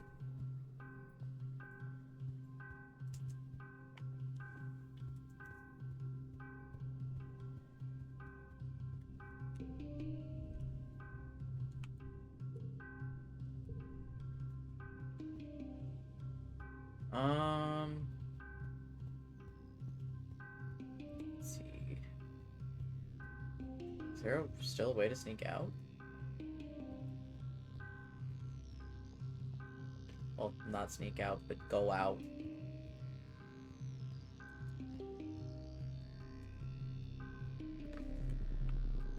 Yeah, it's right here.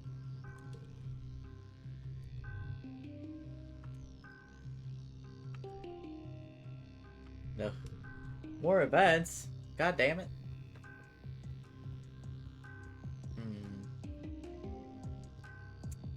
I feel like I should do a little more of this, but I also really want to work on my engineering.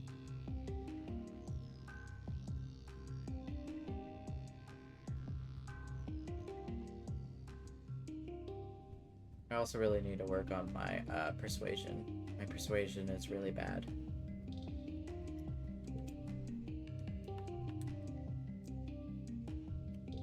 Is there anything with persuasion? Yeah.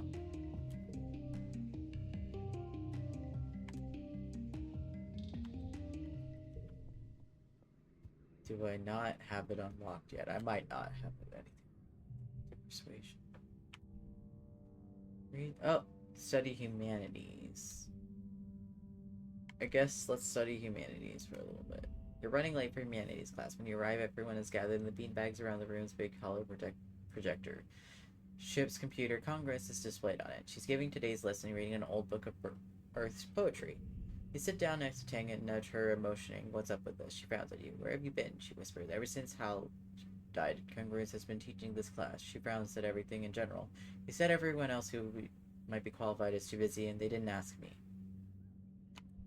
I miss Professor Al. Try to keep your voice down, because your congruence literally has ears everywhere. I miss Professor Hal as well, she says, her muttering, swinging over to you. He was a very special human. Wait, you ask congruence can... You ask out loud. Congruence can like people? Of course I can like people, she replies. There's a humor in her, not a voice. I carried you outside for me for 20... I carried you inside of me for 20 years, after all. How could I not get attached? That's fair.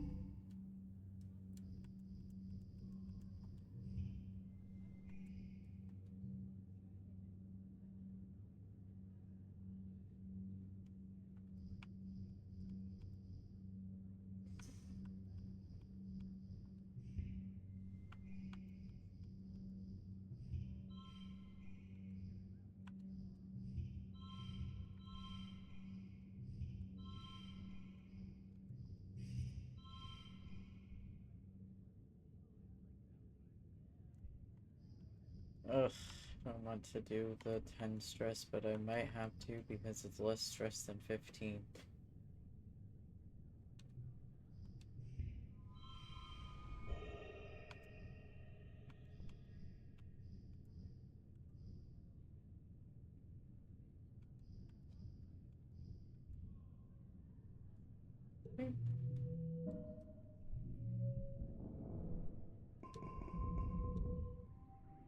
Late follow.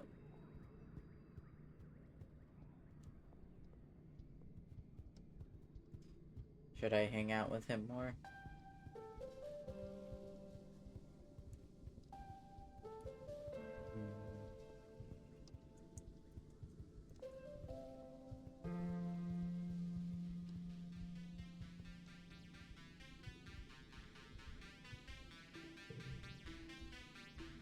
I'm at 80.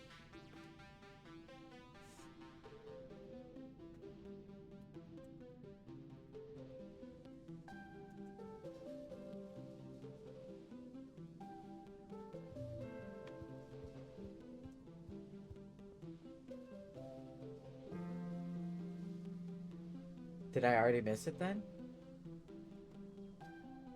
Sorry, PG is telling me things.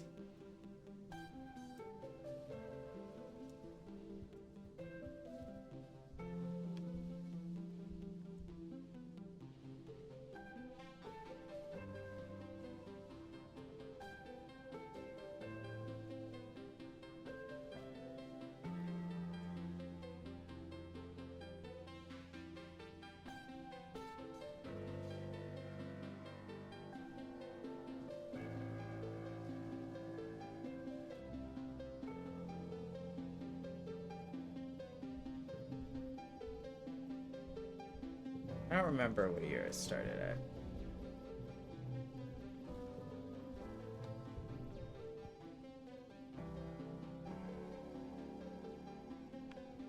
Oh, okay.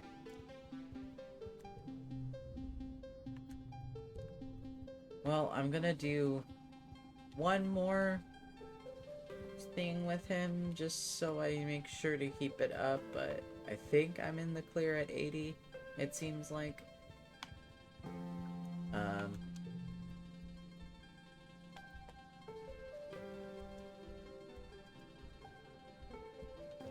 hmm.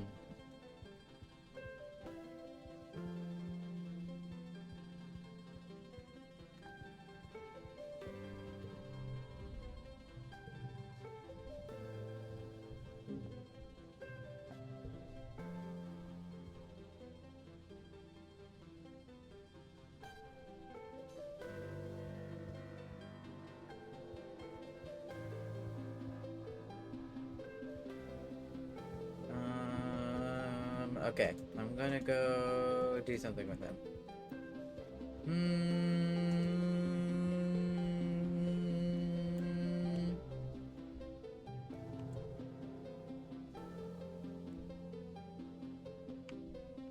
Do I need more toughness? Ooh, actually, yeah, I do need more toughness.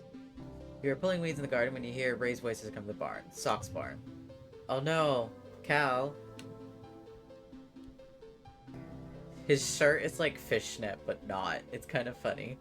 Cal is sitting in front of the doors, blocking Vance from entering. What do you mean I can't go in there? Vance spits. What is this colony has top secret clearance? Has the top secret clearance now? You just can't, okay? Cal sputters. Vance tries to get around him, but Cal wedges himself between Vance and the door again. Why do you even need to anyway? Ooh. Vance shoves Cal hard. I'm on patrol, nullhead. I don't give a shit what's in the barn, but all of a sudden I care a lot about why you don't want me in there. Cal shoots you a look of pure fear.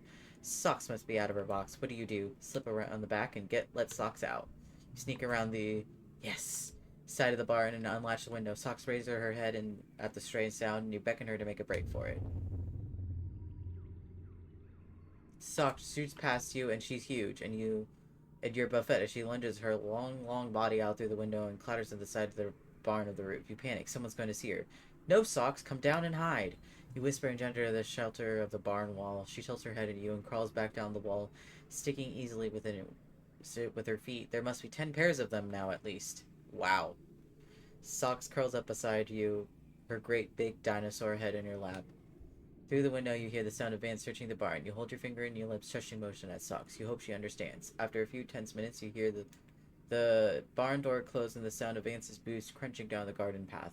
Socks slithers her great body through the window again, and you go around to meet Cal. Cal closes the barn door and heaves a sigh of relief. That was so close, he whispers, wiping his head. Ugh, do you know you can still sweat even if you're always the right temperature? He leans his back against the door. It's getting harder to keep Socks a secret, he admits. There's so many people here, and now she looks like that. Socks curls up and rests her big head on Cal's lap, looking at him with adoring expression. He rubs her nose and scratches her behind her frill. When you saw the wild dilly pillar eating those rocks, what did it look like? He asked. You can tell, Cal, you remember the great beast that even from a distance you can tell is at least as long as the whole colony wall, and that it ate boulders like soy sweets. Back when Socks was a baby caterpillar, you almost didn't recognize them as the same species, but looking at her now, you know she's got a blood of the dragons in her. Cal bites his lip. I'm afraid you'd say that, he said softly. What are we gonna do?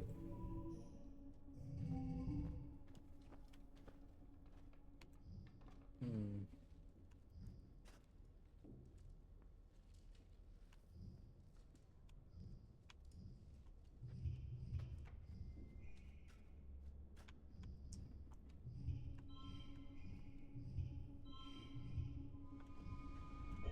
Nice!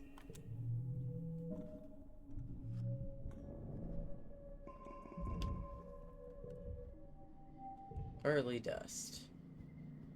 Oh, almost his birthday, and I don't... Ooh.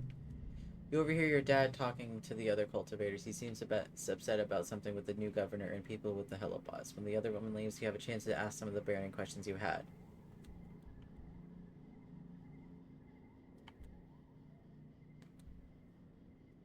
Is Governor Loom some kind of space cough? Your dad looks startled and tries to muster a friendly smile.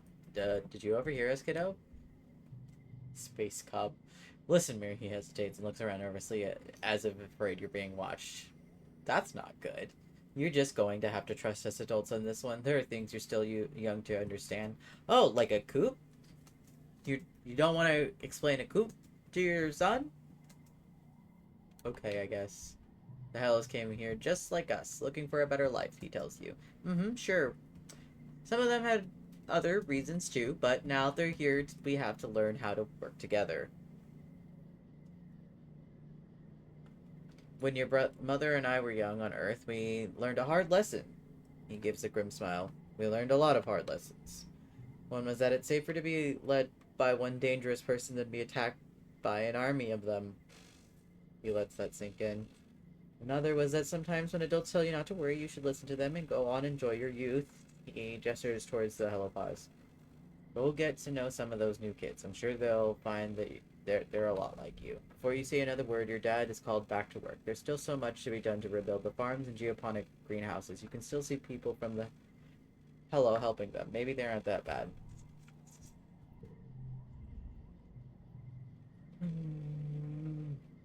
Can't give him anything right now because that might kick out the little. Here is a food in hope. Oh. You find Rex playing cards by himself in a lounge with an actual physical deck of cards. He looks at you as you approach and visibly brightens when he sees you straight up more with his dog-like gaze alert. Whoa, hey Mary, he explains. How's it going? Want to play a game with me? Sure. What kind of game?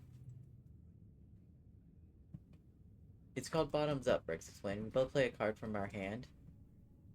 Uh, we think is lower than the one of the other person playing, and the person with the lowest card wins. If you win, you get a number of points that are on your card, plus you get to take the loser's card and hand it to your and add to your hand. So you want to play a low card to win, but if you play your high cards at the right time, you get a lot of points. It's a game of compromise.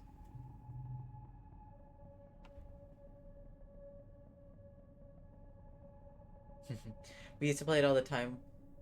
Dis, Rex, Sim, Nomi are my top four. I really like Cal, and I also really like Tammy too.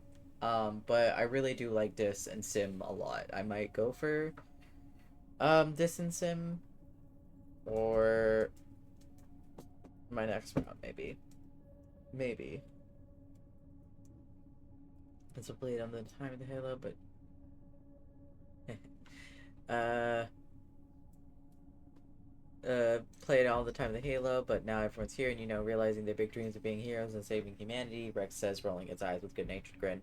Soldiers love to gamble, he says. You know that thing you use here, kudos? We can bet some kudos on it, baby, and we can bet something more interesting. Of course, he explains. Whatever you feel more comfortable with is fine, he winks. Okay.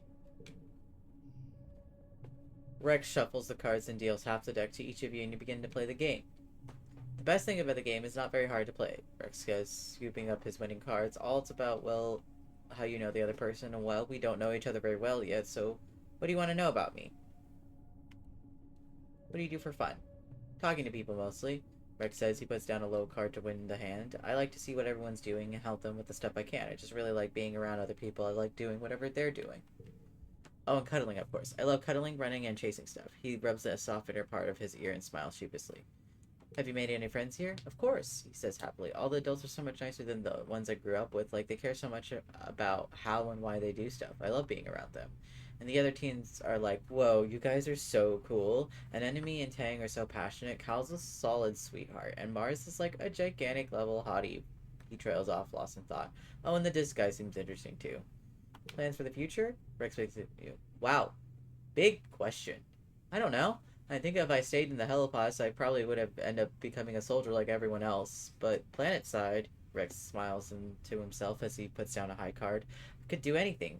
I've always liked making things with my hands, and I like to make other people happy. Maybe I can do something with that. Enough talking, let's just play the game. I don't have. You play the rest of the cards, fine. Staying fairly even win points until Rex is left with only one card. You have two. You're trailing, but not by much. You play your low card for an easy win. You get enough points to get a draw. If you gamble on slightly higher card on your hand, you might lose entirely, but you could win. Higher? You put down the higher of your two cards, and Rex shouts, "Are you for real?" He yells. "That was a really risky play, and you're lucky I only had a high card left." He turns his card over, and it's even higher than yours. You win the game by a comfortable margin. Collect your winnings. Rex links your hollow pads and transfers you winning. It's a good thing I love helping so much, he laughs. You can rack up kudos pretty fast.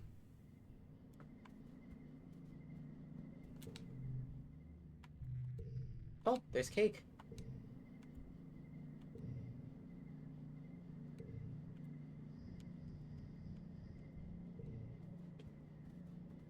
Okay. Ah!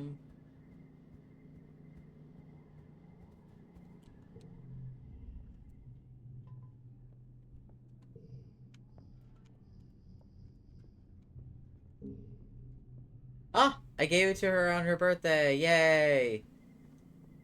Nice. Did I give him a... Okay, let's see. I know she likes... Or they like crystals. They like crystal clusters. So I know what everybody really likes. I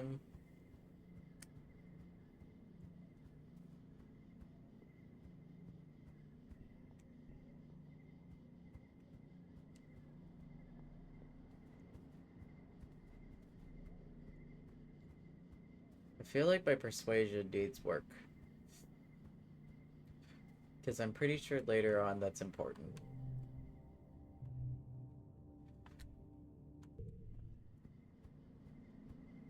I'm gonna work on my persuasion real quick. Which is gonna be over here.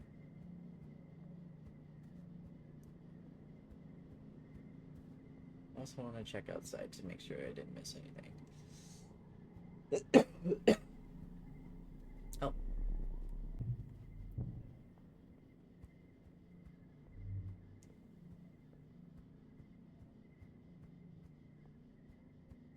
Persuasion. Congregants ask you to take a stack of blank paper and a box of pencils from the classroom neoprinter and pass them out in class. Today we'll be practicing our handwriting, she announces. You hear Tangent grow beside you, but Congruent, she whines, why do we ever need to write by hand when we have all pads? This exercise will be part history lesson, part future skill. Congruence tells the class. In the future, you may not always have access to a holopan technology. Our replicators and computers will break down eventually, and when they do, you'll have to rely on low-tech solutions to everyday tasks. So first lesson is how to correctly hold a pencil. You and the other students get to work learning how to print hand by hand. It's a little bit like holding a stylus, but the texture's all wrong. Your letters are small and cramped, and you have trouble keeping them in a straight line. Tangento is suffering the worst. Ha! Mars laughs. Looks like we finally found something Tangent isn't good at. Look, she keeps mixing up her A's and E's. Tangent's used to writing a stylus with her hollow palm, but she never actually draws the letters. She fumbles like a child, bashing her fists against the hollow palm for the first time. It's painful to watch. You can tell she's getting more frustrated with each letter. Mars, on the other hand, has lovely penmanship. She can even write in cursive. My papa taught me when I was little, she says, showing off her little paper. Cultured people just know how to write for real. I'll help you, right? Oop, I don't need your help, Tangent sneers. She hates being bad at something. Being patronized is worse. Fuck. My bad. Just let me do it myself, she grumbles, balling up the fifth piece of paper and tossing it on the floor.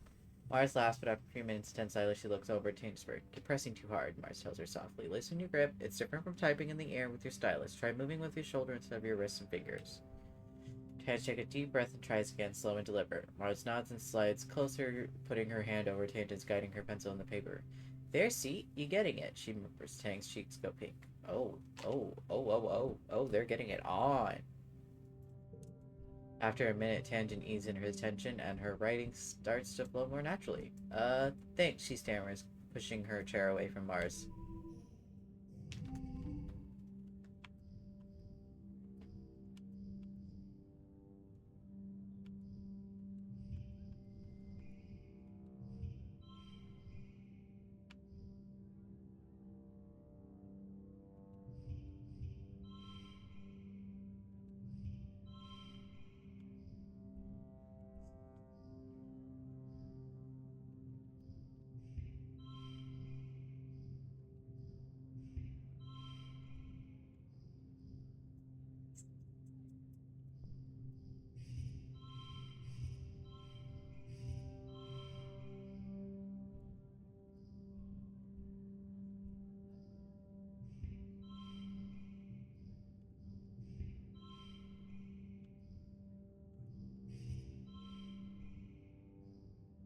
Wow, this is worse.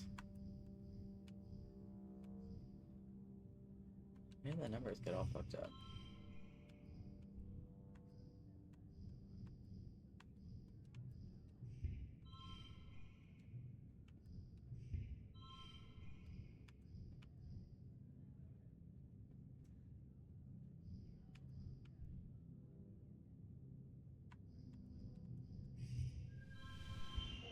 I did it! I was like, there's a way to do this. I win!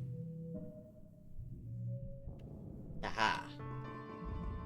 Vertunia Festival is welcome a day of normalcy in the otherwise chaotic year. Despite some lingering rivalry between factions, Vertunia is a chance for Hellas and Stratus to come together and appreciate the bounty of the planet. At least that's what the adults say as Governor Lim takes the stage to address the colony. You can't help but notice the crowd is segregated itself according to the ship of origin. Rick shoots you away from over on the Stratos side, and Nomi takes a silly face. Vance is surrounded by other young soldiers, all looking sharp in their Helloplaz uniforms.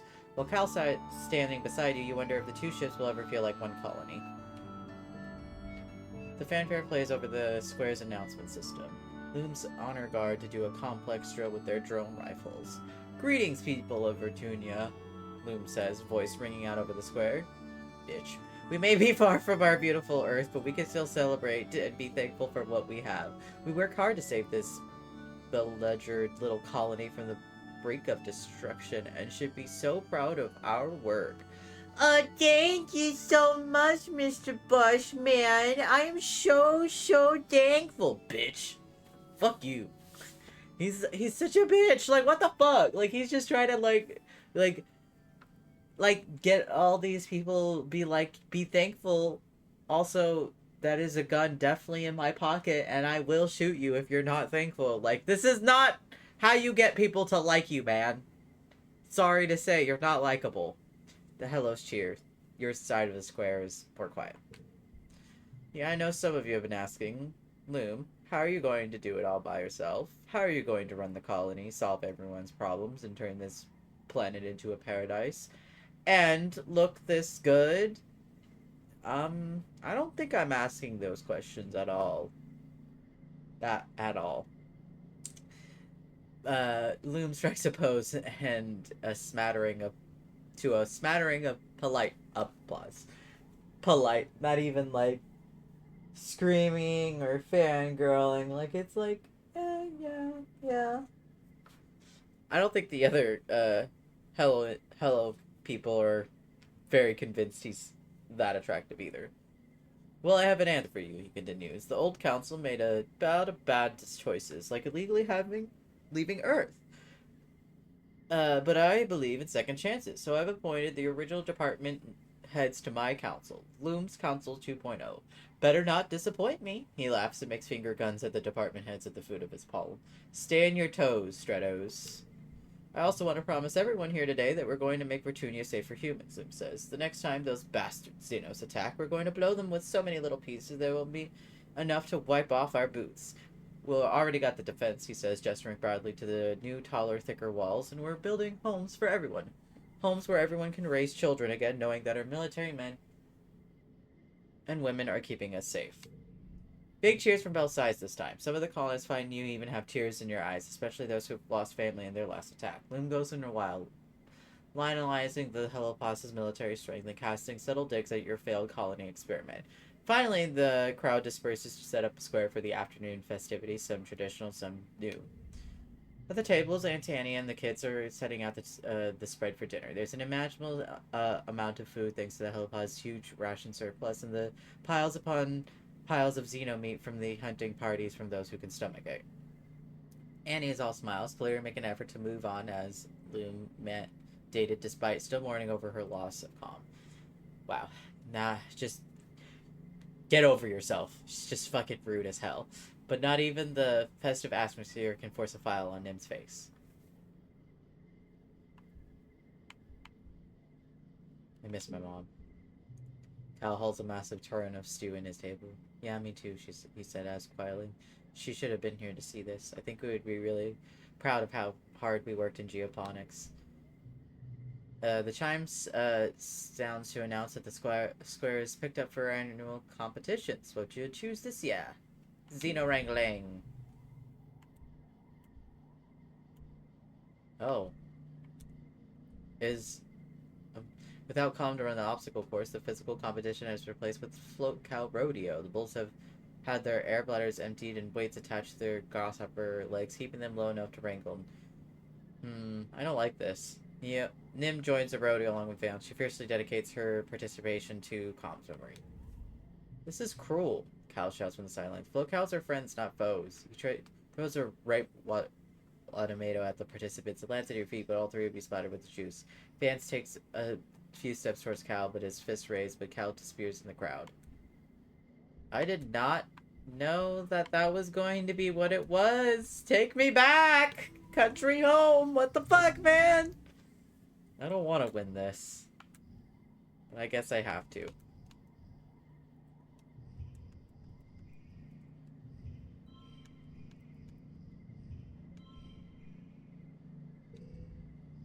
Hmm.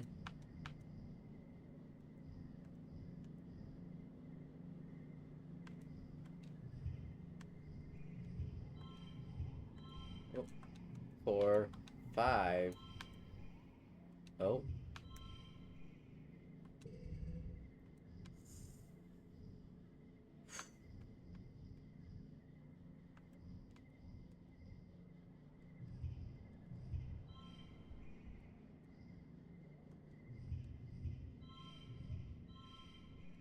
Hmm.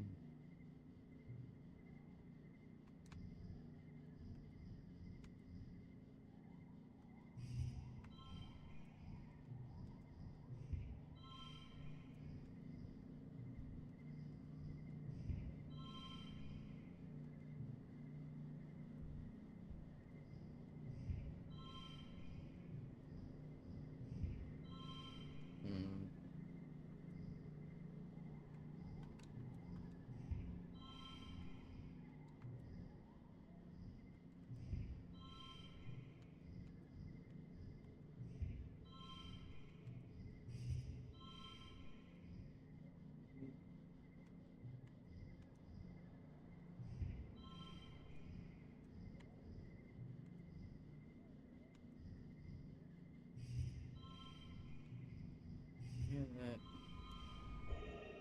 There we go.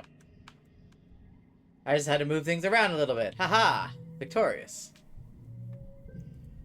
An enemy fights hard, but you're the champ. You get a lasso around the ornery bull's neck and you haul yourself into the woolly back. It's powerful. Grasshopper's legs bounce around the ring, but you manage to hold on and wrestle it down the dirt. The crowd cheers so loud you can barely hear the flow of bleeding in discovery.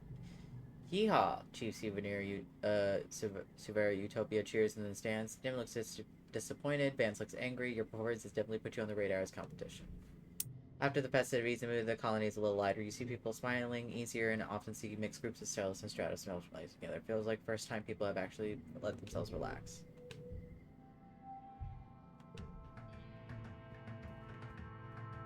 Shoot. I wonder if that negatively impacted my relationship.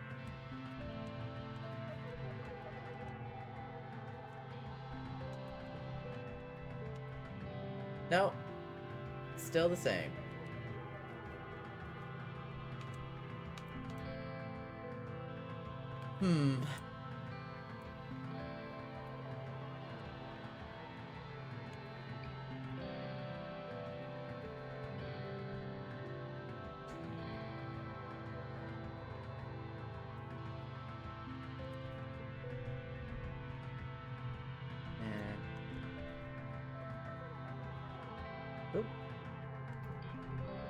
You're shooting the breeze with Cal in the shadow of Geoponics Dome, and he leans over and waves at someone over your shoulder. Perk, hey, over here. Perk jogs over to you. He is a heavy-set adult with tattoos sprawling around his arms, making him look like he's made of marble. He holds out a stack of trufflins wrapped in a stash. Hey, you two. Siph and I were testing out recipes, and we ended up making too much. Figured I'd bring some lunch over to ya. Cal takes some trufflins and opens the first one. Lentil dal, he explains, inhaling deeply. No way. Perk looks proud. Rice on the second one and little something sweet on the third. You deserve it. And how hard you've been working out here. You eat up too, Mirror. There's more than enough. Perk leaves you to divide the spoils, and Cal goes up right to the dessert. Having 4 parents is the best, he mumbles, having a mouth of sweet sour cake. Cal's mom, Auntie Tara, is in a relationship with 3 other colonists. Perk's newest member of its family, but even then they're all been together for a while. Cal's always been surrounded by a lot of love at home. Cal swallows the food. You know, sometimes I wonder if I'd want to date that many people like my mom does, he muses. Like finding one person who wants to date you and having the courage to ask them out is already hard enough. Bro, my palms are sweating just thinking about it. Besides, he continues, it works fine for my mom, but I kind of feel like if I find someone, I just want to be with them, you know? I want to put my energy into making them happy. You already make me happy. Cal's eyes goes wide and he rubs the back of his neck. I didn't mean that, but I did not mean that either. He giggles and looks away, unable to meet your eye. Yes! The doll is sweet and fragrant and it tastes all the better for you being made and delivered with love. You and Cal eat your fill before Cal excuses himself to go back to work.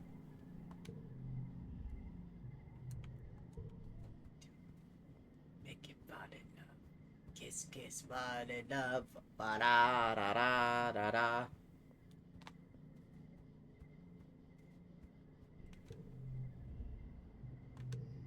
Here, I'll give her. I know that she likes yellow flowers.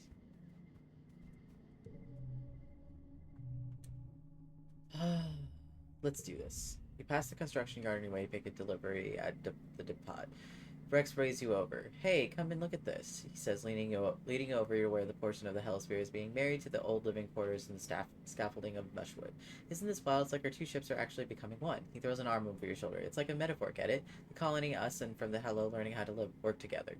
We build, our environment affects how we live, you know? You should come by and help me, he continues. It's really fun to get to build things, and construction crew is really nice to get to hang out with me. Wait, why not start now? He hands you a blast cutter, a gun-made shaped tool that emits a thin beam of superheated plasma. No time like the present, right? Seek said we always need more workers here. You do have another job, but you promised to do. Yeah, let's work hard. You help Rex uphold a part of the wall when you fix the bracket in place. There's a lot of pounding and wiggling get to fit, which delights Rex every time he makes a joke about it. It's sweaty, rewarding work, and you learn something about engineering while you're at it. Chief Minister C comes out of them storming out of command to find you. Mirror, they snap. Where have you been? I've expected you hours ago. Whoa, it's my bad, Rex says, moving and stand between you and Zeke. If he had a tail, it would be between his legs. A perfect picture of an apologetic puppy. I asked him to help out. We were both super short on hands around here, and he did a great job. Zeke grudgingly accepts that what you did, in fact, do a good work.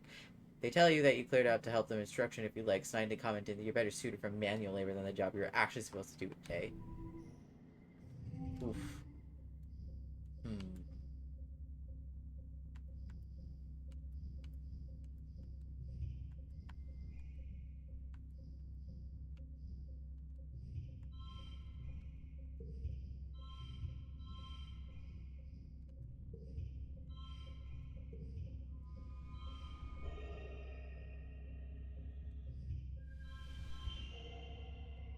Nice.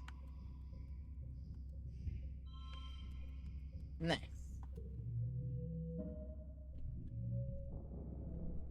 Oh. Maze and blade dust. Oh, birthday time. Have to make sure.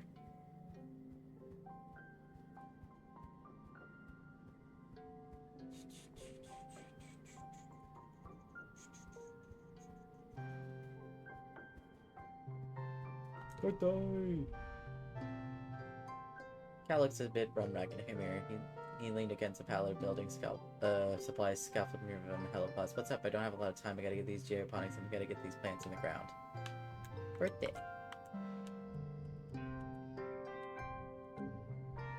My favorite food and on my birthday too.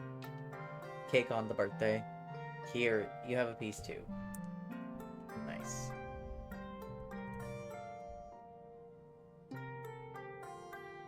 What is my biology?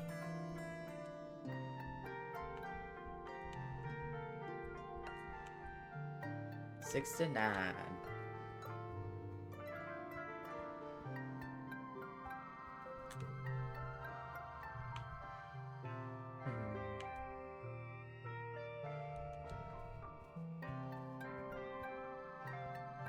I did get something for engineering, but I feel like my persuasion is still so low.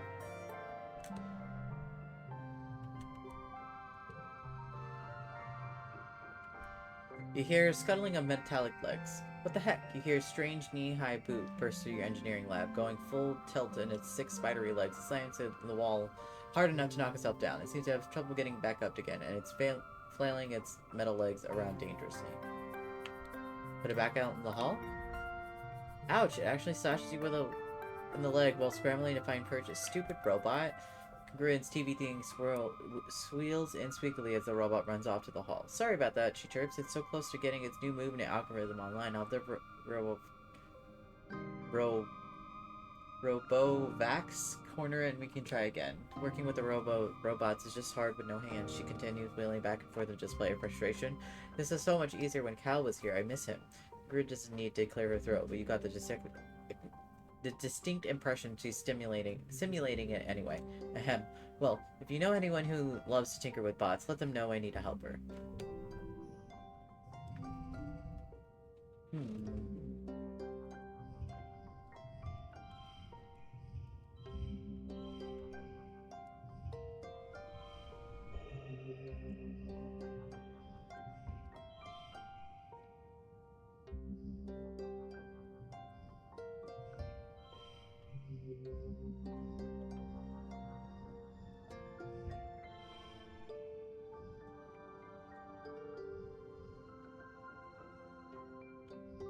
It's 31, that's fine.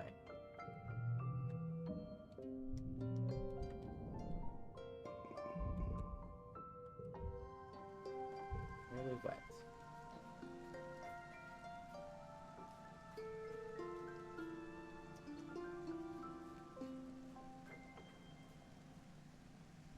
They're getting closer.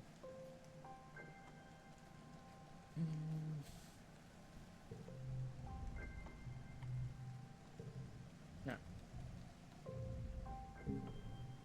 Mystique.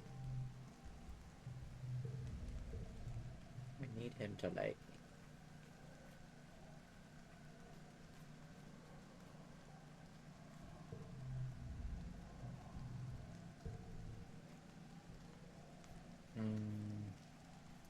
Should I work on engineering?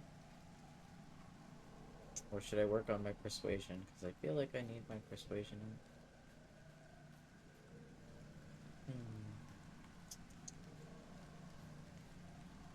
Trying to make sure I go through all of the objects.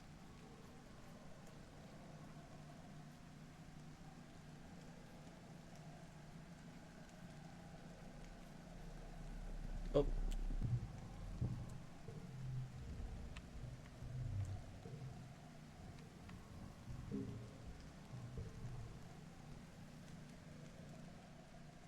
Persuasion? Yeah, just because it's so low.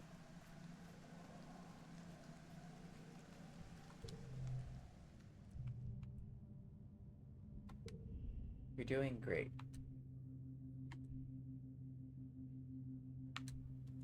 You're doing creative things with the teams and you're paired well with Mars. You wish it was Tang, but she always does so well in these. The theme is Earth's natural environment. Mars takes the topic at face value and wants to write about how beautiful everything was on Earth, and with blue skies and green plants everywhere, and huge oceans that went forever. It always looks gorgeous in this carefully staged movies that you've seen on holovids. Write about climate problems instead. Mars wants to write about Earth's lush forests and deep jewel oceans, but you stop her.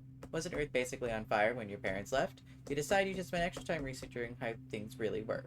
You learn from the basics when Congress, but it was basically like you ask her for the information she has the ecological collapse of Earth. Well, Congress replies, first carbonation emissions trapped from the heat of the sun, which raised the global average temperature. You ask her to stop so you can look up carbon emissions when she continues. So the polar ice melted and the oceans rose and became too warm to sustain life. Mass weather disruptions caused grassland to become desert. And the bees died, and so did everything they used to pollinate. Food instability caused wars to break out. By the time your parents left Earth, everything was essentially underwater, on fire most of the time of the year. Or eradicated.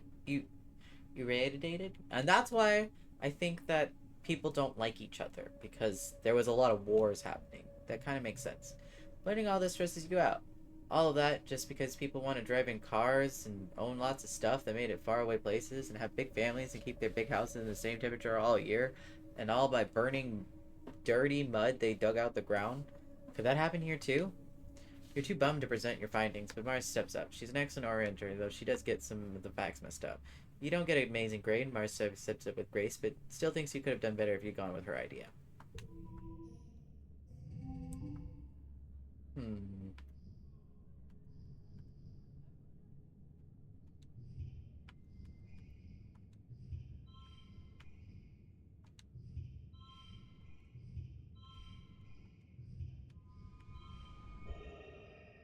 Ah. Victorious.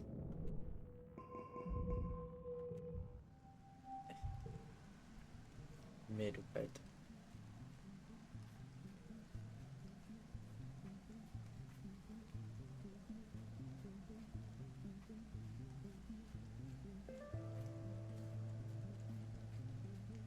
There's another thing of persuasion that I could get. It's just, it takes a while if you don't already have any persuasion. Yeah, I don't think it.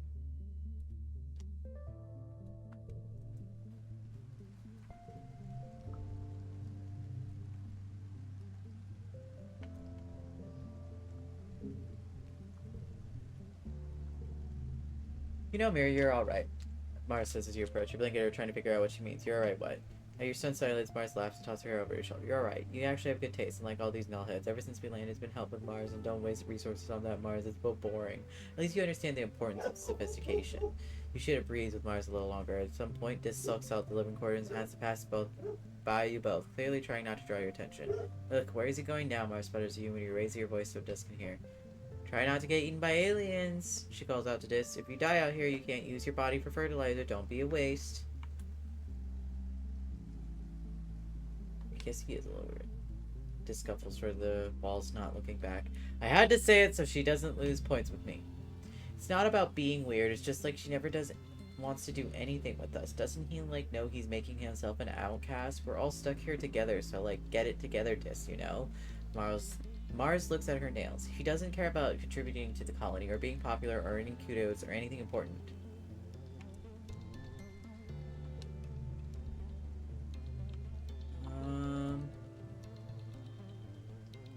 Let's see. But I work with there too. Yay! Department clerk. I think that's the other persuasion.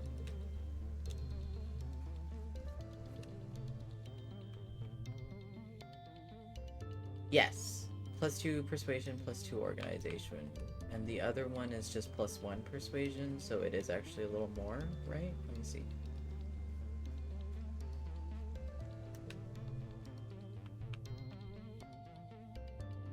No.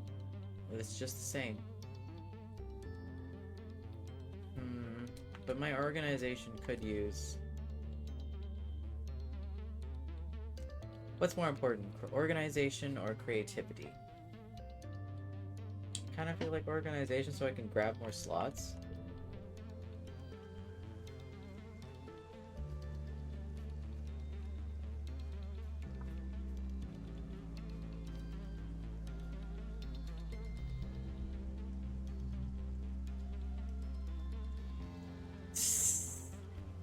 Staying cool.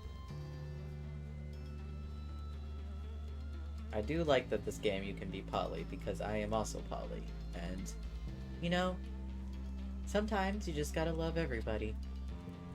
I can't be poly in this route because,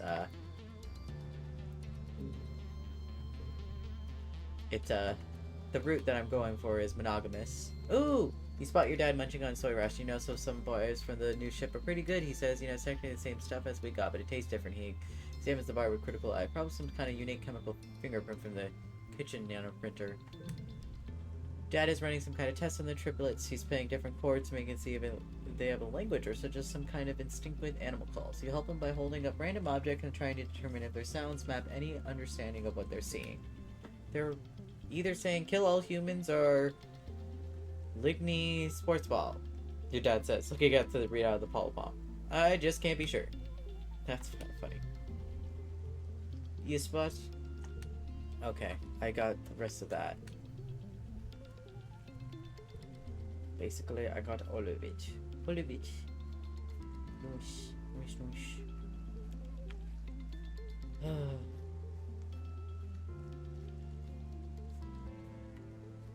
I also want an enemy to like me, but I think I already gave her all my eggs. Yep. I already gave her all my eggs. That sounds kind of wrong, but I'm gonna move on from that.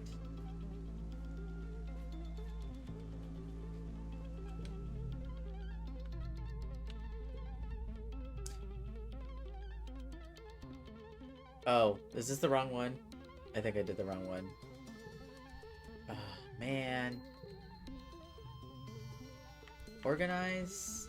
Ugh, I feel like I did the wrong one! Whatever. You'll be jerked back into reality by a hollow cross through your hollow palm. You first order your... Excitedly open your hollow palm and read it. Elbow grease, 1 gallon. It reads from Cal Geoponics. Delivery, yes. You dismiss the phony requisition. Haha, Cal's got jokes. Another one pops on the hull screen. Flashlight fluid, 2 gallons. An enemy... Flashlight fluid, 2 gallons. An enemy sports ball delivery. ASAP. I said the wrong thing. I said flashlight. Oh my god. Oh my god. I mean, flashlight fluid, that's a different type of thing. That's called a lube. Or starts with a C, ends with an M. Really, Nem? Another bogus requisition. You and your friends trying to prank you? You've been barely dismissed the second before a third one comes in. ID 10 1T T gas, flammable, 2 cubic meters, pressurized, tangent, idiot gas, tangent engineering, delivery, ASAP, caution. You almost got me, Tang. Tang's not really paying a type, but you stop yourself from looking up what idiot gas. You dismiss the requisition and dismiss your friends to knock it off. Finally, you get a real requisition, get down to work. It's easier than you thought. You're just finishing up when Mars rolls in. She hops onto your department counter and primely crosses her legs. I'm totally relieved he has you as my assistant here, Mary. Finally, someone to haul boxes and fetch things so I can focus on my important work. Your assistant? Maybe I should be the one in charge. I don't care which one of you is in charge, Seek interrupts. As long as you get the work done. Seek pauses. Wait, did you wash the floors? They say, looking pressed. Well, that deserves a reward. Here you go. They swipe their hollow palm and feel your pulse. A couple of kudos are deposited into your account. Mars can hardly wait until Seek is done. Either way, I'm glad you're here. The job's totally boring. Damn, did the wrong one, but I think I can still do it.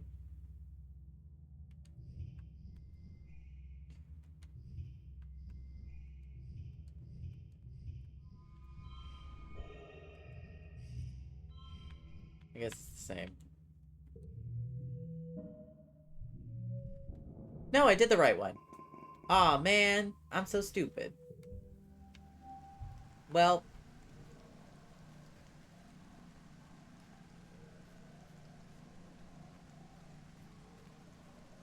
just whelp. Just whelp. That's all I say to that. To that I say, whelp. Shappins, I guess. You want some medicinal stuff? Yeah, you like the medicinal. On his birthday! He plucks at the roots a bit when he shoulder slump. Did you give me this to me because it's my birthday, he asked. I actually hate it when people make a big deal about my birthday. It's, look, maybe we should go do something nice for Tang. She actually likes the attention. You know what? I will give Tang a gift. I know what she likes.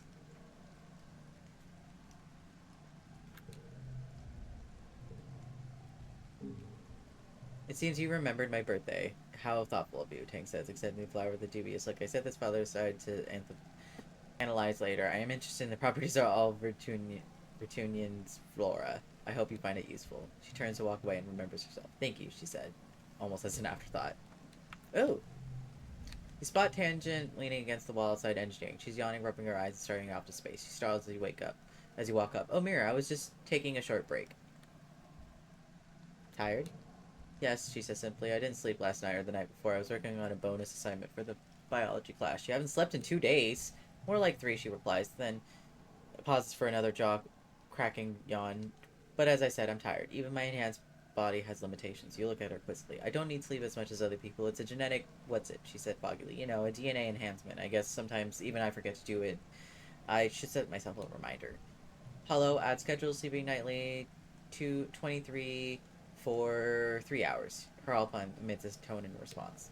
Tangent, nods sleepily. That should do it, she murmurs. Her eyes are practically closed.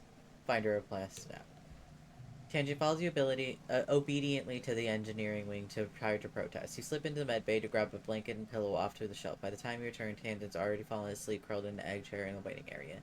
You gently place a blanket over her and she hums happily before going slack with much needed sleep. Oh. Friendship. Friendshipo. Or Tomodachi. Or Chingu. He doesn't really have anything to say.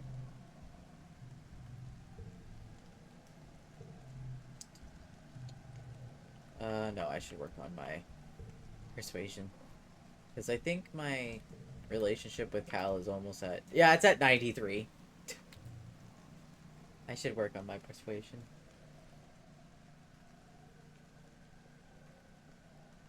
Yeah, I should do that and... Oh, should I do, like, maybe combat?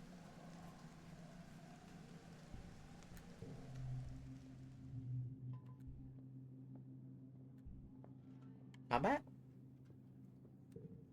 There's so many people people training in self-defense today. What do you have to break out in the stations? What do you want to work on today? Smashing things with your fists. You're a simple man with simple pleasures. You want to get absolutely shredded. Luckily, there's a ton of things to smash. Boards, bricks, training dummies, weapon racks. Weapon racks? Whoops. Red isn't gonna be too pleased with you, but hanging the weapons rack up does count as doing reps. Oops. Ew. I got...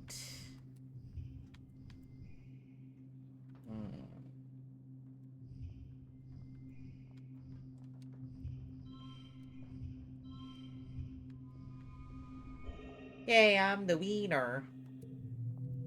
Woohoo! +4 con- Oh, shit. Alright. Okay. It is now to glow. Time to rest. Resty with my bestie.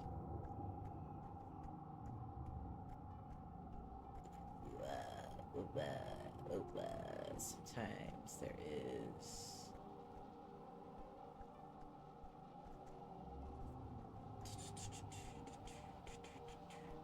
Nothing this time? Alright, that's fair.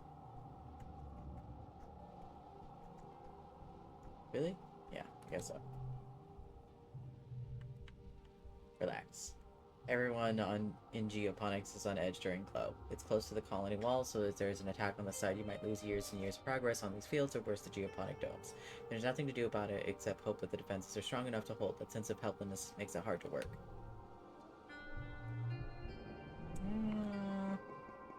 Maybe delete 3? No? Meh. Okay. Relaxing your quarters with your dad when you hear the colony siren. The enemy is here. Your dad looks up from his novel.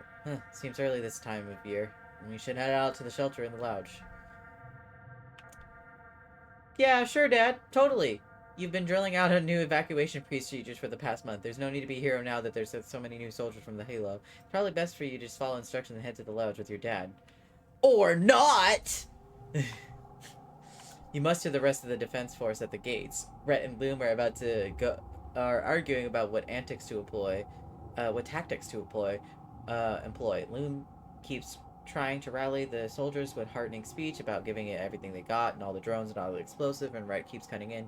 We don't need to take any big risks, Rhett insists. This is a smaller attack and we have more than enough plasma rifles and turrets. We should save our other resources for when we do name them, not piss rifles. Yes, I know how to say words. Things do things. Why do things halfway? Things do things. Fuck. I dropped it. Things do things. Why do things halfway? Loom explains. We need to get in there and kick their asses back to the goo they came from. We need to show them that we have everything under control. For morale. Rhett tries one more time to wrestle control of the forces back from Loom, but Loom cuts off. Shut up. I could say words. Tries one more time to wrestle control of the forces back from Loom, and Loom cuts him off. Fire the explosive rounds, he orders. Arm the charges. Shells scream through the permanent night, followed by explosions you feel vibrate up to your boots. The hells are unfazed, but you and the other shadow guards are exchanging a nervous look. You hear yelling, and then another boom as the secondary explosives detonate. The baying of the bloodthirsty animals reaches your ears. Then, oh god, Lowell holds your finger. Holds his finger. Holds your finger. Don't hold my finger. Don't touch me. Loom holds his finger to his ear speak. Great work. Just the stragglers incoming. Open the gates to battle. Shut the fuck up.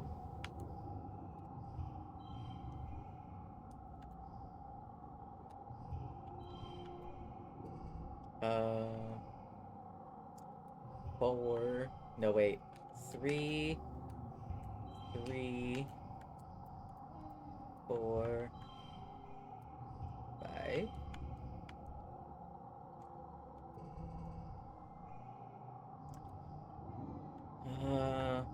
2.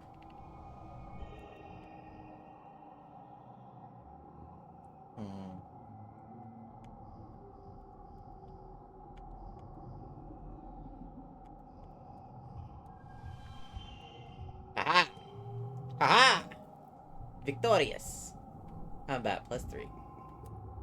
You face off against a laser Xeno, the lesser Xeno, some kind of fin, semi-aquatic thing that's already half dead and limping dodgily through the gates. It's almost comical how easy it is to stun and kill it. By the time you're done, the other soldiers have dispatched the rest of the creatures.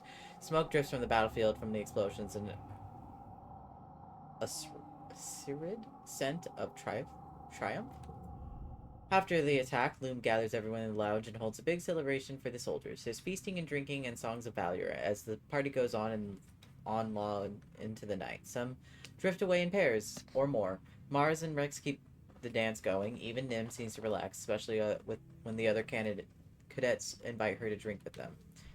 Tonight, everyone seems to be convinced that this victory means the colony will be safe forever. Maybe it will be.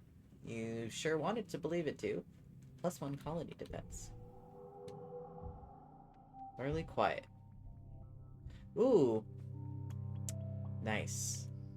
And then I am closer to Cal.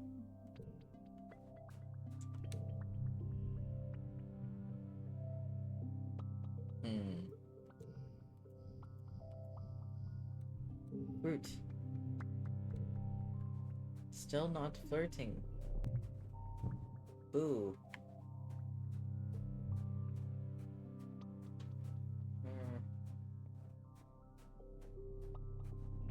Crystals.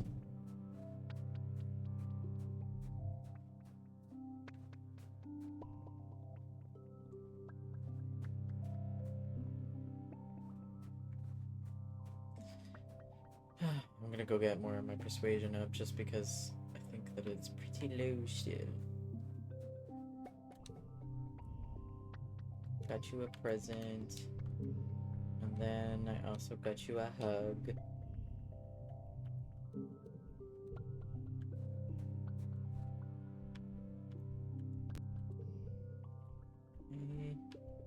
I'm the closest with this. Alright. I think I did everything that I could. I don't want to waste all my flowers. Get into a debate. Oh, that's a cute picture of me.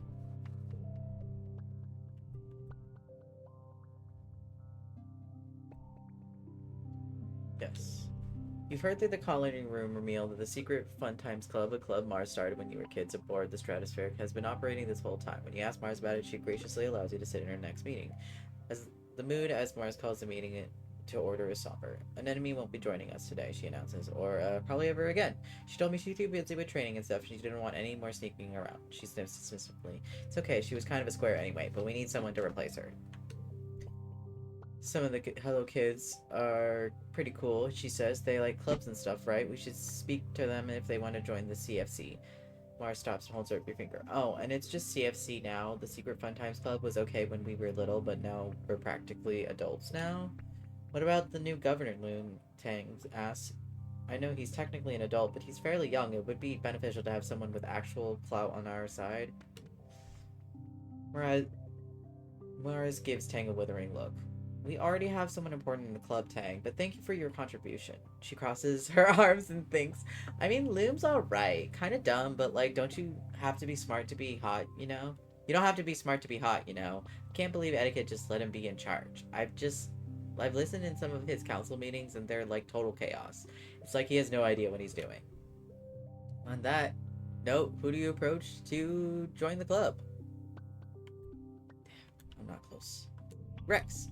You say you're gonna try to recruit Rex. Mars immediately invites herself along. What, she says, when you insist on doing it yourself. He's hot, okay?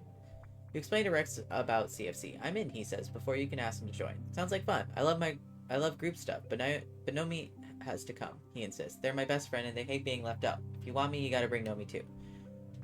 Mars twirls her hair around her finger. Not a problem, she answers for you. Maybe you and I could meet up sometime and I can catch you up on what you miss. Rex winks at Mars and says he'd love that. You get the sense that maybe you don't need to be here at all. They are going to do some things, aren't they? Eventually. I know they sometimes get together, depending on what happens. So I do like to read the endings.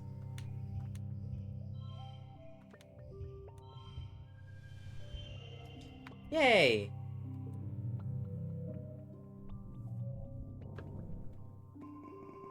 Well, we're really learning how to be organization. The suns rise again after glow, heralding a new year. It's your 16th birthday. You wake in your new quarters, winking to the watery sunlight. Dust motes float through the air. You take a moment to enjoy the perfection of your bed while you listen to the sounds of the colony waking up outside. So much has happened in 1 year. Just a few months ago, you thought your life was over. Now, it's better than ever. There's plenty of food, and the colony is safe. You even have your own bedroom. You consider snoozing until till your dad wakes up when your reverie is interrupted by someone banging enthusiastically on the door. It's Cal. Happy birthday, explains, giving you a big hug. I wanted to be the first person to say that. Aww.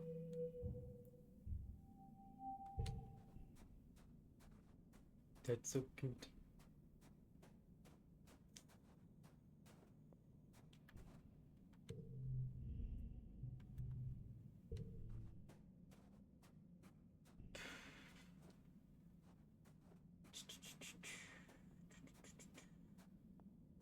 Dang.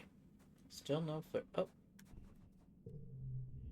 Find Rex in an empty space outside the lodge, setting up a construction holo projector and running through the different projects, the future building, taking notes on each. He looks up from his holopalm as you approach and bursts into a huge smile. Whoa, hey Mirror, what's going on? Rex jerks a thumb at his chest. You're looking at the newest member of the colony construction crew. I'm surveying the colony for places to build new private family quarters. People are gonna want to raise families here soon. Isn't that real? Why the construction crew? What's not to like? Rex replies. I get to be outside almost all day, and I get to make something great. And hey, he leans in conspiratorially. Have you seen the bots and the rest of the construction crew? Woo! Besides, continues, I think I kind of get the idea of what I want to contribute to the colony. I want to build a bar, a real one, not just a canteen. Nice decor, a space for live music, cushions everywhere, fun drinks. Mars has been helping me with the details. He sighs dreamily. Can you imagine a place where the whole point is just to relax and be with your friends? It sounds like a great idea. I think so too, Rex says, spreading his arms wide. People need to have leisure time. We need time to reconnect with our other humans. We're social creatures. We need our packs. All I want to do is help people connect with each other, you know? I love building things. I love cooking things. I love making people happy, coming together to create something as why we're alive. He gestures around. And I don't mean buildings. I mean, they're alright, but what I really am into is everything that goes into making a building. It's more than just walls, a ceiling, and an agreement between people that we're going to form a society. That we're going to cooperate and make something bigger than ourselves, and we're going to meet there in peace. Can you turn that one? Red shakes his head, clearing his thoughts. Sorry, I'm just really passionate about this stuff, he laughs. And this and hugs. We humans are also really good at hugs. Rex rubs his thumb across his chin. Hey, actually, can you help me? Can you bring me every mushroom sticks or logs you find? I'm gonna start stockpiling them so when we get approval to start building the bar, we're good to go. Of course I will. Rex bounces his heels and launches into a huge hug. Thank you, he explains. I really appreciate it. If you find any, you just bring them to me.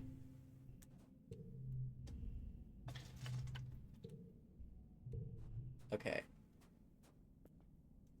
Thank you.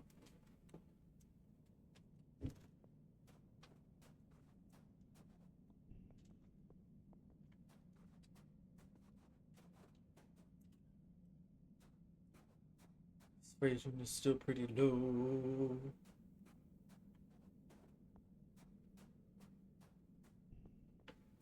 Okay.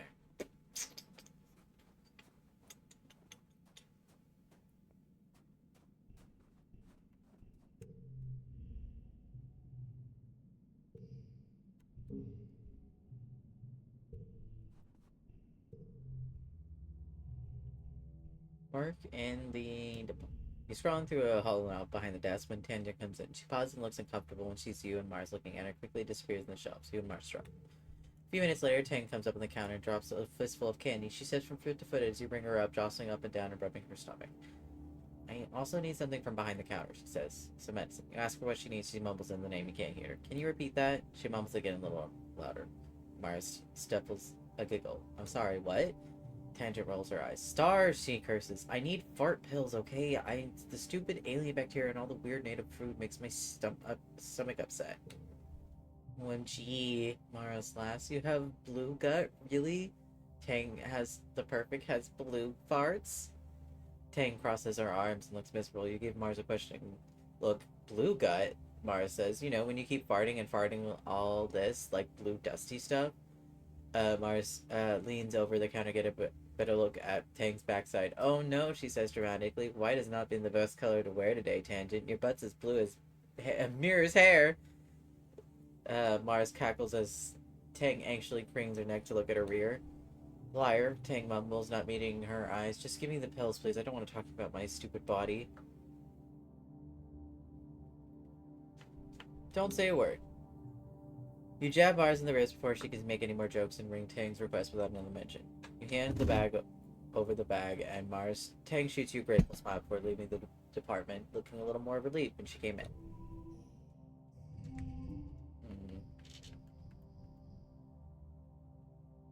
Mm.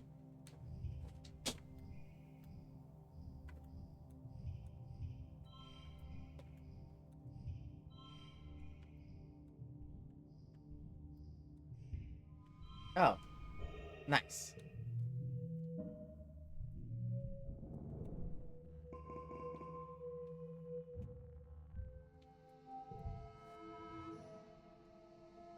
Additional gear.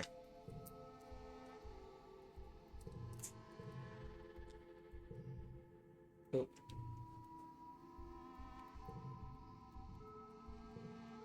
Hmm. Aha.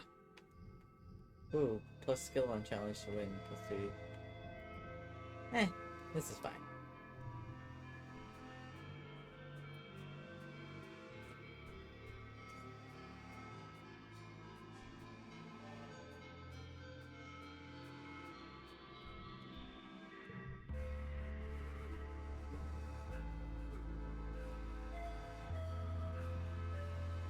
How do I still not know my augment?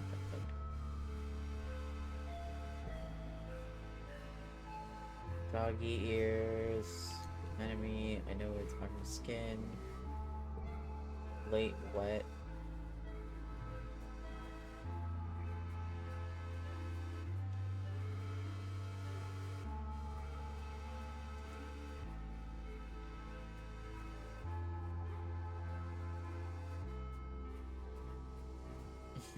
Shut up.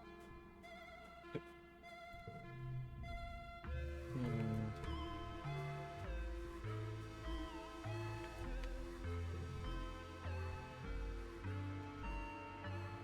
Do I have to be another year older to get his? Dang.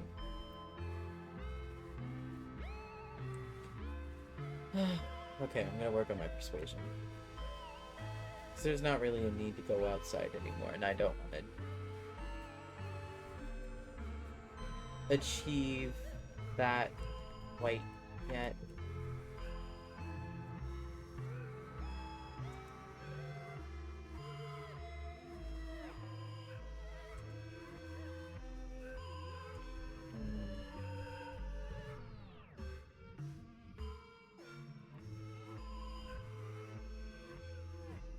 I also can get 5 biology. Oh! Should I buy this doll?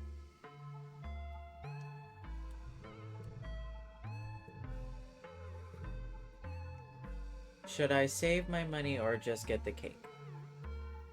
I'm almost the highest I could be, though. Save money?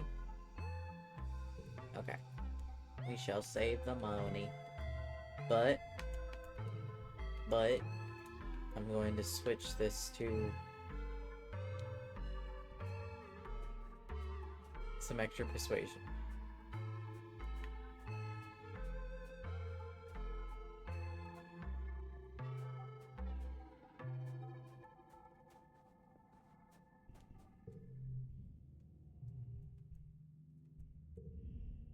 At the next SFC club meeting, Mars swears in Nomi and Rex. Do you swear that you will, to the best of your ability, protect and defend this colony against our enemies, and faithfully keep the secret oath forever and ever? Nomi and Rex both agree. The pledge sounds a lot more political than you remember. Mars hands them both pins with the CFC's club's logo. The first order of business is apparently dishing more about the governor, Gloom. What do you think about him? Mars drills Rex and Lumi. Is he as ignorant as he looks? He's not like pretending to be a nullhead to lull us into a false sense of security, right? Nomi and Rex look at each other awkwardly. Rex clears his throat and scratches behind his ears. Nah, Loom's just another meathead military guy. Honestly, he wasn't even real good at doing that, so I think they gave him a desk job to keep him out of the way. Then we came through the wormhole and he makes a splat noise. Bunch of people top dead. He was the only one left. Nods, nods. Nomi nods. Nods, nods. Nomi nods. Yeah, they confirm. He's like pretty okay, I guess. We don't know him all that well. Mars stands openly at Nomi and Rex. Wait, you're telling me that he's the leader of the whole colony and he has the governing experience of a triple sandwich? Nomi and Rex look at each other again and shrug and a nod. Ugh, Mars explains, pulling her hair in indignation? I would be a better governor than this idiot. He just sits in his office recording stupid HoloNet videos about how we're winning and winning. It's so pointless. Mars slumps in her chair and pokes her head in her hands. What are we going to do about this planky nullhead? We should overthrow the governor. Mars' eyes go wide. What? We could. Why not? If we want a better future, we have to build it ourselves. I liked Governor Etiquette. Cal speaks up for once. She was really thoughtful and nice. Gloom is letting people with guns ruin everything. It just makes me uncomfortable, man. You look up at the little SCF pin on your shirt and realize your silly childhood secret club might be turning a bit of a political organization. You know, a little political organization isn't that bad.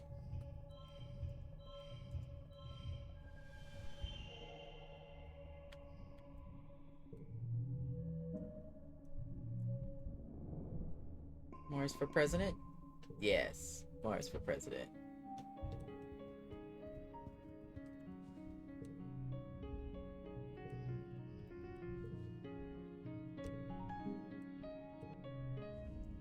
More. Ooh. May give him more stuff to build his bar.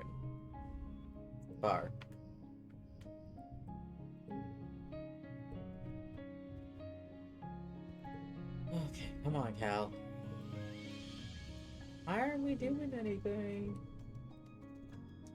Still nothing. When does the romance start? Wobba Fett, man, Wobba Fett.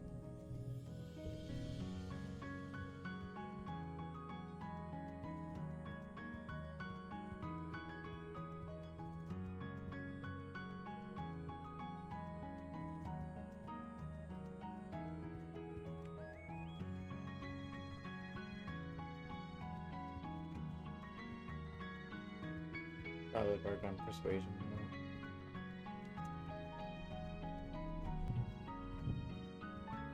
Hmm.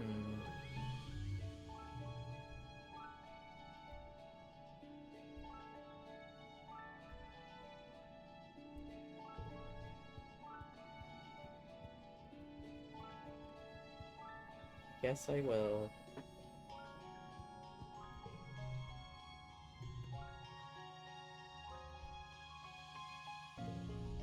You're working with Mars when the depot order comes through your hologram for 10 batteries for the creche. You're busy packing up another order, so you send it over to her hologram. Despite her constant complaining about how boring beneath this job is, Mars is very good at it.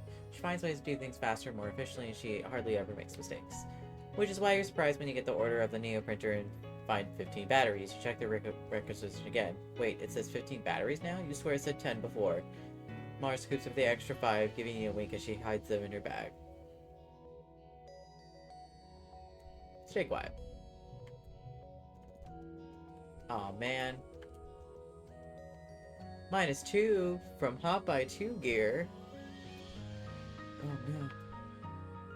Somehow Seek finds out about the Neo printer lodge more batteries than Anne asked for. They quiz you both and you both stay firm and keep your mouth shut. They can't prove you did it, but they both still dock your pay and give you a stern warning about stealing from the department. Bitch! So I can get it back if I do this. That's so rude.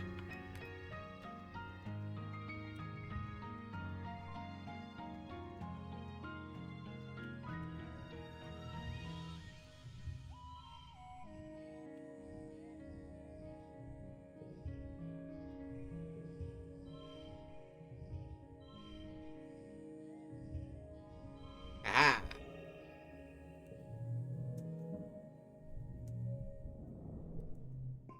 You woke up by the buzzing of your holopomp. It's colony-wide alert. You rub your eyes and ponder the thickness of the air seeping in your bedroom through the open for... Oh, you lose Celestra. Okay.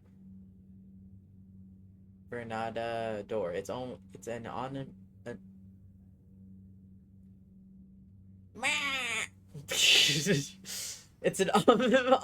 and beautiful sight in the seasonal pale.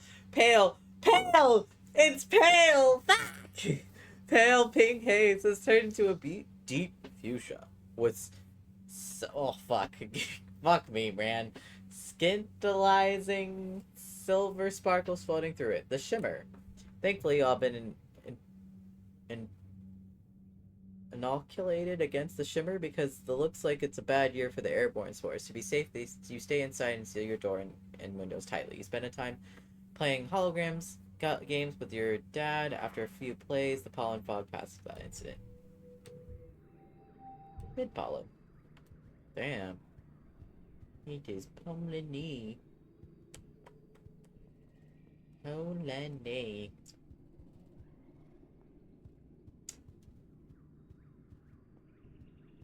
Pollen, so much pollen. Why can't we be boyfriends yet? What the fuck, man?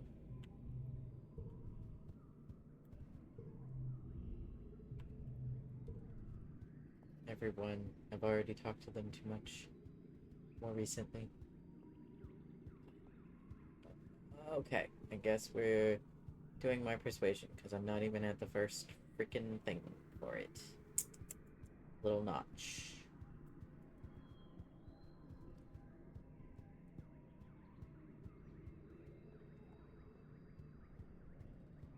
Whoop. Ba-ba-ba. Whoop-ba.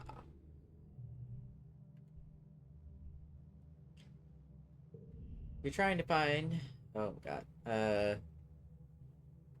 Administrator Seek about something and accidentally stumble in a meeting they're having with Governor Gloom. You didn't catch the topic of the argument, but you managed to piece together the Seek is trying to get Loom to come up with a way to explain something important to the colony. Whatever it is, Loom is dismissive about it. You hear him say he's not here to hold people's hands, which frustrates Seek. Figure it out, Seek. It's your job. Of course I'm gonna spy on them. You pretend to organize the papers and listen. The colony is spending a lot of resources in security squads, and these need to come in from other departments. Seek tells Loom has the president, the budget, and convince the council if this is necessary. The governor is tired and cranky, doesn't want to bother with another boring meeting. Gloom reps his temples. Why is this my job? He complains, even though it's clearly his responsibility. Can I get an assistant to take care of this? Oh, this is another job. You ignore them. Better get things to do than listen to Gloom and argue about administration. It does seem like that you need an assistant, though. Maybe you can offer your services later when you're not so busy. When I'm a little more persuasive.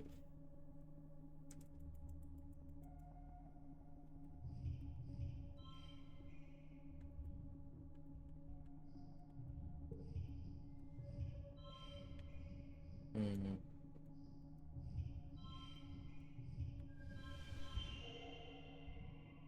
5. 5 fives. Aha. Late pollen.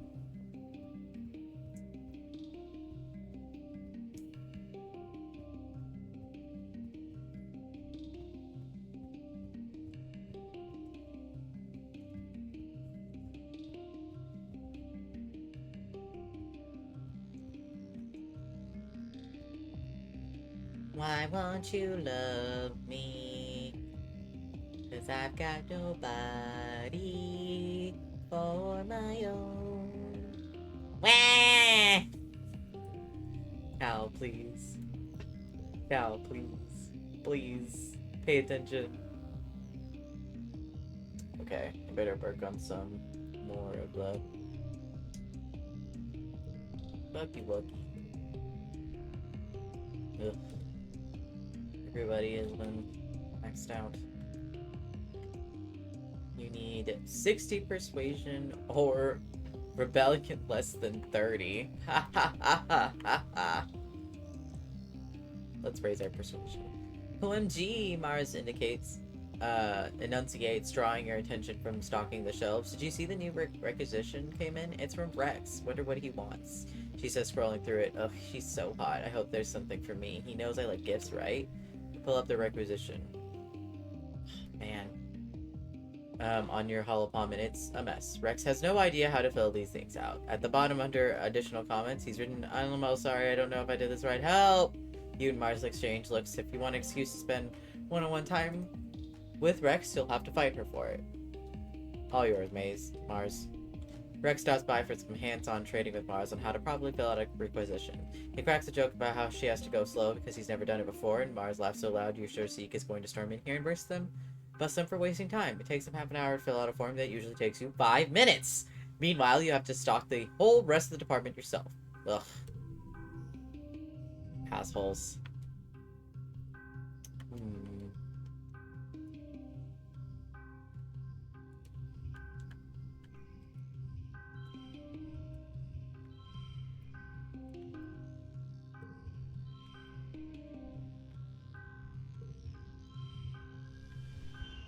Ah.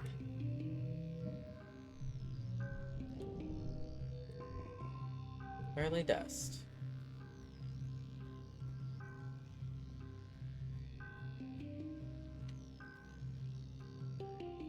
Now we're going through the seasons quicker, because in this section it's more of the stat building part, since it's like stat build until you get to a point where it's another event kind of deal. But man, I thought the dating events was happening already.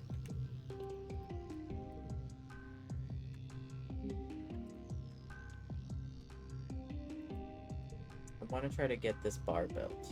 It is important to get the bar built.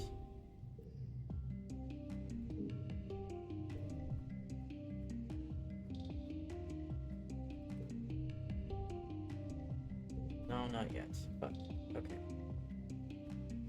Okay, another go around.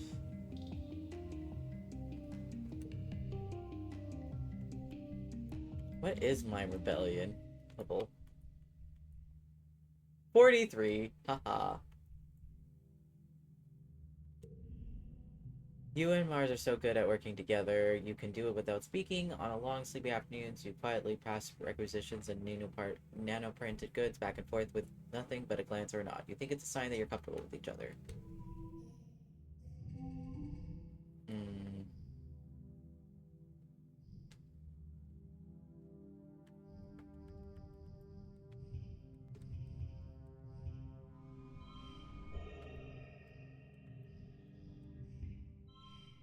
Wow.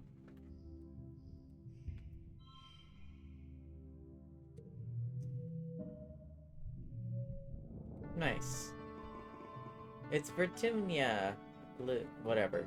Everyone in high spirits, you decorate the colony square. The great tables are piled high with food groaning under the weight of heaps roasted and steamed vegetables, barbecuing meat, stews, car carafes and mulled cider, and cakes dripping with frosting and sugar bug syrup. You gather in Colony Square for the usual speeches. Gloom takes the stage to fanfare and applause. Hello, people of Virtunia, he explains over the din. Happy Virtunia. He takes a big theatrical breath. Did you smell that? This is smell victory. We humans have secured our hold on this planet, and now it's our time to celebrate. Gloom gestures to the sagging feast tables. Eat, drink, and be merry. The crowd cheers again. After the council members each give their annual reports, everyone starts clearing the square to set up the Virtunia games. You feel a pulse of new hollow message in your palm and read it to read. Happy Virtunia, there's a present for you on the table. XO, your secret admirer. You brush over to the feast table and spot a wrapped present among the roasted vegetables. Wow, you have a secret admirer? A wrapped present. It's a data band. You snap it on your wrist and boot it up to your hollow palm. It's full of your favorite songs, videos, shows, and games, a collection curated by someone who really must know you. Now, you've always had your media with you, and even if the net goes down, including your favorite episodes, the rise and fall of Sanctuary Moon. Nice. You search for the holopan for any hits who could have made it, but you can't find anything. You'll have to ask around but later. The games are about to begin. Oh, we can do a bake-off. Ugh. I don't want to do any Xeno wrestling. You join Cal in the kitchens. Hello, Mirror.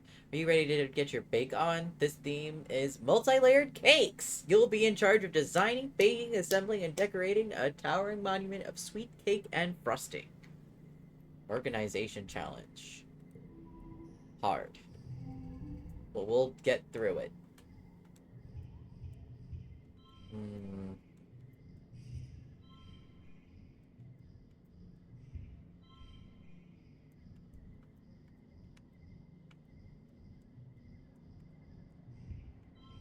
2, 4, 3.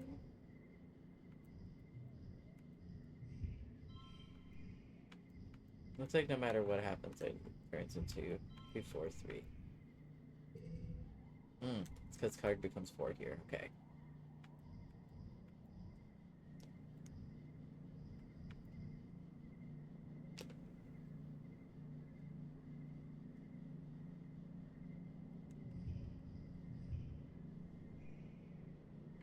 Where's my stress at? Yeah. Haha.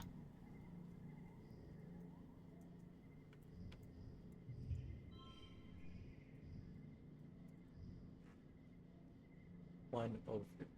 Shh. Don't need to know that.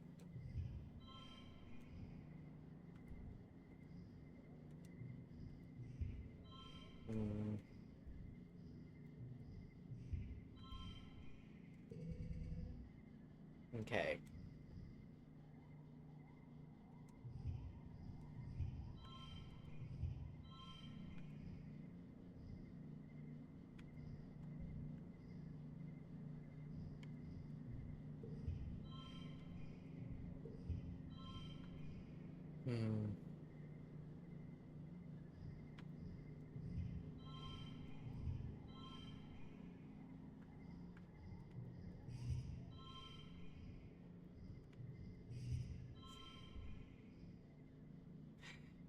If I change everything to that, it might work. What if it does 3? No, that's even higher stress.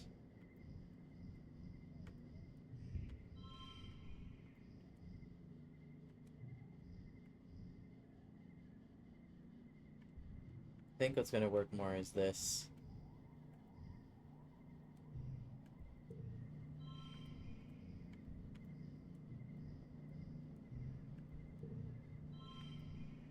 Okay. Push through! The cake is an architectural marvel easily in running for best thing ever created in Virtunia for sure. It's 4 tiers and decorated with delicate hand-sculpted floral details and piped frosting. It's delicious too. The best part is, it's eating it, of course. Bake-off competition. After the festivities, everyone descends to the feast. You heap your plate into more food than you can eat with 3 sittings. With all the food is gone and the sunset is broken in the heat of day, most people break out their instruments. Everyone dances well into the night. Oh, now I can ask anybody who the admirer is. And I know who it is.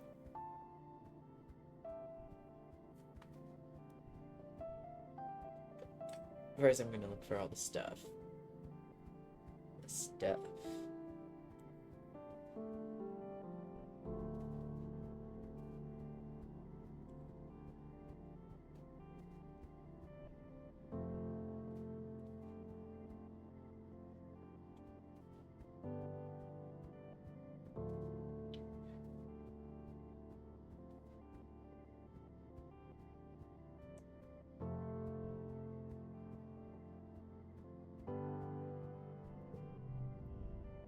Found Kyle catching a middle of shade in one of the garden sheds. A wide-brimmed hat pulled down over his eyes. Hearing you approach, he lifts the brim and shoots you a smile. Hey, Mirror, taking a break too? Someone gave you a data man. It might be Cal. Are you my secret admirer? Cal looks away, his smile turning a little embarrassed. Is that okay? Yeah, I like you too. Cal blinks. Well, really? I didn't expect that. Go in for a smooch. You lean in and kiss Cal on the cheek. He laughs warmly and touches the place where your lips landing, blushing. Thanks, he whispered. I guess you like the data band.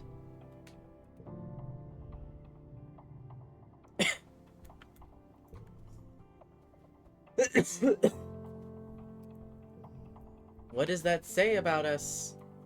Relationship question mark. Fuck, man. When will you define my relationship?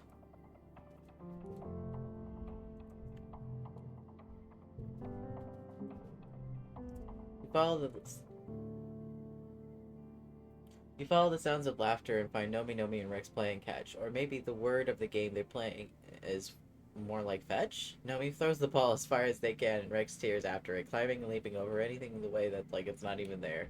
Rex hands the ball to Nomi and Nomi winds it up and throws it again. But at least second they palm the ball and hide it under their arm. Rex spirals off far away from Nomi with his ground-eating stride and gets pretty far away before he stops and looks around confused. He looks back at Nomi, waggles the ball at him, and bursts out laughing. Nomi, he shouts, running back at them. He picks them up and hauls them over his shoulder. Nomi shrieks with delight as Rex spins them around. 2 Hello Kids in their crisp uniforms pass by, glaring archly at Nomi and Rex. What? Because they like each other? Rex settles Nomi down and then spots you over Nomi's shoulder. Whoa, hey, it's Mirror, he says. Then Nomi turns around and gives you a stunningly bright smile.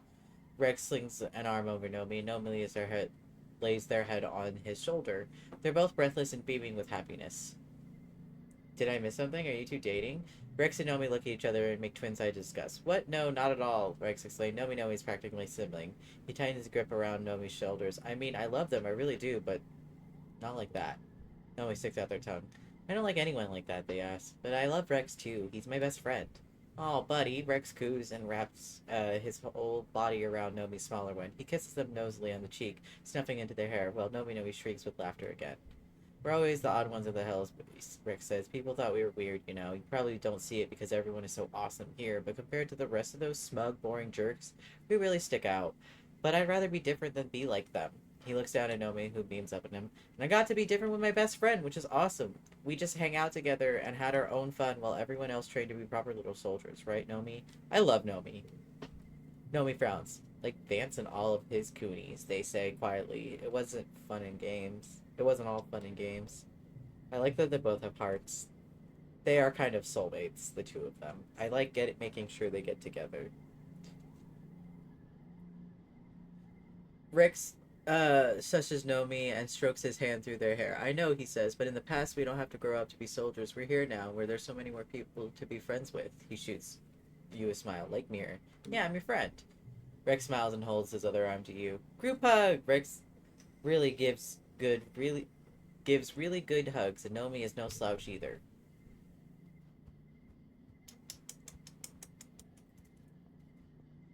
Alright. They are so cute. Babies. Need to do my persuasion.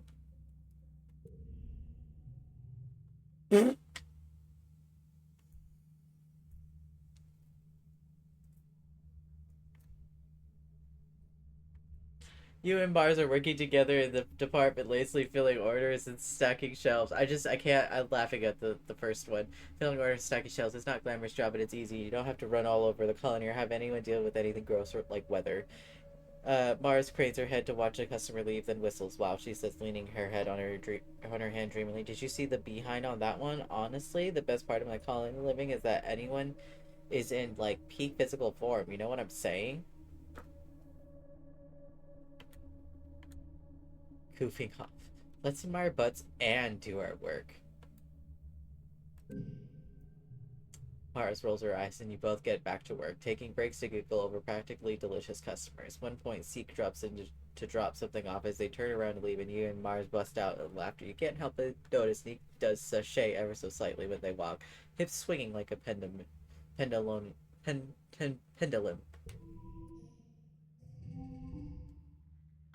Whatever.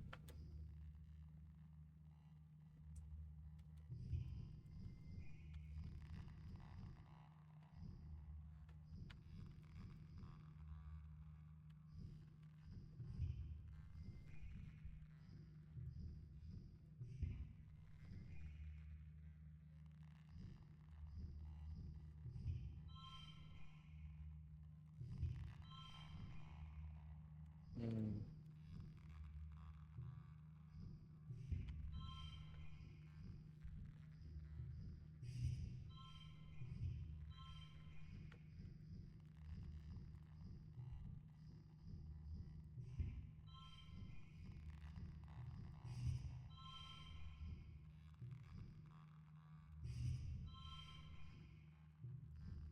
Sorry, hold on. Mm.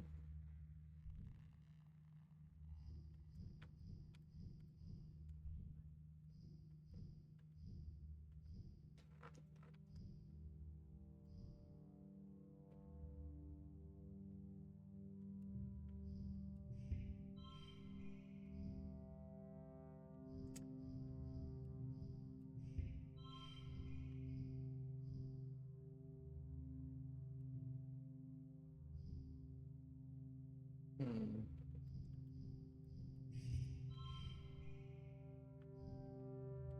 There's a way to do this. I know there is.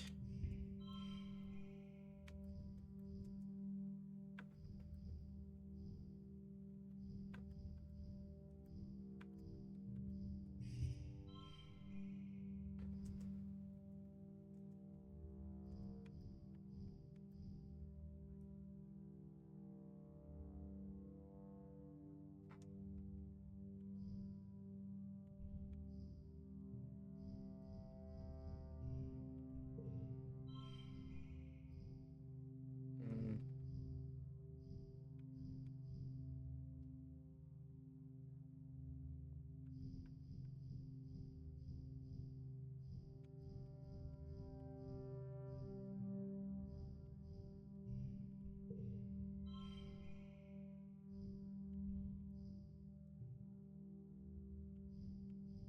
Especially by stress.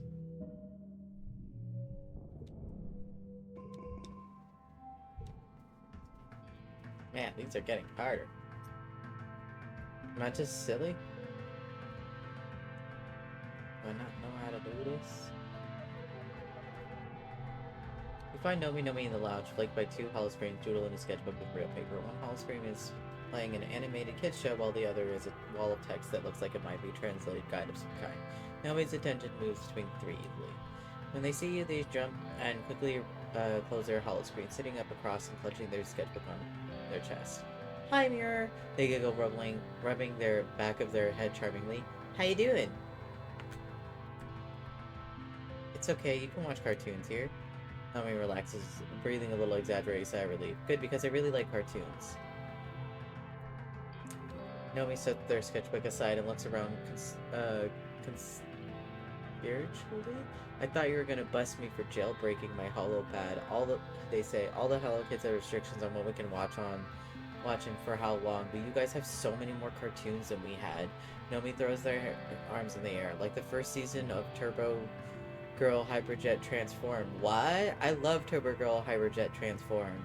What? Nobody cries, slapping their hands to their cheeks. Really? It's the best cartoon ever made. What else has schoolgirls who look like crap from the waist down, battling evil aliens while dealing with the stresses of high school life? You have to agree, you were pretty fond of the arc of the third season where Tamaya and Otoko disagreed about whether Haruka could really be considered a hyperjet if she was part helicopter. The Hilo Media Archive only had season 2 through 9 and only 3 of the OVAs. Nomi says, puffing their cheeks out. I can't believe the 4th OVA flight captain Yumiko gets captured by the aliens and brainwashed into thinking she's been an alien sleeper agent the whole time. Who hadn't seen the first season? Nomi shrugs, poking the one finger into their cheeks. Spaceship kids make do. You don't have to throw everything about something you like in order to call yourself a fan, Nomi continues. Just liking it with all your heart is good enough. Nomi laughs and flips over their sketchbook, showing off some of their drawings. I was drawing some fan art for the show. They say, well, it's kind of like fan art. Okay, it's more like if I was a character in Hypergirl Turbojet Transform.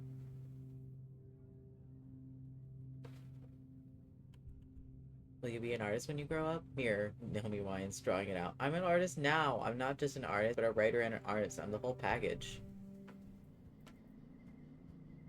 They are so cool.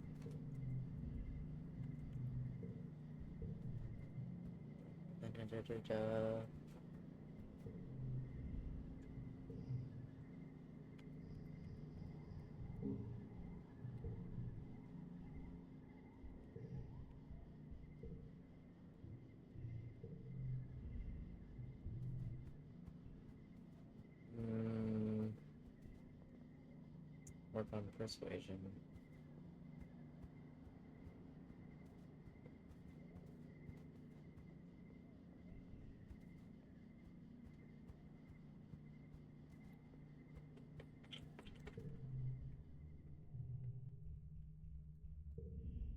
You and Mars come up with a game involving whether or not the next requisition will have even an odd quantity of items. She plays for 3 rounds before declaring it too boring and going back to reading a magazine in her holopod. Comes blue.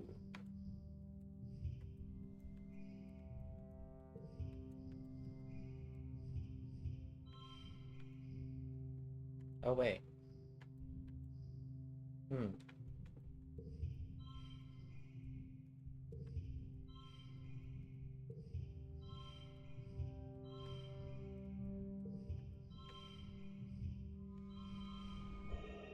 Hell yeah.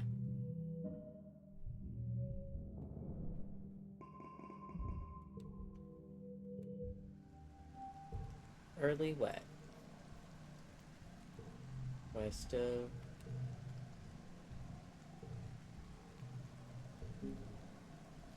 Yes. And then hug. Oh, yeah, man. My persuasion is so kind of low. Why is it so hard to get that stat up? That's like the hardest stat to get up. When you don't have any, like, attributes with that.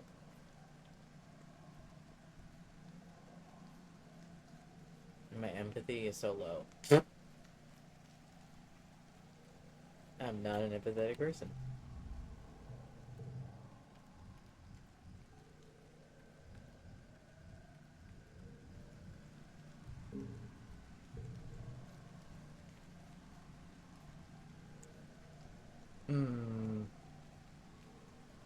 Persuasion? It's sad that I need to get it up so high. Bookworm backstore rooms have been a mess since you started working the depot? And now they're absolute quagmire. Ever since the helipods landed and then combined the warehouses from both ships in a hurry, your storeroom has been overflowing. Nobody can find anything in there. Mars refuses to even set foot in there anymore, so you get stuff to you. The worst part is Helio and Strato use different barcode systems, so you have to input everything by hand and come up with a way of organizing them into grouping them that makes sense. At least it's all in your holopam, and you have bots to help physically move the boxes. You can organize it by moving icons around the screen, just like a holopam game. Oh man.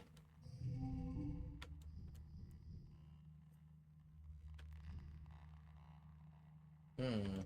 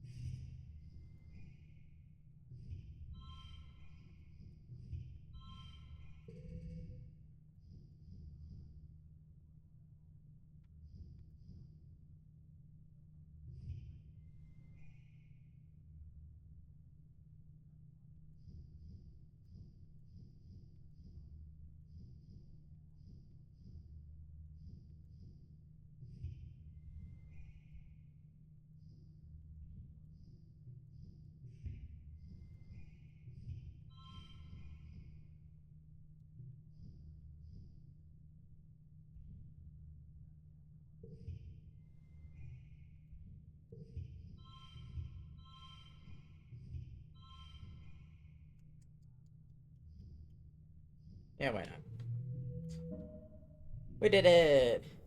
You start organizing green things over there, round things over there, things with stripes over there. Wait, does this sports ball go? It's all three.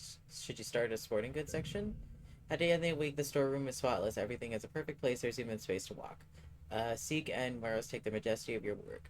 Uh, you've done remarkably well considering the state you started in. Seek says they punch in something in your hollow pump. It deserves a raise. Ooh.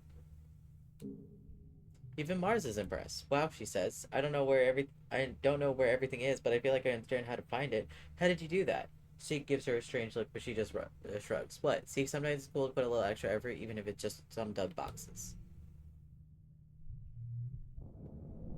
A little more persuasive. Alright, I think I'm gonna call it here, folks. Let's see. Overwrite. Alrighty.